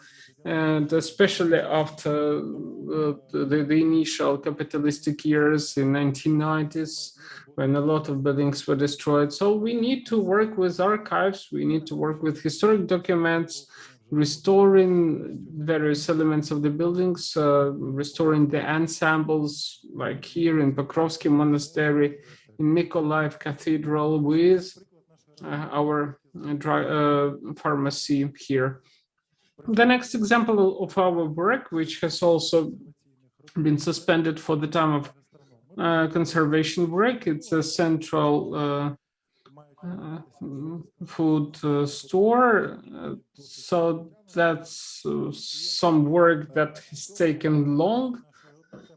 And in this case, we are using one of the principles of restoration. We integrate this building into the modern life. So any memorial, monument, something that is not integrated in the public life, it just becomes something unnecessary, unneeded. It's like a museum, no more than that. But we need to make buildings so that they meet the reality of our time. They need to function. So we have restored the design of the facade, and this is the picture. That's how it looks. So basically in this building, the principle of integration into life, because you see we've kept a room there like it used to be when it was a hotel, but we also are restoring the trading facilities in the ground floor, and we want to create like view platforms on the upper floors. But you need to understand that on the Khreshchatyk Street, a person walking there will see this building exactly like it looked 120 years ago. So these are the three basic principles that we use in our work: maximum authenticity and unchanged construction. Second, working with archives and historic documentation. And the third is integration, the building into modern life, providing it with some functions. So I was happy to share this. And I'd like to introduce Alexander Kumeko, who will be presenting the next topic. Thank you. I would like to tell you about our work that we do on Kiev River Station, and this is the work that well, the designing process has almost been completed, and builders are working already. So when we started working on this project, we identified four key issues. All those issues, they are universal for all similar works. So first we had to come up with a new function for this building because it's been there for ages. And the first question that we and the customer had was, what would be the function to return the life to this building? The next problem is the problem of energy efficiency. In any historic building, for any historic building, that's a relevant issue. Also because all these buildings are usually located in downtown, and there is a big problem with parking lots.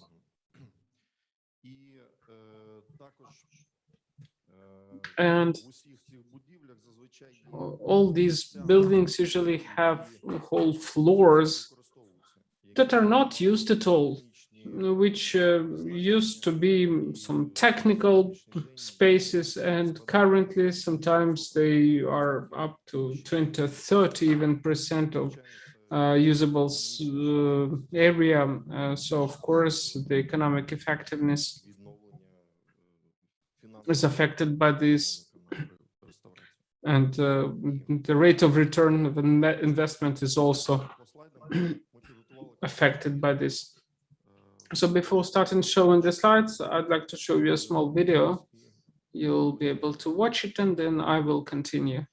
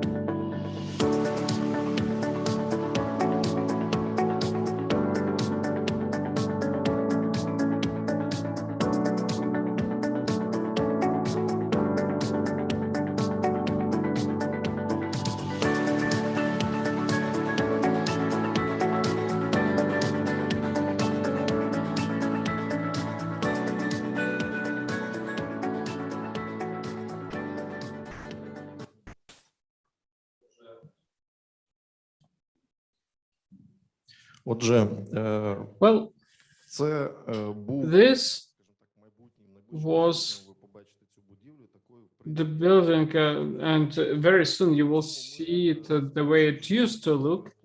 And we've increased the useful area inside it. We got the Class C building in terms of energy efficiency. We've met all the requirements of the protection contract. So we've kept intact the things that were important for this building. So the issue, let's return to the issues I've mentioned. You all know where it is located, in the very center of Kiev, on the bank of the Dnieper, and it's quite closed. It's a little bit far from other streets, and it's isolated, yeah, sort of. And it is, it just happens so that along this building on the embankment, there is a zone of food courts, temporary buildings with food for people. So when we were thinking about the functions, we chose from several options. The first was quite similar to food market. And I think that the food market was already working there, and we just thought about maybe placing a co-working on upper floors, and all the street food could move inside the building in the lower floors. But there was a problem about parking cars, about parking lots. We could not serve a lot of people there because of this. And there was then another idea. People came who were willing to support this idea. It was establishing a private university level educational facility. So the work is done to launch it in 2022. So what has it given us when we decided to create a training facility there? So, well, the existing parking lot was sufficient then, because we could not create an underground parking lot because we are so close to the river. So even very modern and good solutions did not give us an opportunity to use the underground space effectively and safely. And second thing, we can actually exist near the subway station without parking lots, without increasing the traffic on the roads, without all those cars moving in and out of the site. It also let us using the existing engineering infrastructure. We didn't have to add the power supply rate. We kept the water supply rate at the same level. The same comes with heat and infrastructure. So the functionality was not a problem then, and the choice we made let us keep the building as it was without violating the protection contract, and still use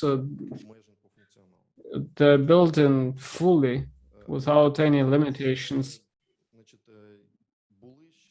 Also,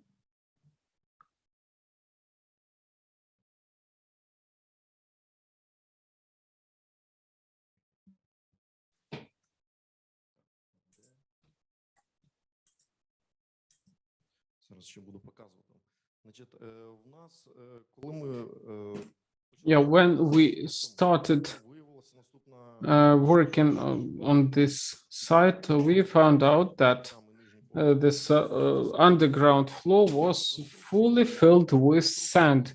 So it had the constructions, all the structures, but it was all there was sand, and in some places it was filled with concrete. So it was a full-fledged underground floor, but it was not used at all. The same story was with the technical floor. It was for the whole size of the building, but first it was low, about 1.90 meters high, and there was also the circle of the heating and some rain pipes, but there was sort of a place which could not be used. So we started thinking about different options, and we've come up with something. Охороняється повністю In композиція. the agreement, it was written that this building is protected, that external parameters of the object are protected, external and internal walls. What is also protected is the decoration of the facade and the decoration of the window panes and the decorative elements and musical panels inside of the building. When we started researching this, it turned out that the concrete foundation, probably it was there from the very beginning. However, this threshold consisted of up to 90 centimeters of concrete. So we used this thought and we replaced all the construction of the floor. We used heat insulation materials also for the walls, and we managed to add the floor with the height of 1 meter 40 centimeters without changing the external contour of the building. So on the video, you saw the model which is now used.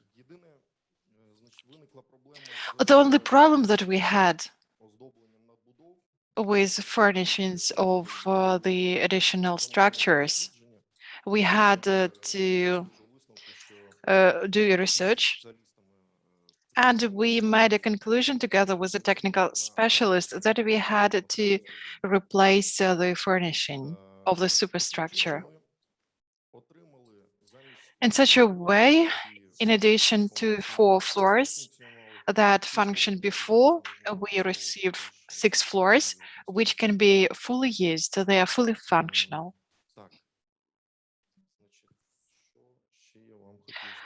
So what else? I wanted to tell you about the energy efficiency.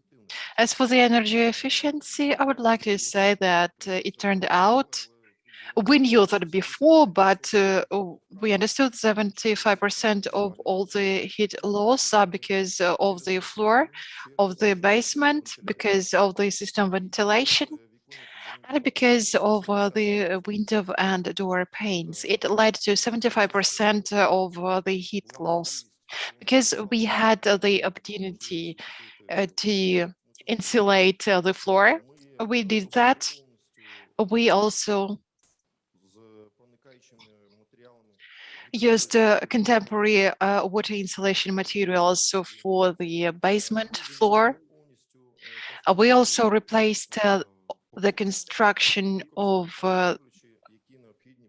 this building using contemporary materials which were needed here of the coating. We also changed the windows, of course, with preserving all the decorations, so they look just as in the original structure. At the same time, these windows, they are energy efficient, they are contemporary. That is why we managed to increase the level of the energy efficiency of this building. We didn't use any special solutions.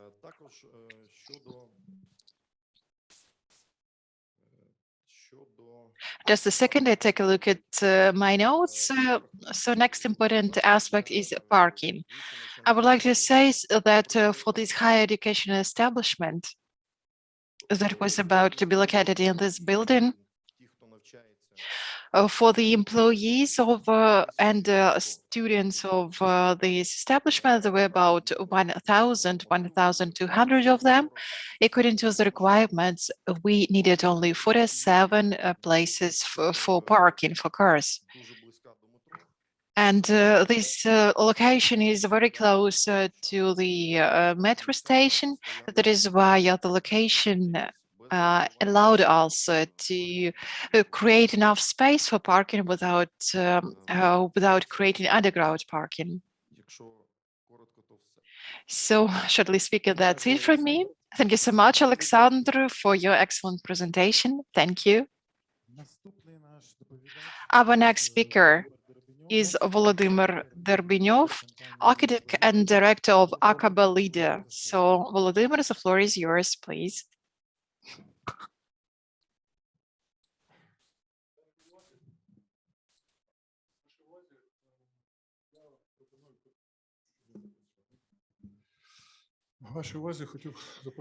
So, dear friends, I would like to suggest you to take a look at our project.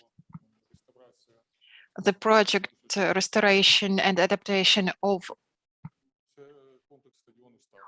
the stadium start. So now I will show you my video and I will comment when showing this video.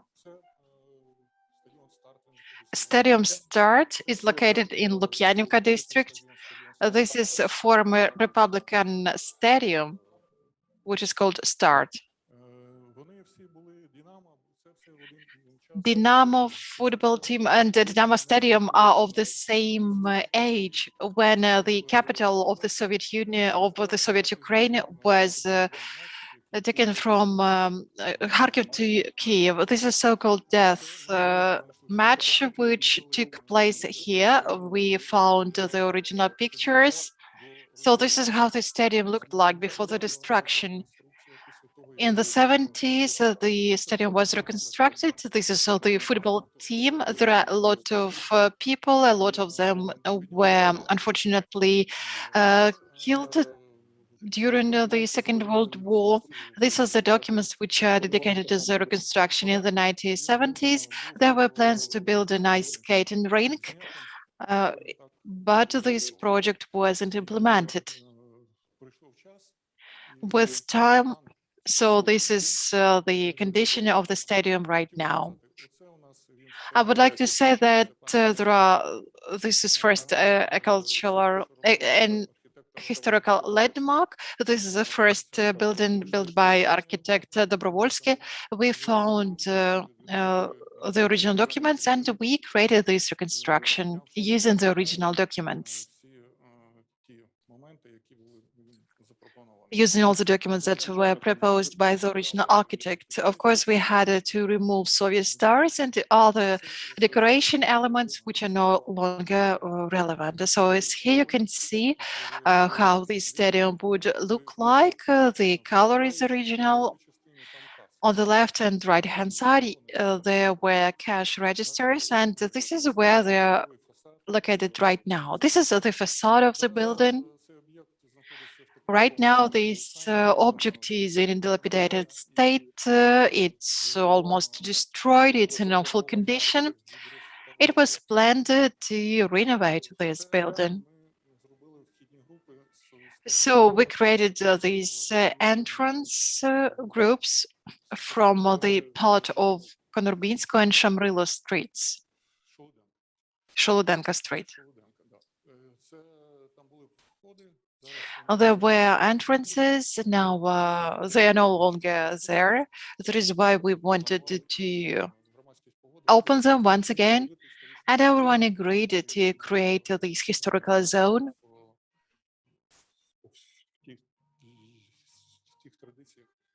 To restore it in the best traditions of the local buildings. Then next you can see the facade of the entrance from Rybalka Street. This is how we propose it to look like. There will be another entrance to the stadium. There was a park, there is a park, and we will add this new structure to the park. We will make this historical part autonomous one, because the stadium is consisting of two parts. So the first one is a stadium, the second one is the ice skating rink. This historical part will be located close to the park and to youth and children football school. This is our museum. We suggested to renovate this building before there was a building which was destroyed. So we suggested to create a museum of this place here. Museum of the Stadium start. We collected a lot of historic materials. We approved this solution with the local community. And this is how we suggest this building to look like. There are many differences in many geographical differences in this territory. It's uneven. That is why we propose to build this way. So here you can see the nucleus of this new structure. This is the stadium itself, where during the Second World War there was a concentration camp. On the photos, we found photos with people who were imprisoned in that camp. We restored everything using the old photos during that death match during the Second World War, and we recreated this stadium, this classic structure, the way it looked like, to add also some composition accents in the historical style. As for the football pitch, we also did the best we can. And this is our public space. It was a monument, local monument, which was put here in 1980s when Dynamo Kyiv won this European Cup. And this monument was dedicated to this event. We also created this memorial zone. It starts from this part. This is where the memory alley will be located. It will start at the place where the museum is located, and it will run through the historical part near the memorial. There was also a stage with a fountain, which will also stay here. The football pitch will be replaced, it will be renewed. It was also planned to build new additional structures for children.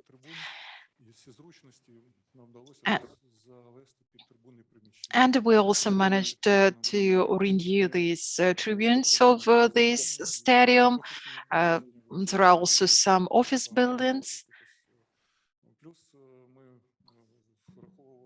Plus, we took into account for people with reduced mobility. The principle of barrier-free environment was very important to us, so it is easy to get to every point of this structure of this stadium using lifts, using ramps. There will also be an elevator which will help visitors with reduced mobility to get anywhere they want. And it will also allow also to have some kind of local celebration. As for the interior of the museum, it will be the second stage of our work. We wanted to build a contemporary museum. We are in contact with the Football Federation of Ukraine, and they fully support our idea. They even wanted to put some of their structures here. So this is what related to Start Stadium. As for the second part, the ice stadium, the ice hall, it hasn't been approved yet. That is why we will have a solution later. As for the parking, we are now working with that. Now we have 2 hectares. And as for the rest, we plan to build 2 stories underground parking. So this is not so important for us. And I also wanted to mention about the second presentation. Do you have it? Yeah, it will be from Odessa. Well-known Liebman's house. It's on the corner of Pokrovskaya and Sadova Street. So it was a large route, from Odessa to Marseille. So that was a French neo-Baroque building, very well known. And the Rybasevska Street, the central street of Odessa, starts from it. It's right in the middle of downtown of Odessa with a lot of sculptures. You see the condition, it's not good. And it was so poor, it deteriorated so much that it had to be fully renovated. So we conducted a study. We've recreated the lacking elements, those who had been lost. We restored lighting, metal fans, decorations on the walls. So some of that was lost, had been lost. But when we started looking at those little decorations, they look similar, but they were, in fact, each of them was unique. So we had to apply individual approach to every element. Some of them were really, really interesting. And this building was a rent-out building, and it was built in 1885. A lot of famous people who stayed, a lot of writers who wrote about Odessa, they all mentioned this building. Probably it was reminding them of some Parisian elements. So we've created computers. So it was like, something that really resembled them, some French style. So we replaced all the lost elements with newly made. We restored the windows. By the way, there was this metal fence, and we restored it based on photos. A lot of materials were remade and restored.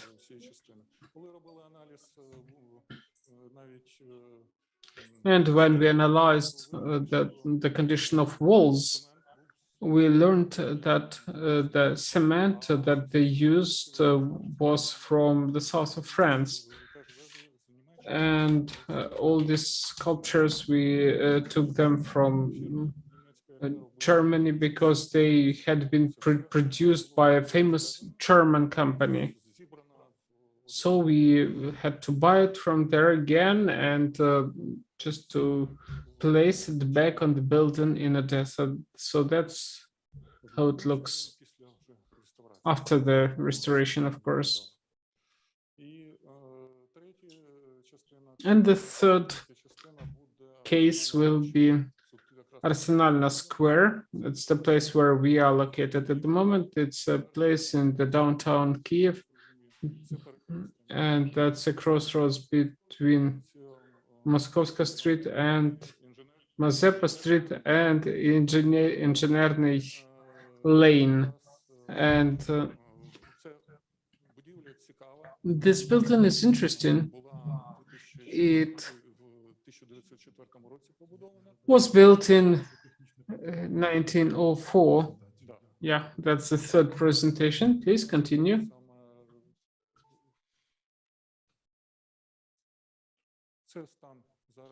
That's the present condition of this building. It was a bit renovated about 15 years ago. So when they removed the core, They saw very interesting brick architecture, and it looks really nice. But when you pass the building now, you don't notice it. But after the restoration work that we are planning, replacing the roof, the facade, night lighting, as it's now a part of a local polyclinic, we are establishing the full accessibility for this, to enable people with disabilities to enter it. So it's actually an office that there are no serious work inside. It's a healthcare facility. They have doctors there who work, well, basically general practitioners. And so this is the department of the polyclinic as it will look. And we also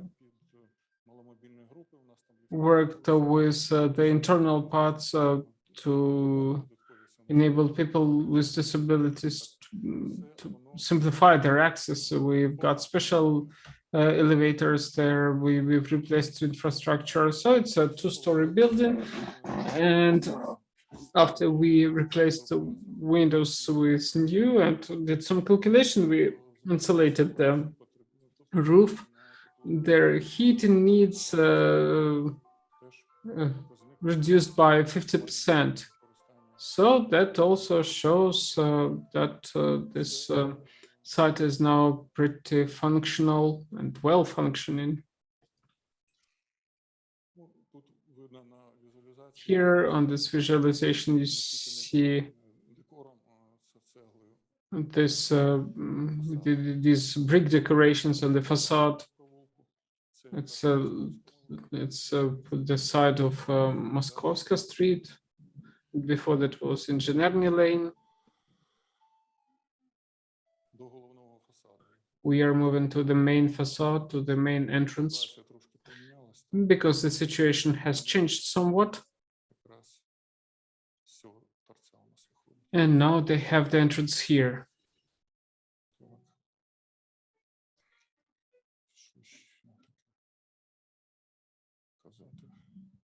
What else should I tell you? Okay, so this is the night view, and the lighting here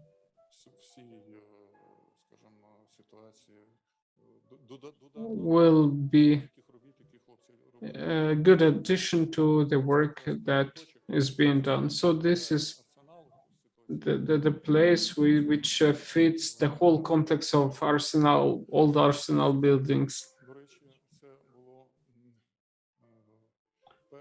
And it was the first department or the first branch of the Red Cross Society in the Russian Empire. It was established here to train nurses for the Russo-Japanese War of 1904-1905, and it can be remodeled as a full-scale hospital for 200 beds. So it was a part of fortress, you understand, and that's why it looks the way it looks.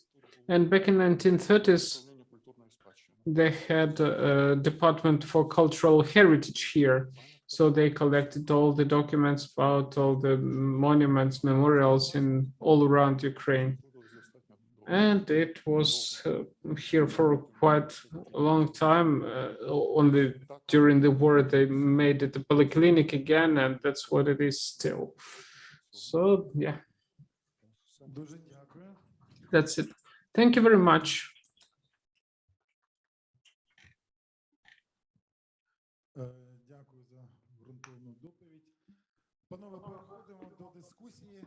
Yes, thank you, and let's move to the discussion.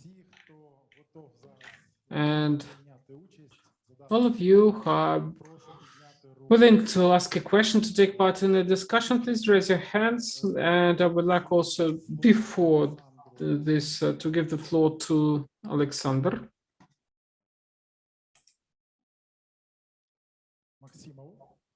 Alexander Maximov. Is he here?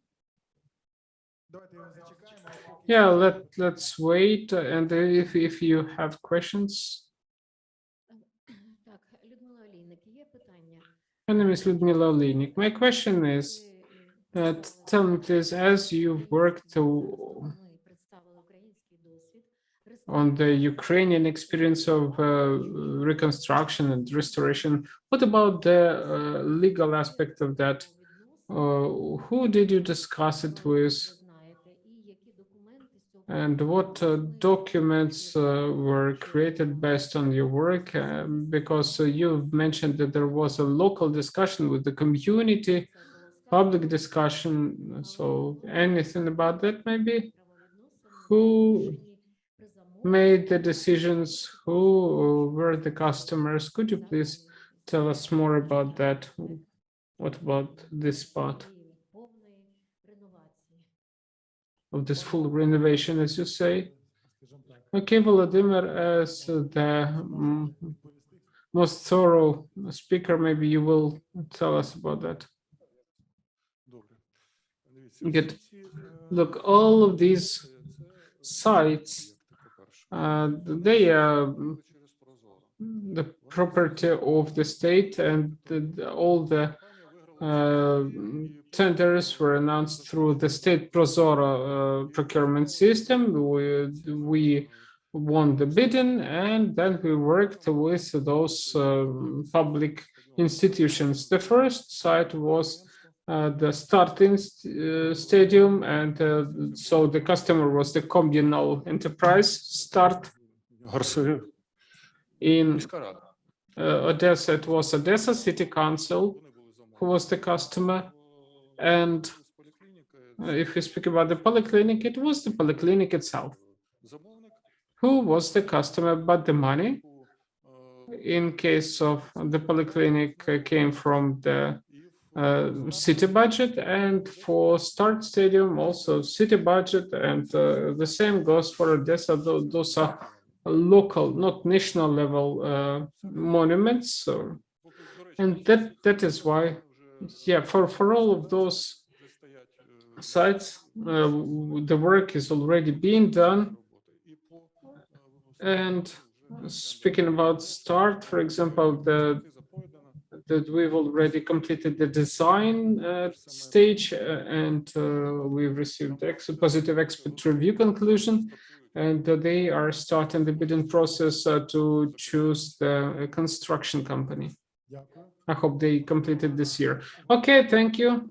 We now have a topic of modern renovation as well. I understand that it's quite a hot and sometimes controversial topic, because many people have different positions. So I invite you to discuss this, and please raise your hands, because again, we are speaking about where is this red line between what can be done, what should not be done, because on the one hand, we understand there is a healthcare facility on Arsenalna Square that still remembers the times of Russo-Japanese war, but on the other hand, it had to be upgraded in terms of energy efficiency and in improving the accessibility.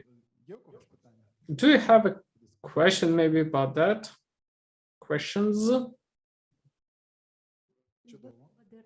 Great, yes. So we've watched your beautiful presentation about the site of Mazepa Street 2, but across the road there is another building, a residential building, and on the ground floor they have stores. Why am I talking about this building? Is because in those stores they have separate entrances, and they have no permissions for that. And if you go there on the Mazepa Street, just take a note. They have a very beautiful designer studio, and the ground floor there is not exactly ground, it's a little bit above the ground. And when they did a special separate entrance, they, well, so the building lost its integrity, and by the time of renovation, they removed the protection sign from this building. So no one is held responsible for that. And if on Mazepa Street 2, they had the Cultural Heritage Department as it used to be, maybe the officials would notice then. Those newly built entrances in old buildings, we see them quite a lot. And quite a lot we see that they don't have any permits, and no one is responsible. But recently we see that they do whatever they want. No one checks that. So they replace windows the way they choose, even if the building is protected. They build additional balconies, terraces, and stuff like that. So my question is, dear colleagues, what is your opinion about how we can fight that situation? So Vladimir, that's your side again. So if you wish, you could answer that. Well, look, I'm talking about building number 4 on the Mazepa Street. It's not my site. My site is the triangle between the 3 streets. I didn't say it was your site. I just said that it was just near your place where they have. Yeah, look, if they violate the rules. Well, let me return to this again and tell you about the Start Stadium. They had a plan to build a set of residential buildings there. Then the community rose and they fought to keep the stadium there. It was a scandal. It was a lot of controversy. And it was back in Mr. Azarov's time, like 10 years ago, but they were able to defend their stadium and they keep track of every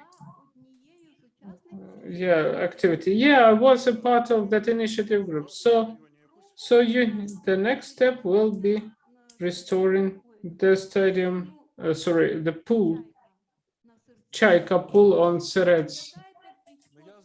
Yeah, I know where it's located, but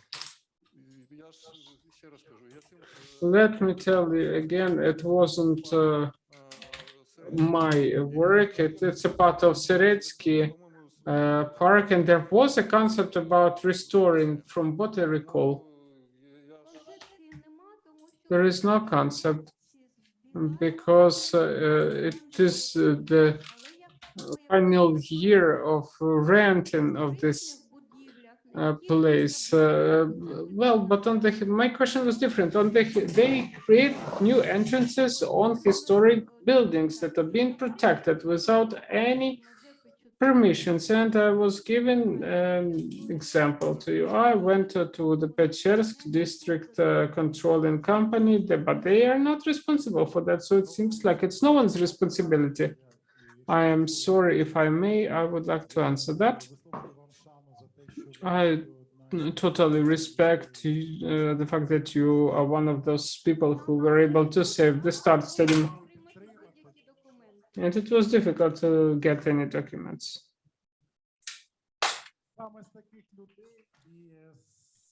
Yes, thanks to people like you, we managed to work together because this stadium was about to be destroyed. And your work became possible thanks to these activists. That is why there are a lot of issues which require more attention, because in the city, there are a lot of things which are necessary, because we cannot force the architect to answer this issue. No, I didn't want to force out to bring him to responsibility. I just wanted to say that Mechnikovich 14A might become the next building, because this building is about to be destroyed in order to build a high-rise building there. Therefore, they are about to destroy a stadium and a kindergarten, but it was a former residence building of builders, and our architects couldn't make a proper project. St. Petersburg architects made this project. So if this building is destroyed, there will be a shift, and it might lead to a catastrophe. Well, thank you so much. But thank you so much for mentioning it there. Of course, this is it requires more discussion, but the more conferences like this we have, the better it will be for everyone. And now I would like to ask this same question to Mr. Alexander.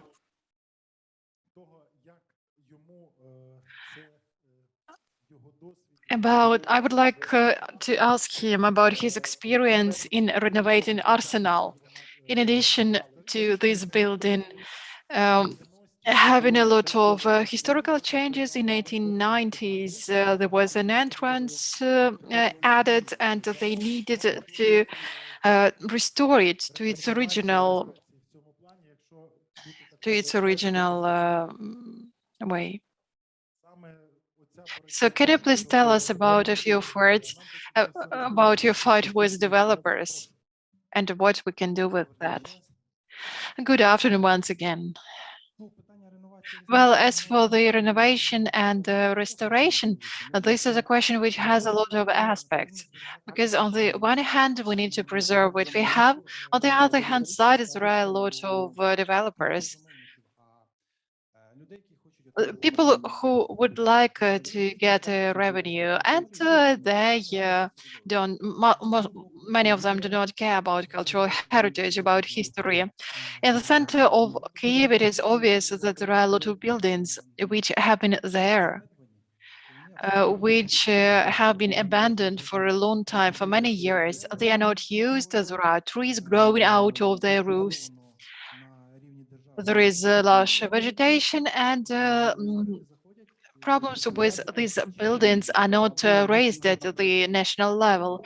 There are no investors who would like to work with these buildings, because they don't see the way how to use all these buildings in order to get a revenue, and the state doesn't want to do anything with all these buildings as well. So that is why we have this difficult situation. On the one hand, we need to do something. On the other hand side, nobody wants to do that. If we give all of the power to people who have money, then probably it will lead to bad decisions.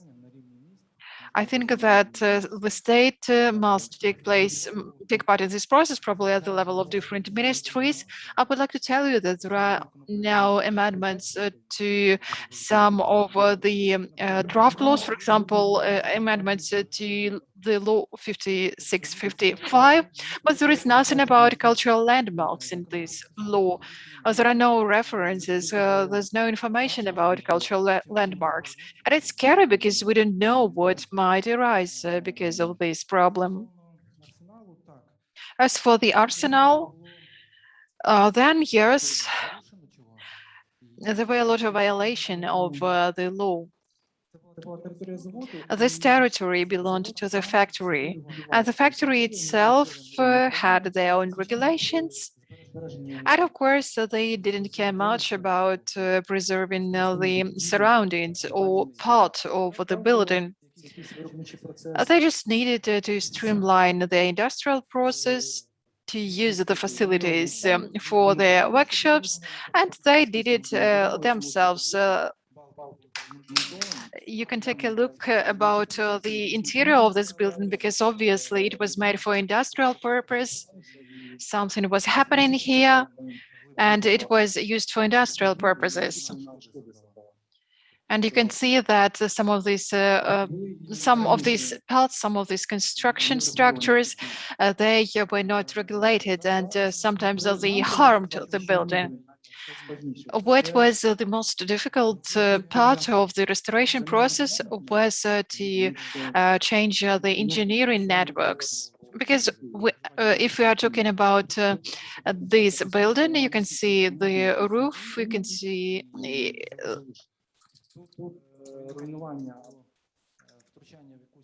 this is the relative bearing walls, so that is why we cannot destroy them, because it will lead to destruction of the entire structure. That is why we needed to carry out a research with experts, and we defined which part of the building we can use in order to improve communications. Another challenge that we faced was to make sure that fire requirements are also met. The height of the interior of the rooms, we had to consult a lot of documentation. We needed to read the law on the preservation of cultural heritage, because we had the task to stick to these norms to preserve the original building and to modernize it. In this law, there is a provision that if meeting the requirements will harm the building, I cannot quote exactly this, but of course, there are a lot of requirements like that. That is why we had to use extensively this law in order to do our work, to improve the fire security, and we managed to do that. In other blocks, it was easy because it was easier to make, but in this block where we are located right now, it was quite difficult. We had to make a lot of additional decisions. For example, in the basement, we had to insulate, and we used ramps because the building is very long. It's about 300 meters long, and the ground level is different. It is uneven. However, it was difficult to make normal steps because we cannot change the foundation, though we reinforced the foundation, but we had to find solutions. This solution they don't violate the law, this law 5655. That is why what I want to say is that we need a comprehensive solution. We need to meet the requirements, because not all historical buildings can be renovated using modern requirements. At the same time, we need to renovate some historical buildings within the new context, so they are attractive for investors. Because if we do not solve this issue right now, in some time we will lose this building, because they will be completely destroyed, dilapidated. Because this issue between the community, the developer, and the state wasn't regulated. In my opinion, we must reach a consensus. Okay, thank you. But for example, Arsenal has been restored. But what about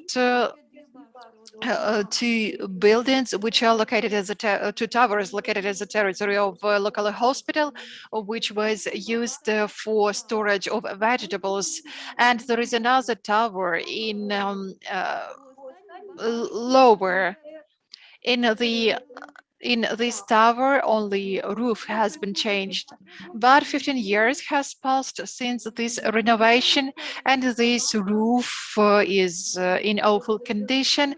As a tower which had a storage which was used for grain storage is also dilapidated. There were also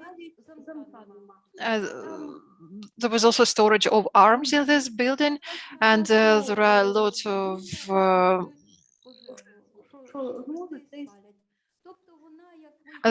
homeless people who make fires there because they need to warm themselves. So there are a lot of problems, and it seems to me that this building is under threat. The fact that it is located in a pit explains the fact that it hasn't been destroyed yet. What can we do to restore these particular objects of architecture? Thank you for the question. Unfortunately, we don't have representatives of the Ministry of Culture here with us because this is the landmark which is protected by the state. We need to ask this question to them. We will ask this question later after the conference. But I would like to say that Kyiv Towers, they are at the stage of renovation, and our conference is actually at the start where we can discuss renovation of these towers. Thank you for your questions. And now we also have another person who would like to ask a question. So, Alexander, please give the mic to this man. Thank you. I have two questions. Shall I ask one by one or two at once? Okay, then the first question is to Alexander Kumeiko. One practical question related to the river station. You showed us mosaics. So how do you plan to renovate these mosaics? Because it is very important to us. And at the facade, there was a unique authentic poster with authentic font. It was dismantled. So what is the destiny of these? So the project has been developed about conservation of all the frescoes. I don't know the exact person or company who will be responsible for the renovation, but we have a project. It has received a certificate. These parts of the facade are subject to conservation. As for this signboard, I cannot answer your question right now because probably we didn't pay attention to that because it wasn't mentioned in our contract, but I will take a look and probably we will do our best to return it to its original place. And second question is to the organizers of this event. First of all, thank you so much. It was so exciting to hear the international experience of the first section of this conference. As for the second section, including our developers and architects, do you plan a conference where you will invite Ukrainian conservators? Because it would be interesting to hear more about their experience. Thank you. Excellent questions. Sorry, what's your name? Dmitro Solovyov. Okay, Dmitro, thank you so much. Thank you for asking so many questions during this conference. I see that you are well prepared. And this question which you asked, we actually thought about it. We really want to have more discussions like that. But probably Alexandra will be better suited to answer this question. Hello, dear friends. So thank you so much for this excellent event, for your questions. So the question is whether we will have more conferences with Ukrainian conservators. No, I just see that here we have Ukrainian developers and architects as participants of our conference, but we would like to hear more from conservators.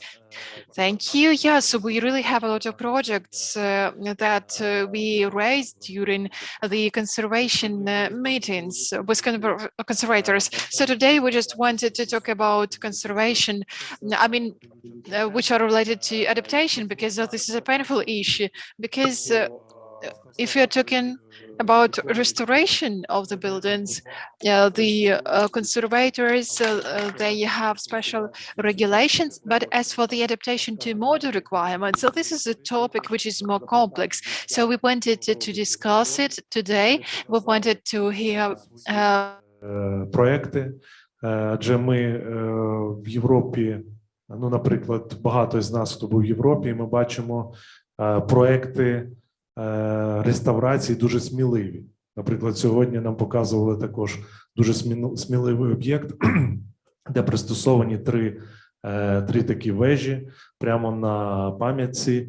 І я думаю, що це, ну, коли ми бачимо це вживу, я розумію, що це дуже сміливі такі проекти реалізовані, які, наприклад, як я, як директор департаменту, поки ще їх не бачу, не готовий в нашому місці бачити. Да? Але ми розуміємо, що такі проекти реалізуються і вони приваблюють якраз європейські місця, туристів і так далі. Тому хотілося сьогодні якраз оцю тему розвити. Тут було багато архітекторів наших, які працюють з пам'ятками і які теж може в собі. So we need to discuss that further. We would like to discuss this at a higher level. We would like to have more discussions like that. But unfortunately, until now, our people are not ready to discuss that in much detail. But I think that our event today, our international conference, will be the first step in that direction. Everyone who took part in this conference will take something for themselves, and I think it will be useful not only to architects, but to all the architects, to all the activists present here, and I hope that they will try to use these tools in each and every of their projects. They will feel braver when breathing new life into objects of our cultural heritage. And we, as an authority that monitors this, we at the advisory council, where we have experts, conservators, architects, developers, we will provide our evaluation of this process. So we will see whether a particular project might be implemented or not. So as for the restoration of the object, then of course I would like to say that there was a good example in Odessa of full-scale restoration and overhaul of the object with restoration of all the object.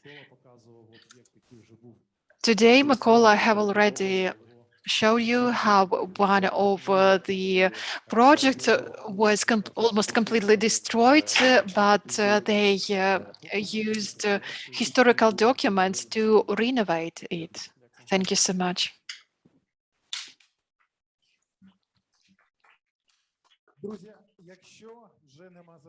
Dear friends, no questions, so we actually have some questions. Okay, thank you so much. Then over to you, but we are a bit behind the schedule, so please be brief. Thank you so much. Людмила Олійник.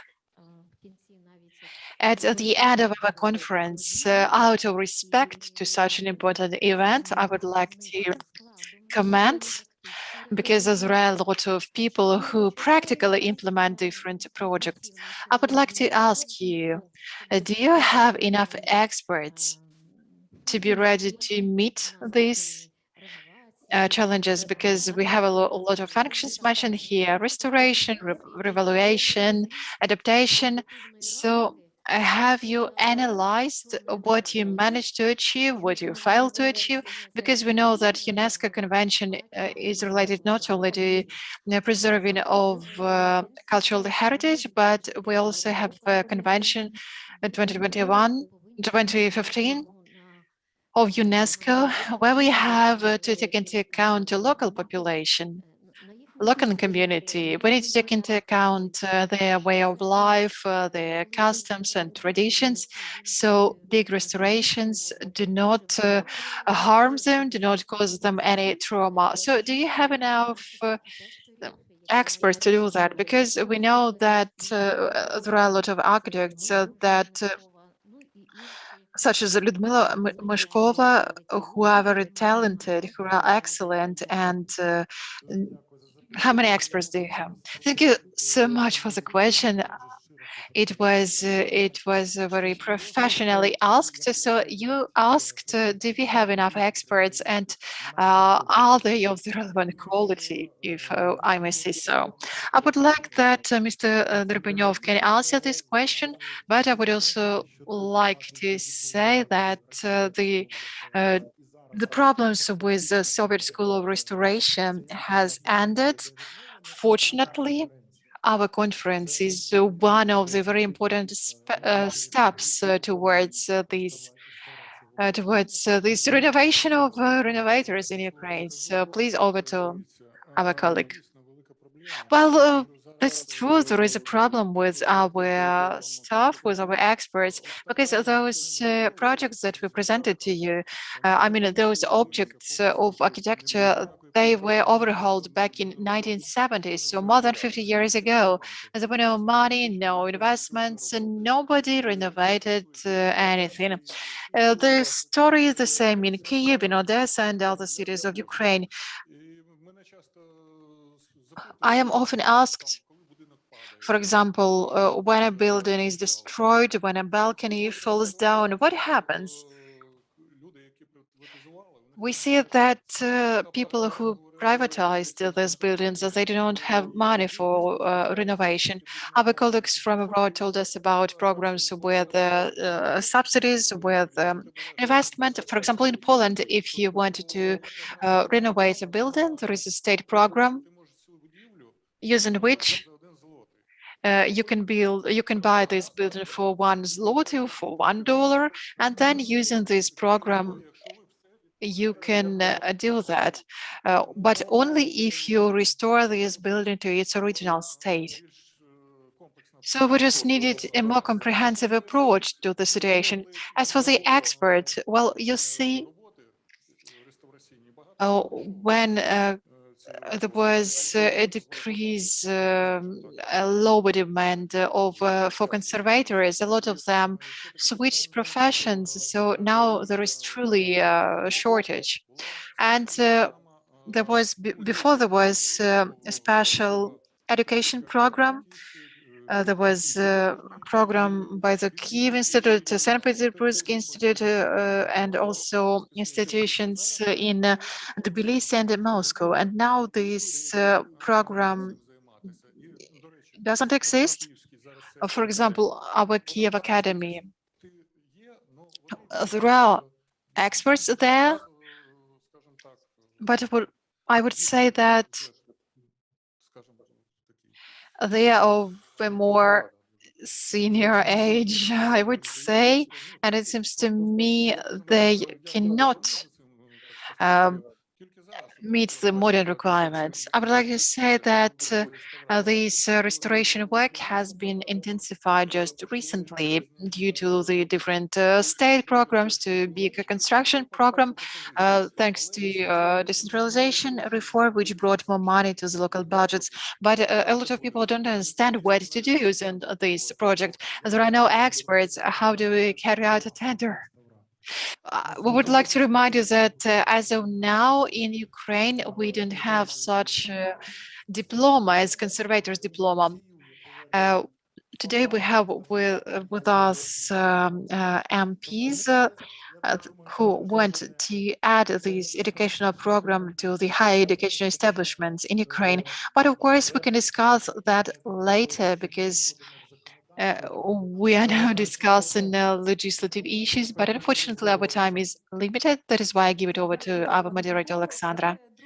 Mykolo, thank you so much. Let us give our speakers and participants a round of applause because they are prepared excellent, inspiring presentations. It seems to me that today we all received a theoretical satisfaction. We were very happy to hear this presentation, but it seems to me that now it's high time to us to wrap up our conference. But before that, I would like to welcome here for a welcome word Alexander Nakoryak, Director of the Department of Cultural Protection of the Kyiv region of Kyiv City State Administration. Today, you was the first one who welcomed all participants. So now Over to you for the closing remarks.